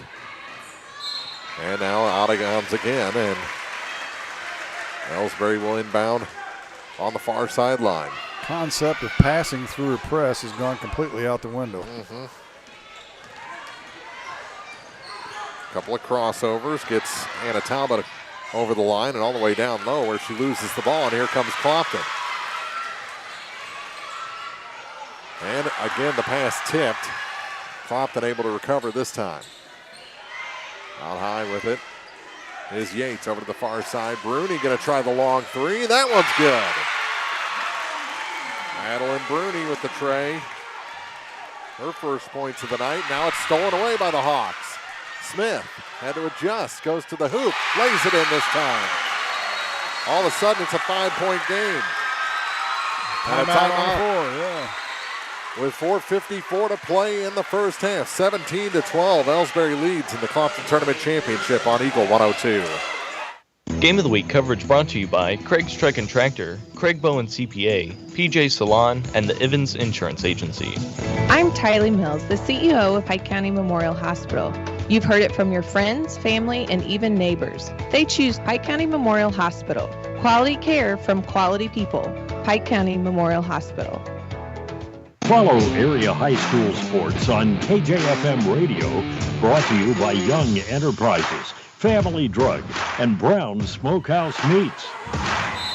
All of a sudden, Clopton's woke up. That they have. And they're back in this. 17-12. The Elsberry lead cut to 5, and now a tie-up. Arrow's going to favor the Indians to bail them out. You know they didn't want to do that after a timeout was taken. 11th turnover of the half. Whew. That's a bunch. Actually, they're going to keep it, aren't they? So yes, not a turnover. I'll take that one back. Still not great. No.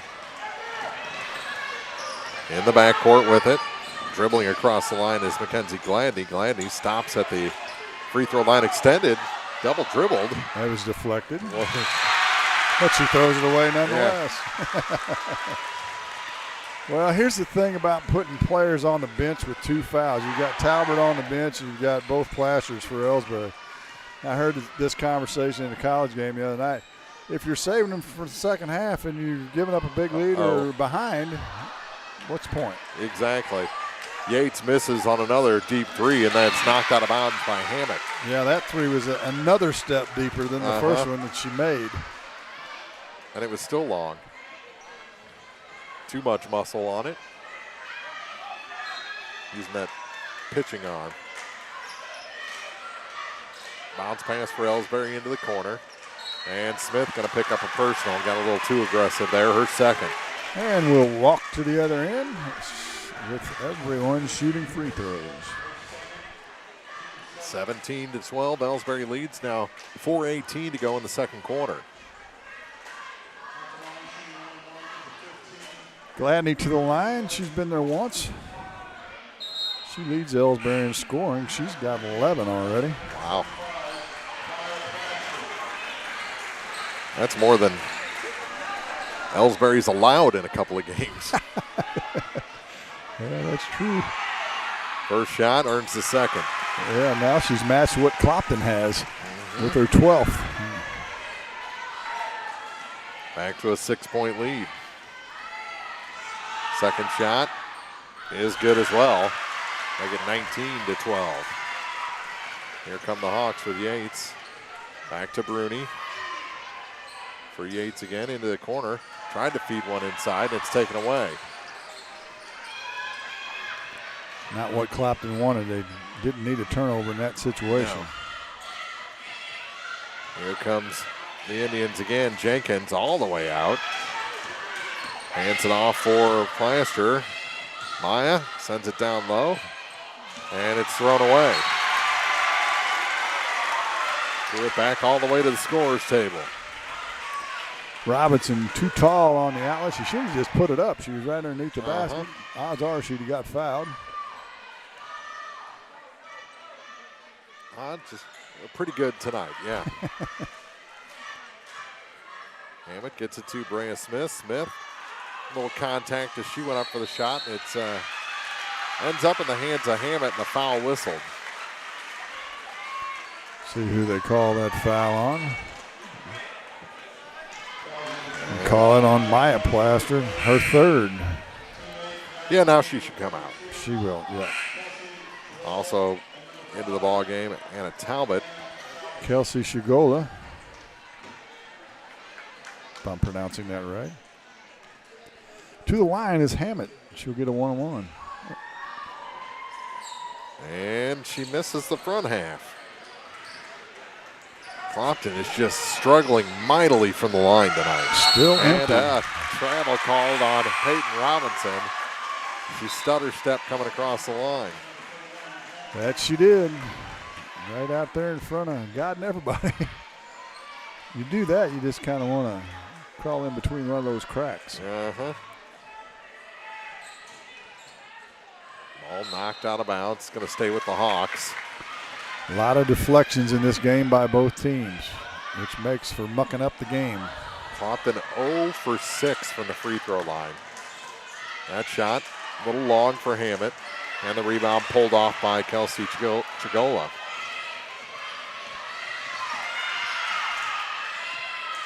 Down to 3 minutes to go in the half. 19-12 as that one's tipped out of bounds by Clopton. Stays with Elsberry. Under 3 minutes to go. With Plaster out of the game, Elsberry hurts for a point guard a little bit, it looks like. And Plaster's only a freshman. On high are the Indians to Talbot. Talbot on the near point. Will dribble the lane, go all the way to the basket. Can't find the range there, and here comes Clopton on a run to Bruni.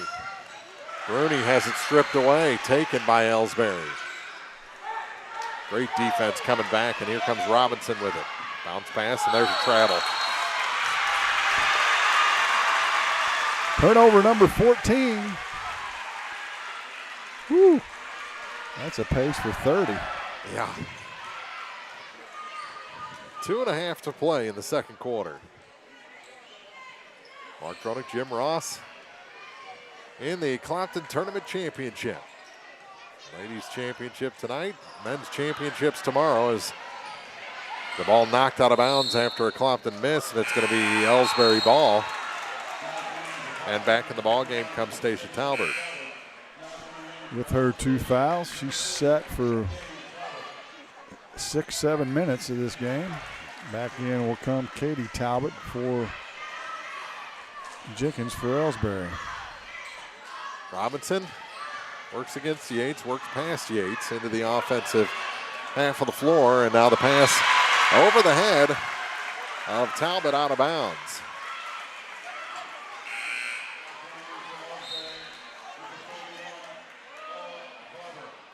And for Robinson is Ella Barber. And congratulations to Louisiana, Consolation champions, and Silex, the third place winners. Absolutely. Minute 58 to go in the first half of this championship game. Started off all Elsberry. Pace has slowed significantly. They started the game on a 12-0 run. Yeah. Lob pass intercepted.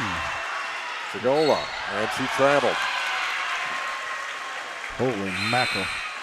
Well, the pace is what Elsberry wants now. It was a little bit too fast for him, but it was working. As Parker will return for the Hawks, Riley Kuntz will take a seat. Here's a long three from the near side. Just barely touches the twine. Out of bounds back to Elsberry.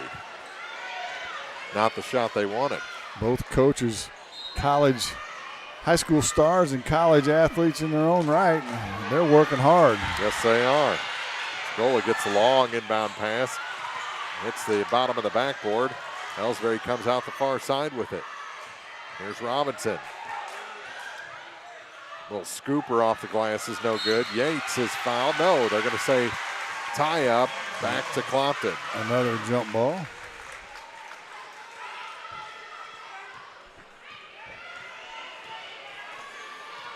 And it'll be Madeline Bruni taking it up the floor to Hammett on the far side. Drew Parker back to Bruni. Bruni to Hammett. Parker thought about taking the three. Good defense out to get her. To Hammett. Back to Parker. Now to Bruni again. Baseline now for Talbert. Lobs it to Yates, to Talbot, back up top again. Real quick guard play, and now a foul going to be whistled against Elsberry. It's either going to be Talbot or Barber. We'll see who they call that on. It's going to be Talbot, Katie. Her first. And the Hawks back to the line. This time, Bruni. She's 0 for 2 from that spot, but has a 3 ball. And finally, Clopton hits a free throw. First one of the game. Well, they're 1 for 7. That looks a lot better than 0 for 6. Second one. They found their range now. She's got 5 first-half points, and it's a 5-point game. Gladney and Jenkins return for Elsberry. Barber and Talbot will take a seat. Kuntz back in as well. Parker to the bench for the Hawks. 50.8 seconds to go in the first half. They get it into Robinson. The last second, ball loose and taken away by the Hawks, but a travel. Back-to-back turnovers.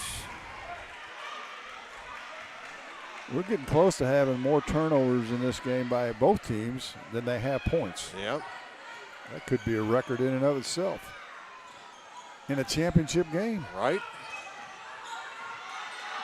Down to 40 seconds. Almost a travel. Almost drug that foot. Here come Elsberry again on the far side. Katie Talbot. Ball goes to the floor. Elsberry keeps. Loose again. Through the hands of Talbot. Right back to Elsberry. They've been living a blessed life. And an offensive foul called. Away from the ball. Yikes. That's going to be on Chicola. Illegal screen. So no free throws. Yeah. 18 seconds.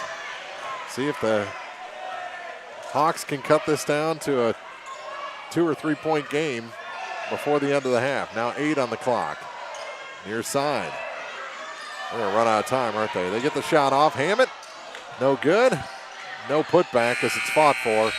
And the teams go to the locker room with Elsberry ahead, 19-14 through 2 quarters. This is the Ladies Clopton Tournament Championship game on Eagle 102.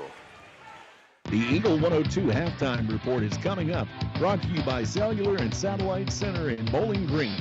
Cellular and Satellite Center is the only stop you need to make when it comes to satellite providers, offering DirecTV and Dish Network along with antenna installs. Now a special message from Matthew Niemeyer himself. If you call an 800 number and they say we will be the local installer, they are wrong. Contact Matthew at Cellular and Satellite Center in Bowling Green, your local authorized dealer. Bundle at Pike County Mutual Insurance and save.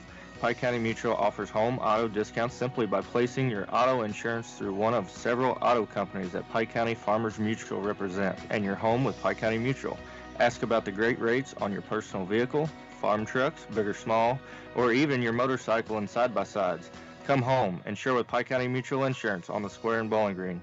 The Mercantile Bank of Louisiana is introducing Merc BK Mobile with the ability to take a picture of your check and deposit it into your Mercantile Bank account. You'll never have to worry about getting to the bank. Find more information by visiting mercbk.com. The Mercantile Bank, located on the corner of 3rd and Georgia Streets in downtown Louisiana. Member FDIC.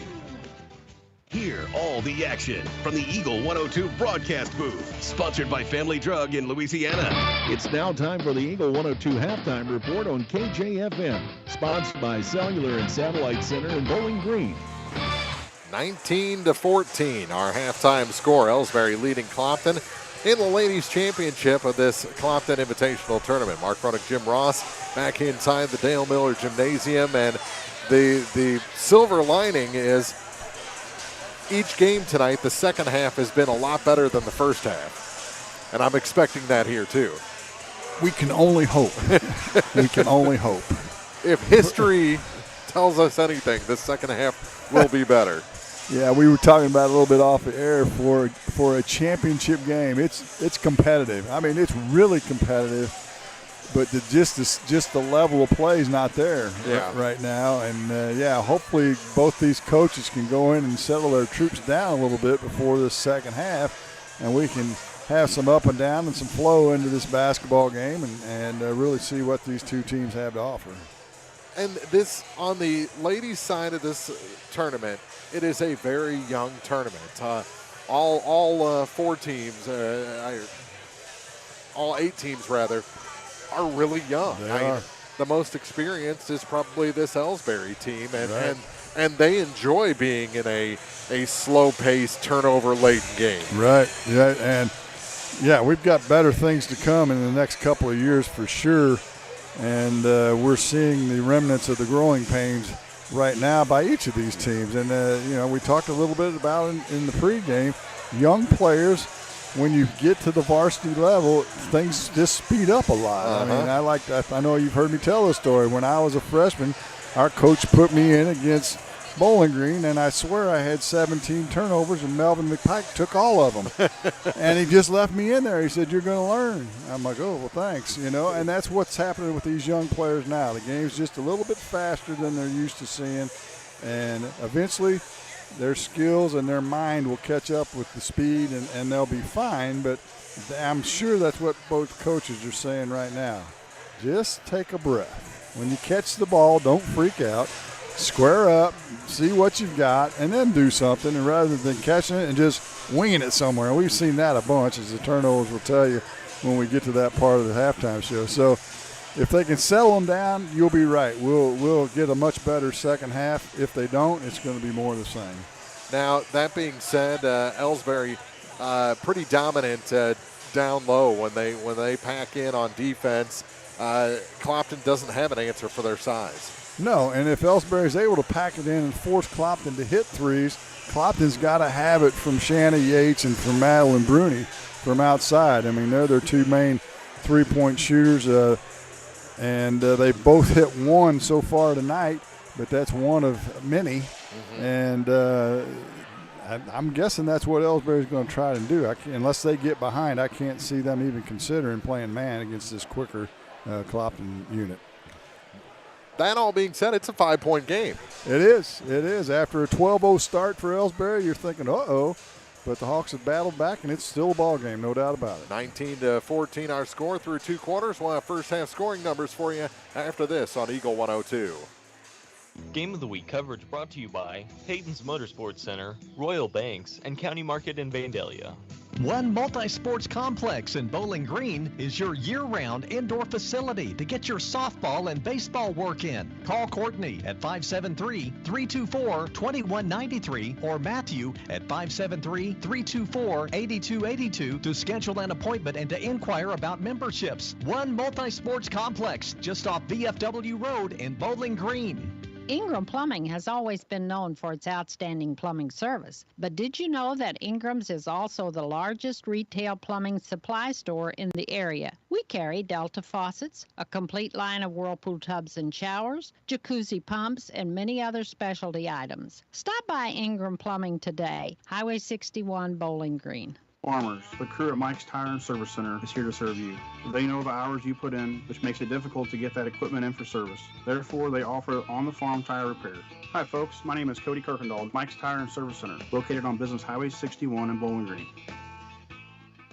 It's a great time to buy or sell a home. I'm Vicki Cadwalder, and I take pride in offering skills that make the process go smoothly from beginning to end. Even after closing, I enjoy staying in touch and being there to help you if you have any other needs or questions.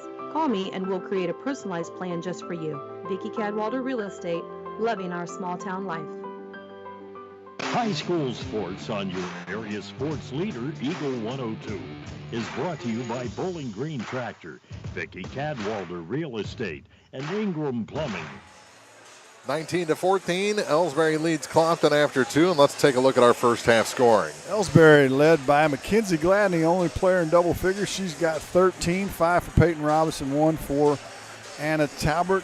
Elsberry turned it over 17 times, and they've scored 19 points. They were 5 for 6 from the free throw line, however, contrary to Clopton. Leading them in scoring, Madeline Bruni with 5, 3 for Shanna Yates, 2 each for Jasmine Hammett, Riley Kuntz, and Brea Smith. The Hawks were 2 for 8 from the free throw line, and they turned it over 12 times. So both teams have scored 2 more points than they have turnovers, and that's a recipe for, not a very well played first half. Let's just say it like it is. That's all we can't sugarcoat it any more than that.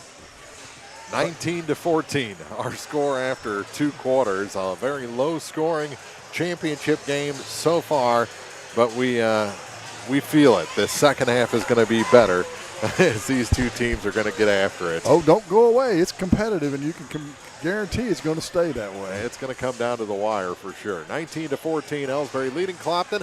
Back with the second half after this on Eagle 102. Game of the Week coverage brought to you by McMailer & Sons Backhoe and Excavating, Beinhoff Funeral Homes, and Center Locker Service. Cellular Satellite Center is the only stop you need to make when it comes to satellite providers, offering DirecTV and Dish Network along with antenna installs. Now, a special message from Matthew Niemeyer himself. If you call an 800 number and they say we will be the local installer, they are wrong. Contact Matthew at Cellular Satellite Center in Bowling Green, your local authorized dealer. Hello, this is Brittany Hinkey with Community State Bank of Missouri. Now is the perfect time to start saving for retirement. Community State Bank offers competitive rates on traditional and Roth IRAs. Unlike most investments, some contributions may be tax deductible and will grow either tax deferred or tax free. Come in and see one of our IRA representatives in Troy or Bowling Green to maximize your savings opportunities today. Community State Bank of Missouri, your hometown community bank since 1887, member FDIC. As many as 50% of people don't take their medication as prescribed. Missing or not taking medication can be deadly. For questions about medication, visit your local Health Mart pharmacy, Bowling Green Pharmacy, located right on the square at 8 North Court in Bowling Green. From the classic cheesesteak and rich crab cakes to the Philadelphian favorite water ice, a taste of Philly in Bowling Green is a fan favorite. A meal ready for you before or after the game, and game day jerseys are welcome. Open 7 days a week. A taste of Philly. Business Highway 54 West in Bowling Green. The most complete coverage of high school sports is on the Eagle 102. Brought to you by Mid-America Auto and Towing, the Mercantile Bank, and Pike County Mutual Insurance. Start of the second half here from the championship game of the Clopton Invitational. Elsberry with the lead and the ball over Clopton, 19-14. Hang on, folks. We're going to have a good second half. We're willing it that way, aren't we? Uh-huh. Go ahead, and he's set to inbound, and we're underway in quarter number 3. Gets it to Kelsey Plaster. And already a blocking foul. Well, called against Shawnee Yates.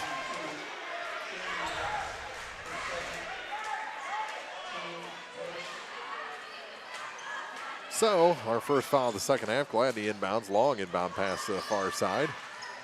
To Plaster, and ball tipped and taken by Brea Smith. 2-on-2 up the floor. Tries to cross it across the lane, and it's taken away by Elsberry. They're stopped in the backcourt. Finally get it to Maya Plaster, who takes it across the time stripe into the corner, and it's blocked out of bounds on a 3. There is not a lack of effort, that's for sure. None whatsoever. I miss it. Like 2 Rams going at it, man. And that can be ugly sometimes. Plaster to inbound. Maya gets it into Kelsey. And she'll dribble out top. Reverses. Gets it off now for Maya. Here's a 3 from the corner. That's over everything. And then knocked down is a Clopton player on the rebound. And they're going to say she just fell out of bounds. Wow. Mm-hmm. I've never fallen that way. Not from my angle, she didn't. Work it down low. Trying to cross it. The lane is just a mess tonight. Oh, my goodness. It is a traffic jam on both ends. Nobody's jumping, and so they're just up and grabbing. And they're going to say the ball was blocked, which I think that's actually right on the shot, and went out of bounds, so Elsberry will get it back. To the near side, and they'll hit the bottom of the backboard this time, just in too deep. Another shot misses. A third shot finally goes down. Peyton Robinson has 7 points. First points of the second half. And that was a struggle. Uh-huh. Brea. Another one off the bottom of the backboard. Yeah, she somehow got the ball stuck behind her back for a second. I don't even know how she got it back in front of her to take the shot. Impressive. What a great shot. Now the ball taken away by the Hawks. Smith up the floor with it. Back out to Yates. Yates hands it off for Bruni. Randall and Bruni over to the far side for Yates. And 2 Hawks run into each other. And the ball taken away, now taken back by Clopton. Here's Bruni around 1 defender. Shot short, and the rebound pulled down by Robinson, and we've got a foul against the Hawks. That's on Talbert. That's her 3rd. Nope, they're going to call it on Bruni. Her first. Second team foul here in the second half. So maybe a little break for Clopton there that Talbert didn't pick up her third. Now Peyton Robinson will check out. Remember Kelsey Plaster playing with 3 for Elsberry. And another foul whistle against Jasmine Hammett, her first. I just don't understand why the players don't figure out on both teams. You just can't run up to somebody and bang into them. They're going to call that. Yeah, body checking is not allowed. Now stuck in the backcourt and a tie-up. Arrow favors the Hawks. Yeah, contrary to popular belief sometimes, this is not a contact sport. Yates gets it into Bruni. Back to Yates. Now for Parker. Schuyler gives up her dribble, now gives the ball to Jasmine Hammett. Hammett to a long 2-ball up top for Yates. A little too long. Elsberry the rebound. They lead 21-14.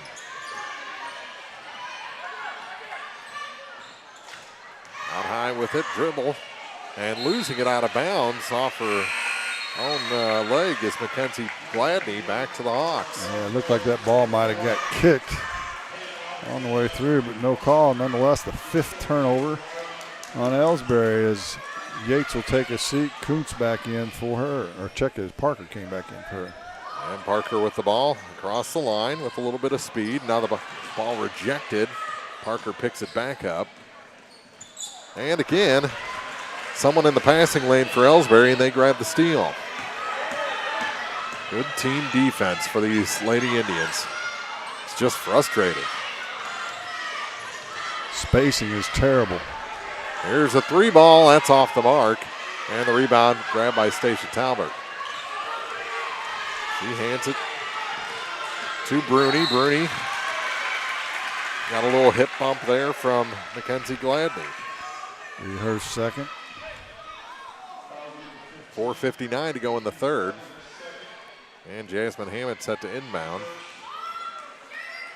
She'll get it to Parker. Clock moving again in a 7-point game.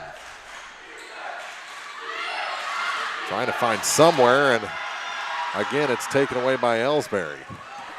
Here comes Robinson up the floor. Good pass across the lane, no finish though, and Bruni took it away. And now it's out of bounds. Passed it behind Skylar Parker. And a timeout taken. Yeah, let's slow this down a little bit. 21-14, 4:38 to go in the third quarter. Elsberry leading the Clopton Tournament Championship on Eagle 102. Game of the Week coverage brought to you by Penrod Real Estate, Bowling Green Veterinary Clinic, and People's Savings Bank in Bowling Green. Hi, this is Brock Mitchell, and I am a physical therapist with Advanced Physical Therapy in Bowling Green. At Advanced Physical Therapy, we treat everything from sports injuries to work rehabilitation, arthritis, and post-surgical rehabilitation. This includes spinal care, balance issues, and vestibular treatment. You have a choice when it comes to physical therapy, and we hope you choose Advanced Physical Therapy. Conveniently located across from Bowling Green High School on Business 61.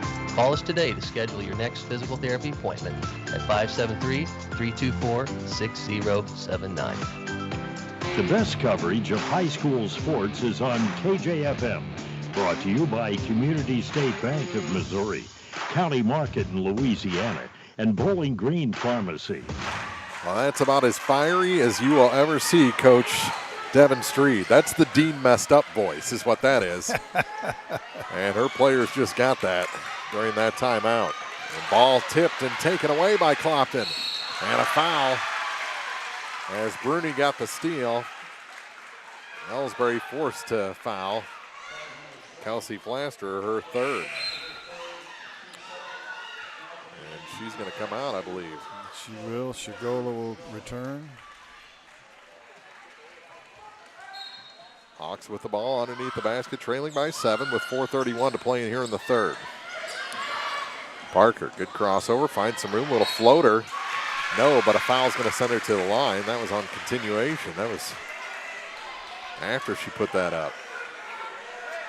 I don't believe we've gone up and down one time without a foul. Definitely without some sort of whistle. Parker will go to the line, however, for the first time tonight. And her first shot is good. And that is the first point of the second half for Clopton. It is. Took them a while to get going in the first half, that's for sure. Almost 4 minutes here, almost 7 minutes in the first quarter. Second shot good as well. And it's 21-16. Robinson works it up the floor. They kick it around the key a little bit and dribble out. And with it is Maya Plaster. Over to the far side for Abby Jenkins. Jenkins doesn't want it, gives it back to Plaster. She'll dribble inside the free throw line, now kick it down low. And Chigola is fouled as she goes up for a shot. And she'll get 2.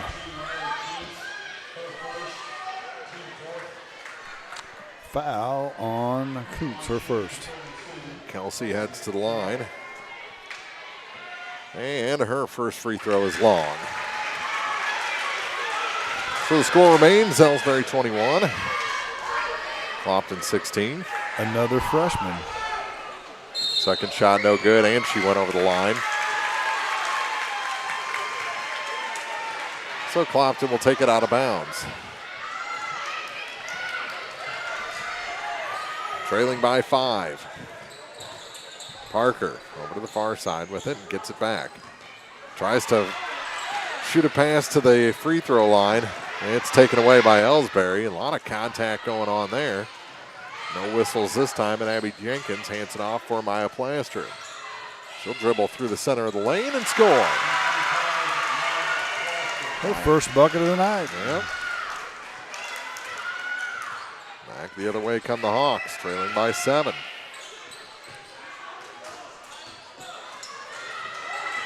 Parker on the far point. Back to the near side for Hammett. Bruni is fouled by Kelsey Chigola. Her third. And Yates coming back in for the Hawks. Team's fourth. Well, maybe she'll come back in.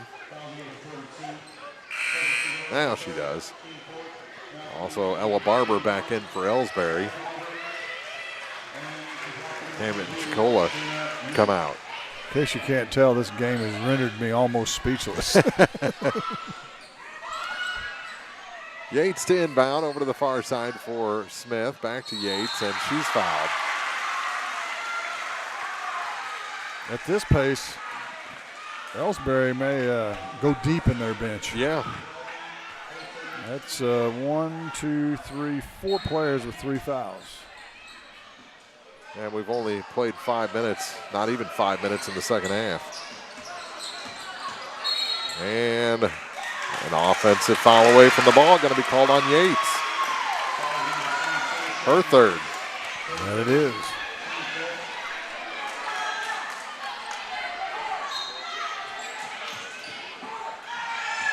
And another foul. This one on Skylar Parker, her second.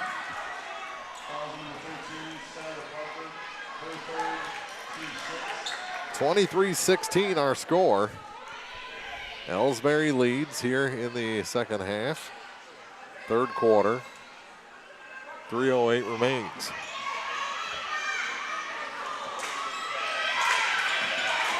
Elsberry gets it in on the far side and out of bounds.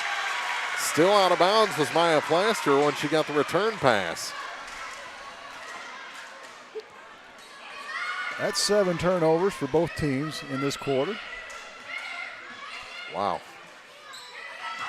Clopton works it down to Smith.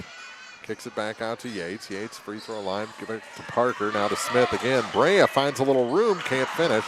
3 Indians there for the rebound. And they'll bring it back up the floor.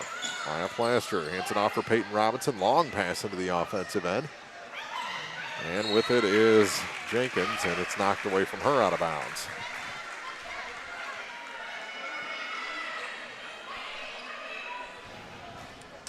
(23-16) still our score. Down to 2:41 to go in the quarter.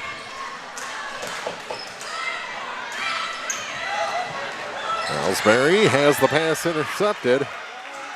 1-on-3 comes Brea Smith, puts it off the glass and scores. Brea Smith with 4 points tonight, 23-18. And somehow, no whistle there. I don't know what she did with that ball, but it came really high. Robinson, a little scooper off the glass, running the baseline and scores. And a timeout taken by Coach Kerry Koch-Dowell and the Elsberry Lady Indians. With 2:09 to play in the third quarter, Elsberry leads Clopton 25-18. This is the Clopton Tournament Championship on Eagle 102. Game of the Week coverage brought to you by Alicia Koenig, owner of Remax Realty Shop, Sun Window Company, and Sparks Maintenance Contracting. Bowling Green Ready Mix and Kearns Construction, your high-quality 1-2 punch to knock out tough building projects. Bowling Green Ready Mix for all your concrete and concrete supplies, and the only plant locally owned and operated. And Kearns Construction for new homes, remodeling jobs, repair work, and even snow removal. Just call 573-324-3433 and let the friendly and knowledgeable staff at Bowling Green Ready Mix and Kearns Construction Company go to work for you. Area High School Sports on Eagle 102 is brought to you by People's Bank and Trust, State Farm Insurance, Cindy Blaylock, agent, and Perkins Electrical Services. 25-18. Elsberry leading Clopton here in this ladies championship game. And it's going to be close. I just got that feeling. It's going to end up being close at the end. Hey, the Blues got a buzzer beater at the end of the second period, lead the Washington Capitals 4-1. Oh, that's good. Haven't heard anything out of my two family members that are at that game. A buzzer beater in hockey is pretty exciting. Yeah. Here's Brea Smith, and another foul called against Elsberry. That's going to be 1-1. Nope, next one will. And that is on Robinson. 6 fouls apiece with 1:47 to play in the third. We will shoot free throws the rest of the night. Parker to Yates for 3. Bounces around for a while, now tipped out, and Parker's going to get the ball back for Clopton. Shawnee Yates. Now to Brea Smith. Smith can't get that one to roll down. Here comes Elsberry again. Maya Plaster hands it off for Mackenzie Gladney. Now gives it back to Maya. Finds a little space, kicks it down low. Shot off the glass, good, and a foul. Ella Barber with the bucket. First bucket of the night for the freshman. She gets the and one. It's a 10-point game. And the foul is on Kuntz, her second. Riley.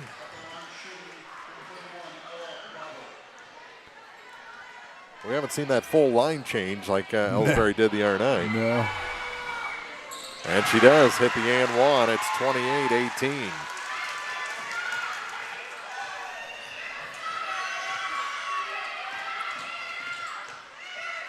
Up and around to the far side for Yates. Now corner. Kick it back to Yates. Through Bruni to Hammett. Hammett's shot is off the mark. And we're down to 55 seconds to go. Robinson the rebound. Gets it to Anna Talbot. Into the offensive end now for Elsberry. Dribble out. Hand it off for Peyton Robinson. Robinson thought about taking the three. Talbot came out to defend. And they pass in near side. Oh, Robinson all alone. Ooh, nice pick and roll there. She's got 11. Lead back to 12. Matches the biggest of the game. 30-18. Here's Brea Smith. Turnaround shot off the glass after she knocked over a defender. A lot more room after that. Well, isn't she the one that got knocked down over here? So turnabout's fair play. Yep. Now Brea knocks it out of bounds. So Elsberry will have to inbound in the middle of the Clopton bench. A little offense for defense substitutions. The Plaster girls return with 12 seconds. Maya in the backcourt. Crosses the line. Finds some real estate, goes all the way to the hoop and scores. She just kept getting more and more room. Nobody stopped the ball. Finishes the third with 4 points on the board and a 12-point lead for the Elsberry Lady Indians over the Clopton Lady Hawks in this championship game from the Clopton Invitational on Eagle 102. Game of the Week coverage brought to you by Knight Equipment Company, West End Financial Services, and Young Enterprises. Brown's Smokehouse Meats in Silex and Troy, locally owned and operated, can help with all your meat processing, retail, wholesale, and custom butchering. Brown's invite you to stop by their Troy retail location. Despite some road work underway, Brown's Smokehouse Meats is open for business at 185 East Cherry Street in Troy. Smokehouse Meats, deer processing, homemade sausage, and much more. Be sure to visit Brown's Smokehouse Meats, Silex, and Troy. Lynn's Heritage House isn't your average senior living facility. At Lynn's, residents have an abundance of social and recreational activities, including trips to the Twin Pike Family YMCA, numerous craft projects, and even the occasional day trip around Pike County. As a resident, you can enjoy the same independent lifestyle you've always enjoyed, but with the peace of mind knowing that help is available when needed. For more information, visit Lynn's Heritage House, 800 Kelly Lane in Louisiana, or online at lynsheritage.com. Bringing you all the action from the Eagle 102 broadcast booth. Sponsored by Family Drug in Louisiana. Start of the fourth quarter in this Clopton Invitational, and it's a 12-point lead for Elsberry over the Clopton Lady Hawks. Ball to the floor. Elsberry keeps possession, forcing up a shot. Rebound taken away by the Hawks, and here comes Bruni up the floor. Bruni trying to go coast to coast and does. Nice shot fading away from the basket on that far side. Elsberry breaks pressure, comes back the other way, hits the front of the rim. Bruni the rebound. Long pass ahead to Yates. Yates 1-on-2. They can't finish. She heard the footsteps coming. She did. Talbot made up some space too. And a timeout taken by Elsberry. Just 49 seconds into this fourth quarter. It's Elsberry 32, Clopton 22 from the Clopton Invitational on KJFM. Game of the Week coverage brought to you by Advanced Physical Therapy, Bowling Green Ready Mix and Kearns Construction, and Calumet of Missouri. CMC Distributing in Louisiana is the place to turn for steel, culverts, industrial supplies, and central welding supplies. In addition, CMC Distributing offers trailer parts, truck accessories, truck beds, and trailer repairs. At CMC Distributing, they always go the extra mile while working hard to make sure you're satisfied. They do it that way for a simple reason. They appreciate your business. CMC Distributing, Highway 54, west of Louisiana. Follow area high school sports throughout the season with Eagle 102. Brought to you by Mike's Tire and Service Center and a taste of Philly. Long pass to Robinson to break the pressure, and she puts it in. No mistake there. Lead back to a dozen. Yates the other way for the Hawks. Back to Bruni to the near side for Hammett. Hammett back to Bruni again. Pace favoring Elsberry. Yates. Coach Coke Dow hollering at his troops, stay packed back in there. Don't go out chasing. Into the corner. The three is long, and the rebound pulled down by Nia Plaster. She's caught in a double team, dribbles around that, and across the time stripe. Going coast to coast, and finally a foul whistled against the Hawks. That one's on Yates, her fourth. There it is. A shooting foul? No, surely not. Oh, both of us are in bonus. Sure, yeah. How could I forget that? Because we haven't had a foul in a minute. Which is something new. So a 1-and-1. Eighth foul against the Hawks. Kuntz back in for the Hawks. And she misses the front half. Hit a little bit of everything, but wouldn't go in. And a timeout taken by Clopton. Trailing by 12, 34-22. 6:24 to go in the fourth on KJFM.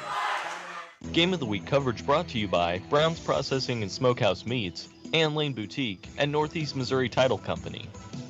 Hello, my name is Lisa Blossom Payne. My family owns and operates McCoy Blossom Funeral Homes and Crematory. We have 3 locations to serve you: Bowling Green, Troy, and Hawk Point. We provide both traditional funerals and cremation services. In addition, we also offer pre-arrangement options that freeze the cost. If you would like further information, please contact McCoy Blossom Funeral Homes and Crematory at 573-213-5110. The area's best coverage of high school sports is on Eagle 102. Brought to you by Pike County Health Department, Home Health and Hospice, and All Parts. Ball taken away by Elsberry after the timeout. Robinson gets the steal. Now Maya Plaster with it over to the far side. Here's a 3. That could have been daggers there. Boy, they keep possession though. Robinson back to Jenkins, who's having all sorts of trouble. She's got all the Brea Smith she can handle. Here's Maya Plaster for 3. Good. That might be it. Maya Plaster with the tray. She's got 7 points. And it is the biggest lead of the night for Elsberry. We're down to 5:35 to go. 37-22 is the Indian lead. Now almost another takeaway. It is another takeaway.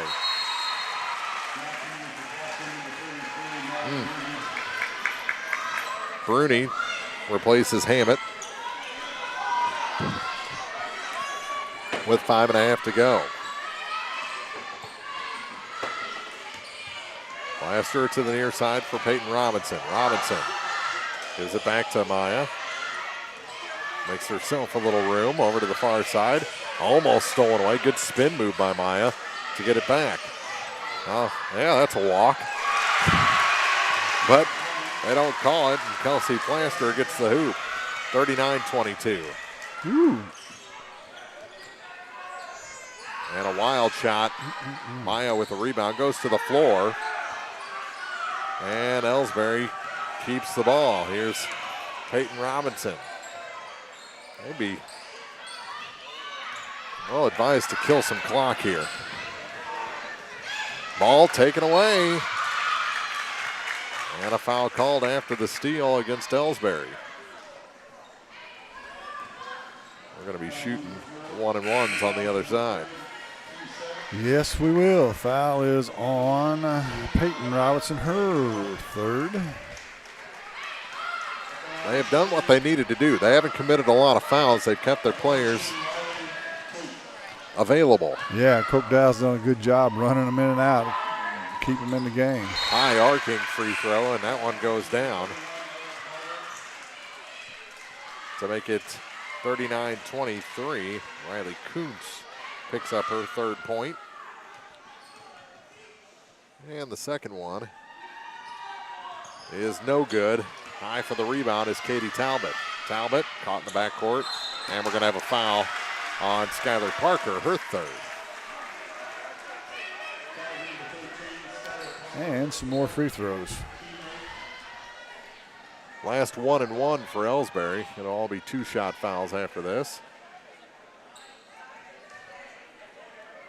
It is Gladney? Gladney, I think 15? It is. Yeah, I can't tell. There it is. She hits the first, earned the second. She's got 14 points.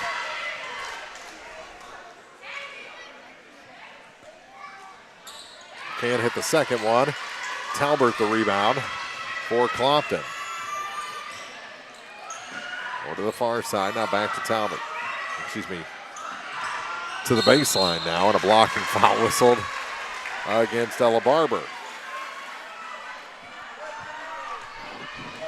You don't have to work tonight, do you? No. Well, I have to work I'm tomorrow. working now. I have to work tomorrow. Do Hopefully, you? Yeah. Hopefully you'll be on time. Yeah. This game won't still be going. Yeah. First shot good. To earn the second for Brea Smith. 16-point game with 4:27 to go.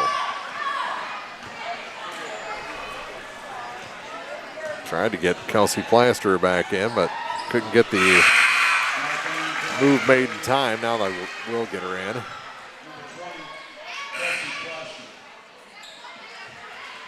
Yates going to come back in for the Hawks as well as Hammett.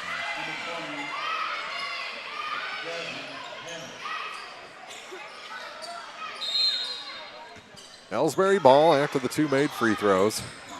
Clopton switches to a 1-3-1 press.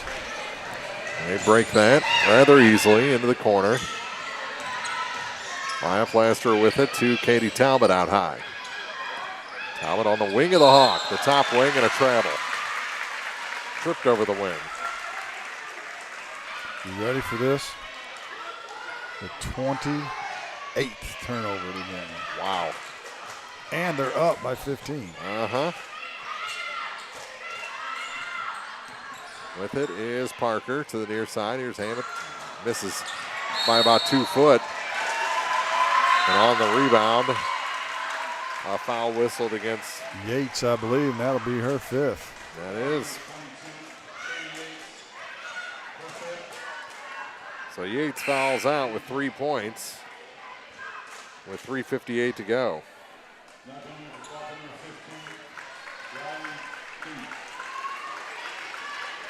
Riley Coons replaces Yates. Plaster will get 2 free throws now. Misses the first. She's 0 for 2 from the line. Brooke Jarrett into the game for the Hawks, a young freshman.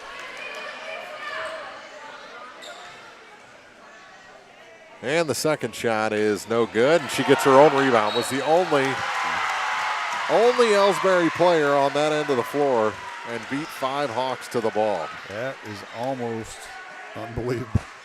And Parker will pick up her 4th foul as she ran into her. That's the kind of night it's been for Clopton.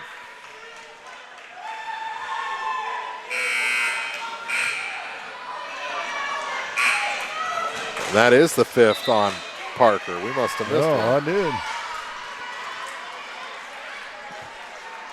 We were talking about Elsberry players fouling out, and 2 of Clopton's have fouled out. Yeah, none for Elsberry. So did they count that first miss, I'm guessing? I'm guessing they did, yeah. All right. Probably shouldn't have. Yeah, because I guess it had already left her hand. Well, but still, it was there was an illegal player on the floor. A disqualified player is still in the game, so he can't play yet. I think they call those correctable errors. Yeah.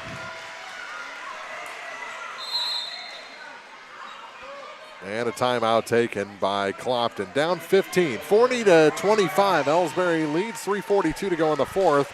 This is the championship of the Clopton Invitational on Eagle 102. Game of the Week coverage brought to you by CMC Distributing and Manufacturing, McCoy Blossom Funeral Home, and Lynn's Heritage House.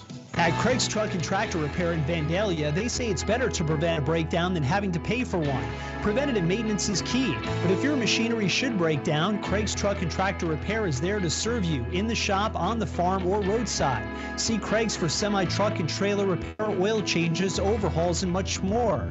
Farm planting season to harvest season and beyond, Craig's Truck and Tractor Repair can help keep all your equipment and big rigs rolling. Call in or stop in today. Craig's Truck and Tractor Repair, Highway 54 east of Vandalia.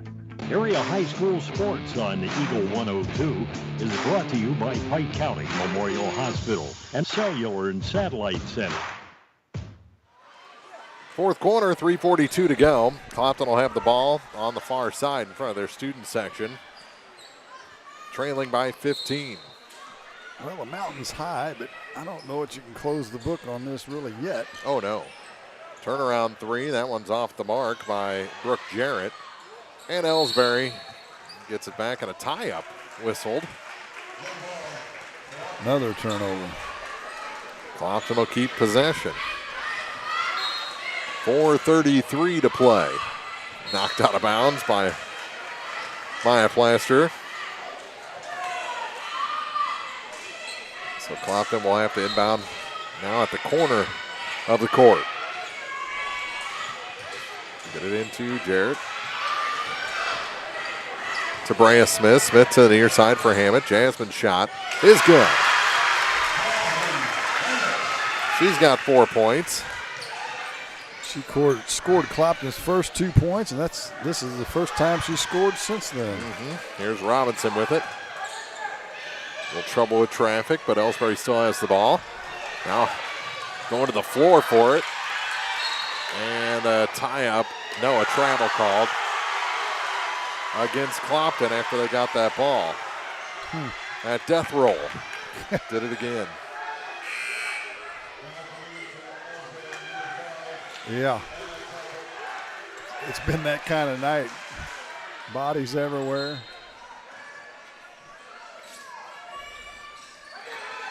They'll get it in to Abby Jenkins. Jenkins on the dribble. Sees open up for her a little bit. Kicks it to the near side for 3. That's no good. And the rebound off of Jarrett out of bounds. With 2:53 left in this contest. 40-27 Elsberry. And another foul whistled on the inbound play. That'll send Mackenzie Gladney back to the line. I believe that'll be on Bruni, but that's just her second. Gladney back to the free throw line. And the first shot is good.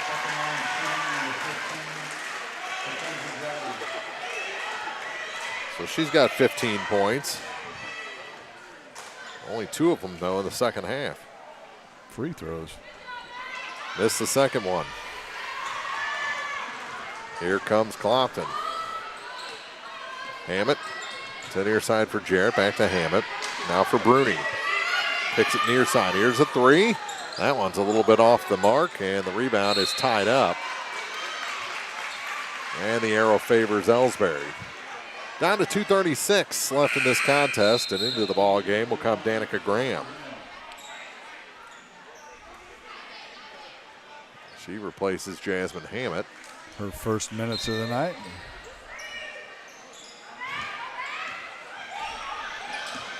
Trouble in the backcourt. And a little bailout whistle there.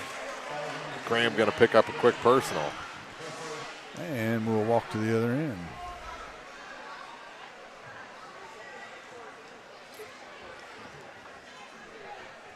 .230 to play. And the free throw is good. So Gladney just add free throws to her total. She was 3 for 3 from the line in the first half. Has missed, made 3 of 5 here in the second half. And she'll improve on that some more, make the second one. Lead back to 16. Hammett to Jarrett. Jarrett trying to feed it in the middle, and it's taken away. That just has not been available tonight for the Clopton Lady Hawks. Not at all. Pass tipped and almost took out the referee. I think it went off somebody else's head after that. I think it may have. The young man with the hat on, and yeah, he has to readjust that. Guy sitting next to him is giving him the what for. He gives it 2 thumbs up and says, "I'm good." My mom and dad always said I had a hard head, right? That one up and in on the far side. I believe that was Abby Jenkins with her first bucket of the game. That is correct.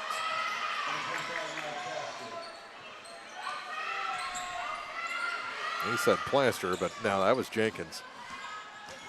And they'll kick it out and around. Last touch by Clopton. And this one is about done. 1:42 to play. 45-27, the Elsberry lead. Yeah, I don't quite understand why everybody doesn't just chill and let this one in. Instead, another foul whistle, this one on Stacia Talbert. Her third. And that's going to send Peyton Robinson to the line. And she's now 2 for 2 after hitting that first one from the free throw stripe. And that's going to be it for the starters for Elsberry. We'll see Robinson depart after this second free throw if she makes. And she did, and her night is done. 47-27, a 20-point lead. Elsberry is going to win the Clopton Invitational. A new champion for the first time in several years. That's a fact. In 8 years, we've had 2 champions, Clopton and Monroe City. Elsberry's going to crack that egg this year.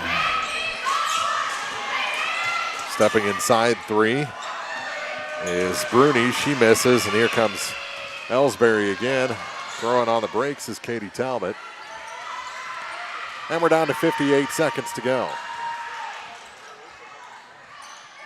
With it is Hannah Talbot. Talbot to the near side for Katie Talbot. And she goes to the floor and travels.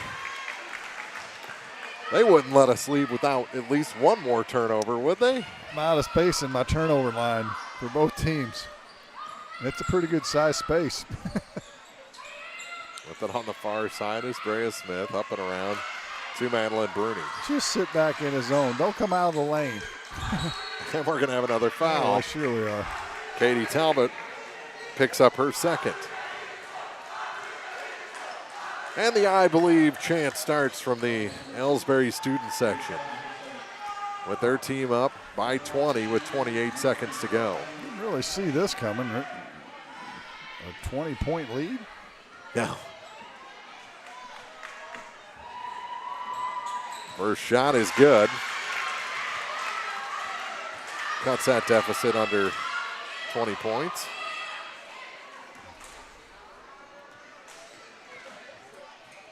And the second shot for Patchen is no good. So she hits 1 of 2 and ball knocked out of bounds. It's going to be Elsberry's with 24.7 seconds to go. And Clopton, well, now they're going to bring a little token pressure with 20 seconds left. Why? And I guess that's why. Of Talbot out of bounds. Turnover gives it back to the Hawks. 16.9 seconds to go.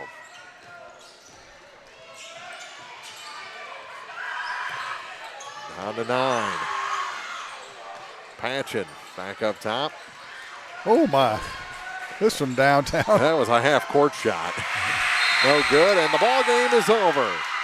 The Elsberry Lady Indians triumphant, picking up the championship of the Clopton tournament for the first time in a long time. 47-28 our final. Congratulations to Carrie Kochdow and her Elsberry Lady Indians on getting over that hump and winning this Clopton tournament. Back with the postgame for you next on Eagle 102. The Eagle 102 postgame show is coming up. The Evans Insurance Agency is a family-owned and operated independent brokerage. We take pride in sponsoring local athletic and academic achievements. Scott and Shaylee Evans offer only the best in customer service while protecting your home, auto, toys, and business needs. Give us a call at 816-772-5182. Tell my mom and dad what I'm doing. If it's time to ride or time to work, it's time to visit Hayden's Motorsports Center in Frankfort. Time to ride with Honda and Polaris ATVs, side-by-sides, and motorcycles. Time to work with Steel and Husqvarna chainsaws, weed eaters, leaf blowers, and more. There isn't a friendlier or more knowledgeable staff than those at Hayden's. If you need help at work or at play, let Hayden's Motorsports Center be your one-stop shop for the most fun and hard-working power sports equipment in the area. They're always ready to help. Hayden's Motorsports Center, just off Highway 61 North in Frankfort. Hear all the action from the Eagle 102 broadcast booth, sponsored by Family Drug in Louisiana. Time now for the Eagle 102 postgame show on KJFM. Final in this one, 47-28. I just made a big brother beat up a little brother. It's all you meanie. Par for the course, I guess, for tonight.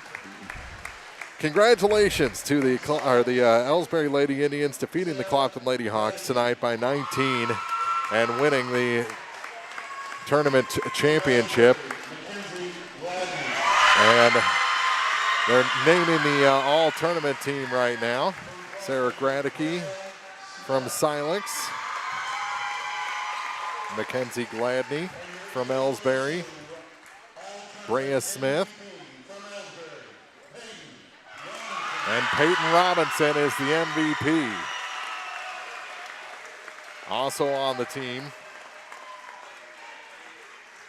Emily Powell from Louisiana.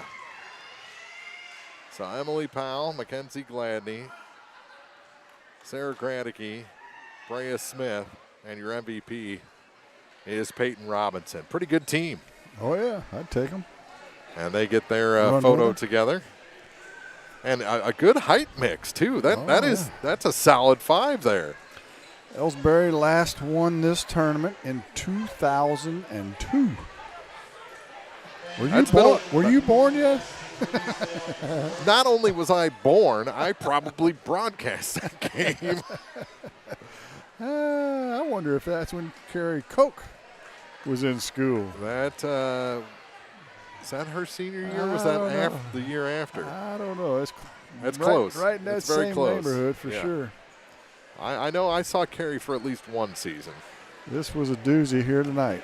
A whole night of doozies, actually. Yes, it was. As far as that goes. And this is what Elsberry does to you. You know it. They are frustrating. They are, just mind-numbing. I mean, it's hard to play against the Elsberry Lady Indians. They play defense, and they muck it up, and if that's not your game, you're in trouble. If you can't play that game, you're in trouble because they impose their will on you defensively.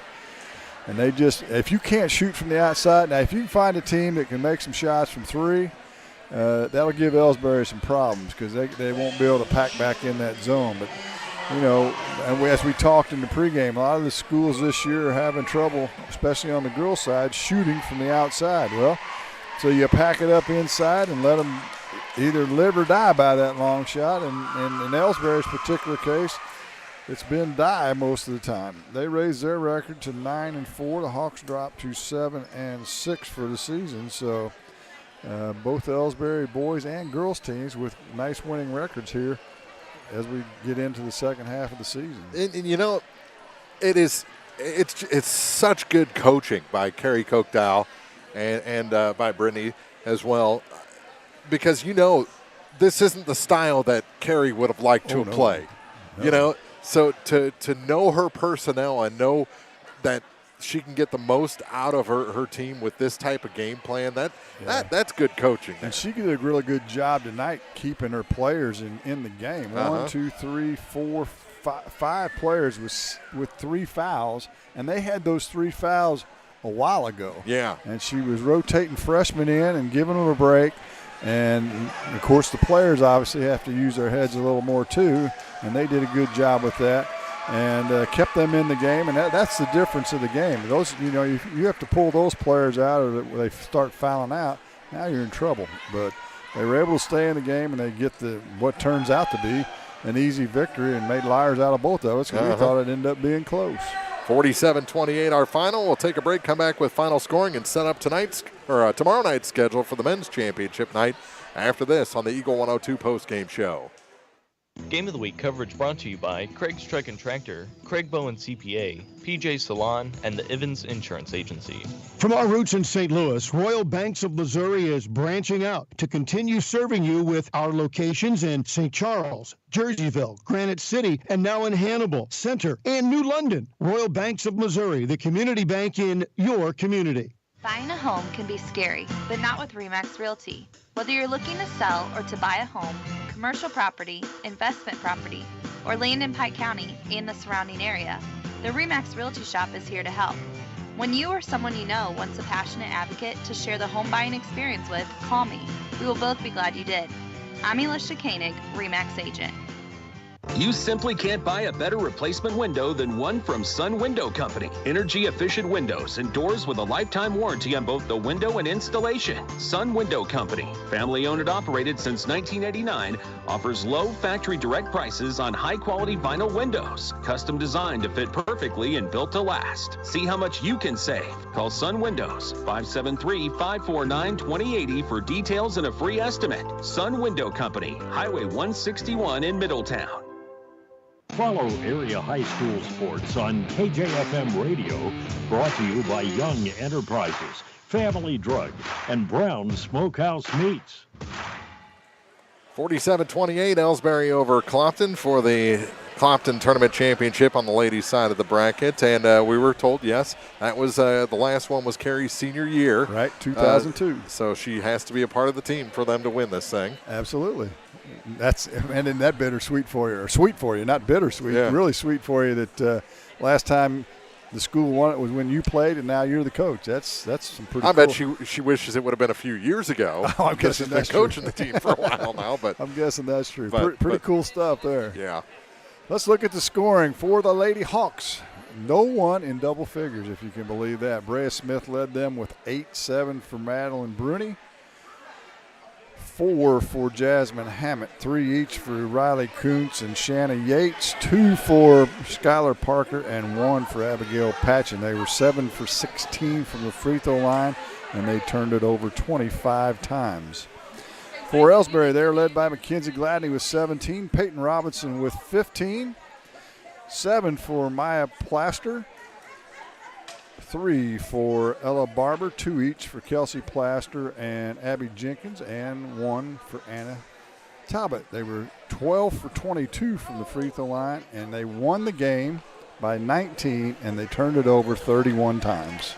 Wow. If you told anybody that thinks they know anything about basketball and you tell them a team turns it over 31 times, not only are they say they're not going to win by 19, they're going to get beat. Yeah. So how they pulled it off is just, it's actually kind of amazing. Yeah. It is amazing. I'm going to have to think about that for a while. Yeah, it's going to keep you up tonight, isn't it? It is. 47-28, our final tonight. And again, congratulations to the Elsberry Lady Indians on winning the tournament title, to the Silex for winning third place, and to Louisiana, who not only broke the 57-game losing streak this week, but put together back-to-back wins and a quality win tonight over Winfield, upsetting the 3 seed in this tournament for Consolation, 44-30 for the final in that one. That's a good week for the Louisiana Lady Bulldogs. A 2-game win streak. Yeah. Derek Branstad tried to tell me, don't you need 3 for a streak? I said, nope, 2 is a streak. 2 is a streak. Haven't you ever seen Major League? Yeah, no doubt. 2 is a streak. Well, let's tell the folks about tomorrow night, and then we'll wrap it up. More basketball tomorrow. The boys' championship night. First game is at 4 o'clock. Clopton, the Hawks, will take on Wright City for the Consolation Trophy. At 5:30, Elsberry will square off against Louisiana, and the championship game will have the number 2 ranked team in the state, Monroe City, and they will face Winfield. That game will start at approximately 7 o'clock.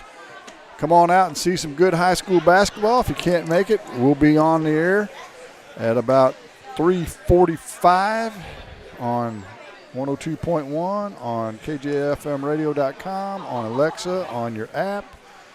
You name it, we're there. Yep. Always. 47-28, our final. Elsberry over Clopton in the ladies tournament championship. For Jim Ross, Marianne Everhart, and Zach Evans, Mark Froelich saying we'll see you tomorrow for more basketball right here on Eagle 102. You've been listening to Area High School Sports on Eagle 102.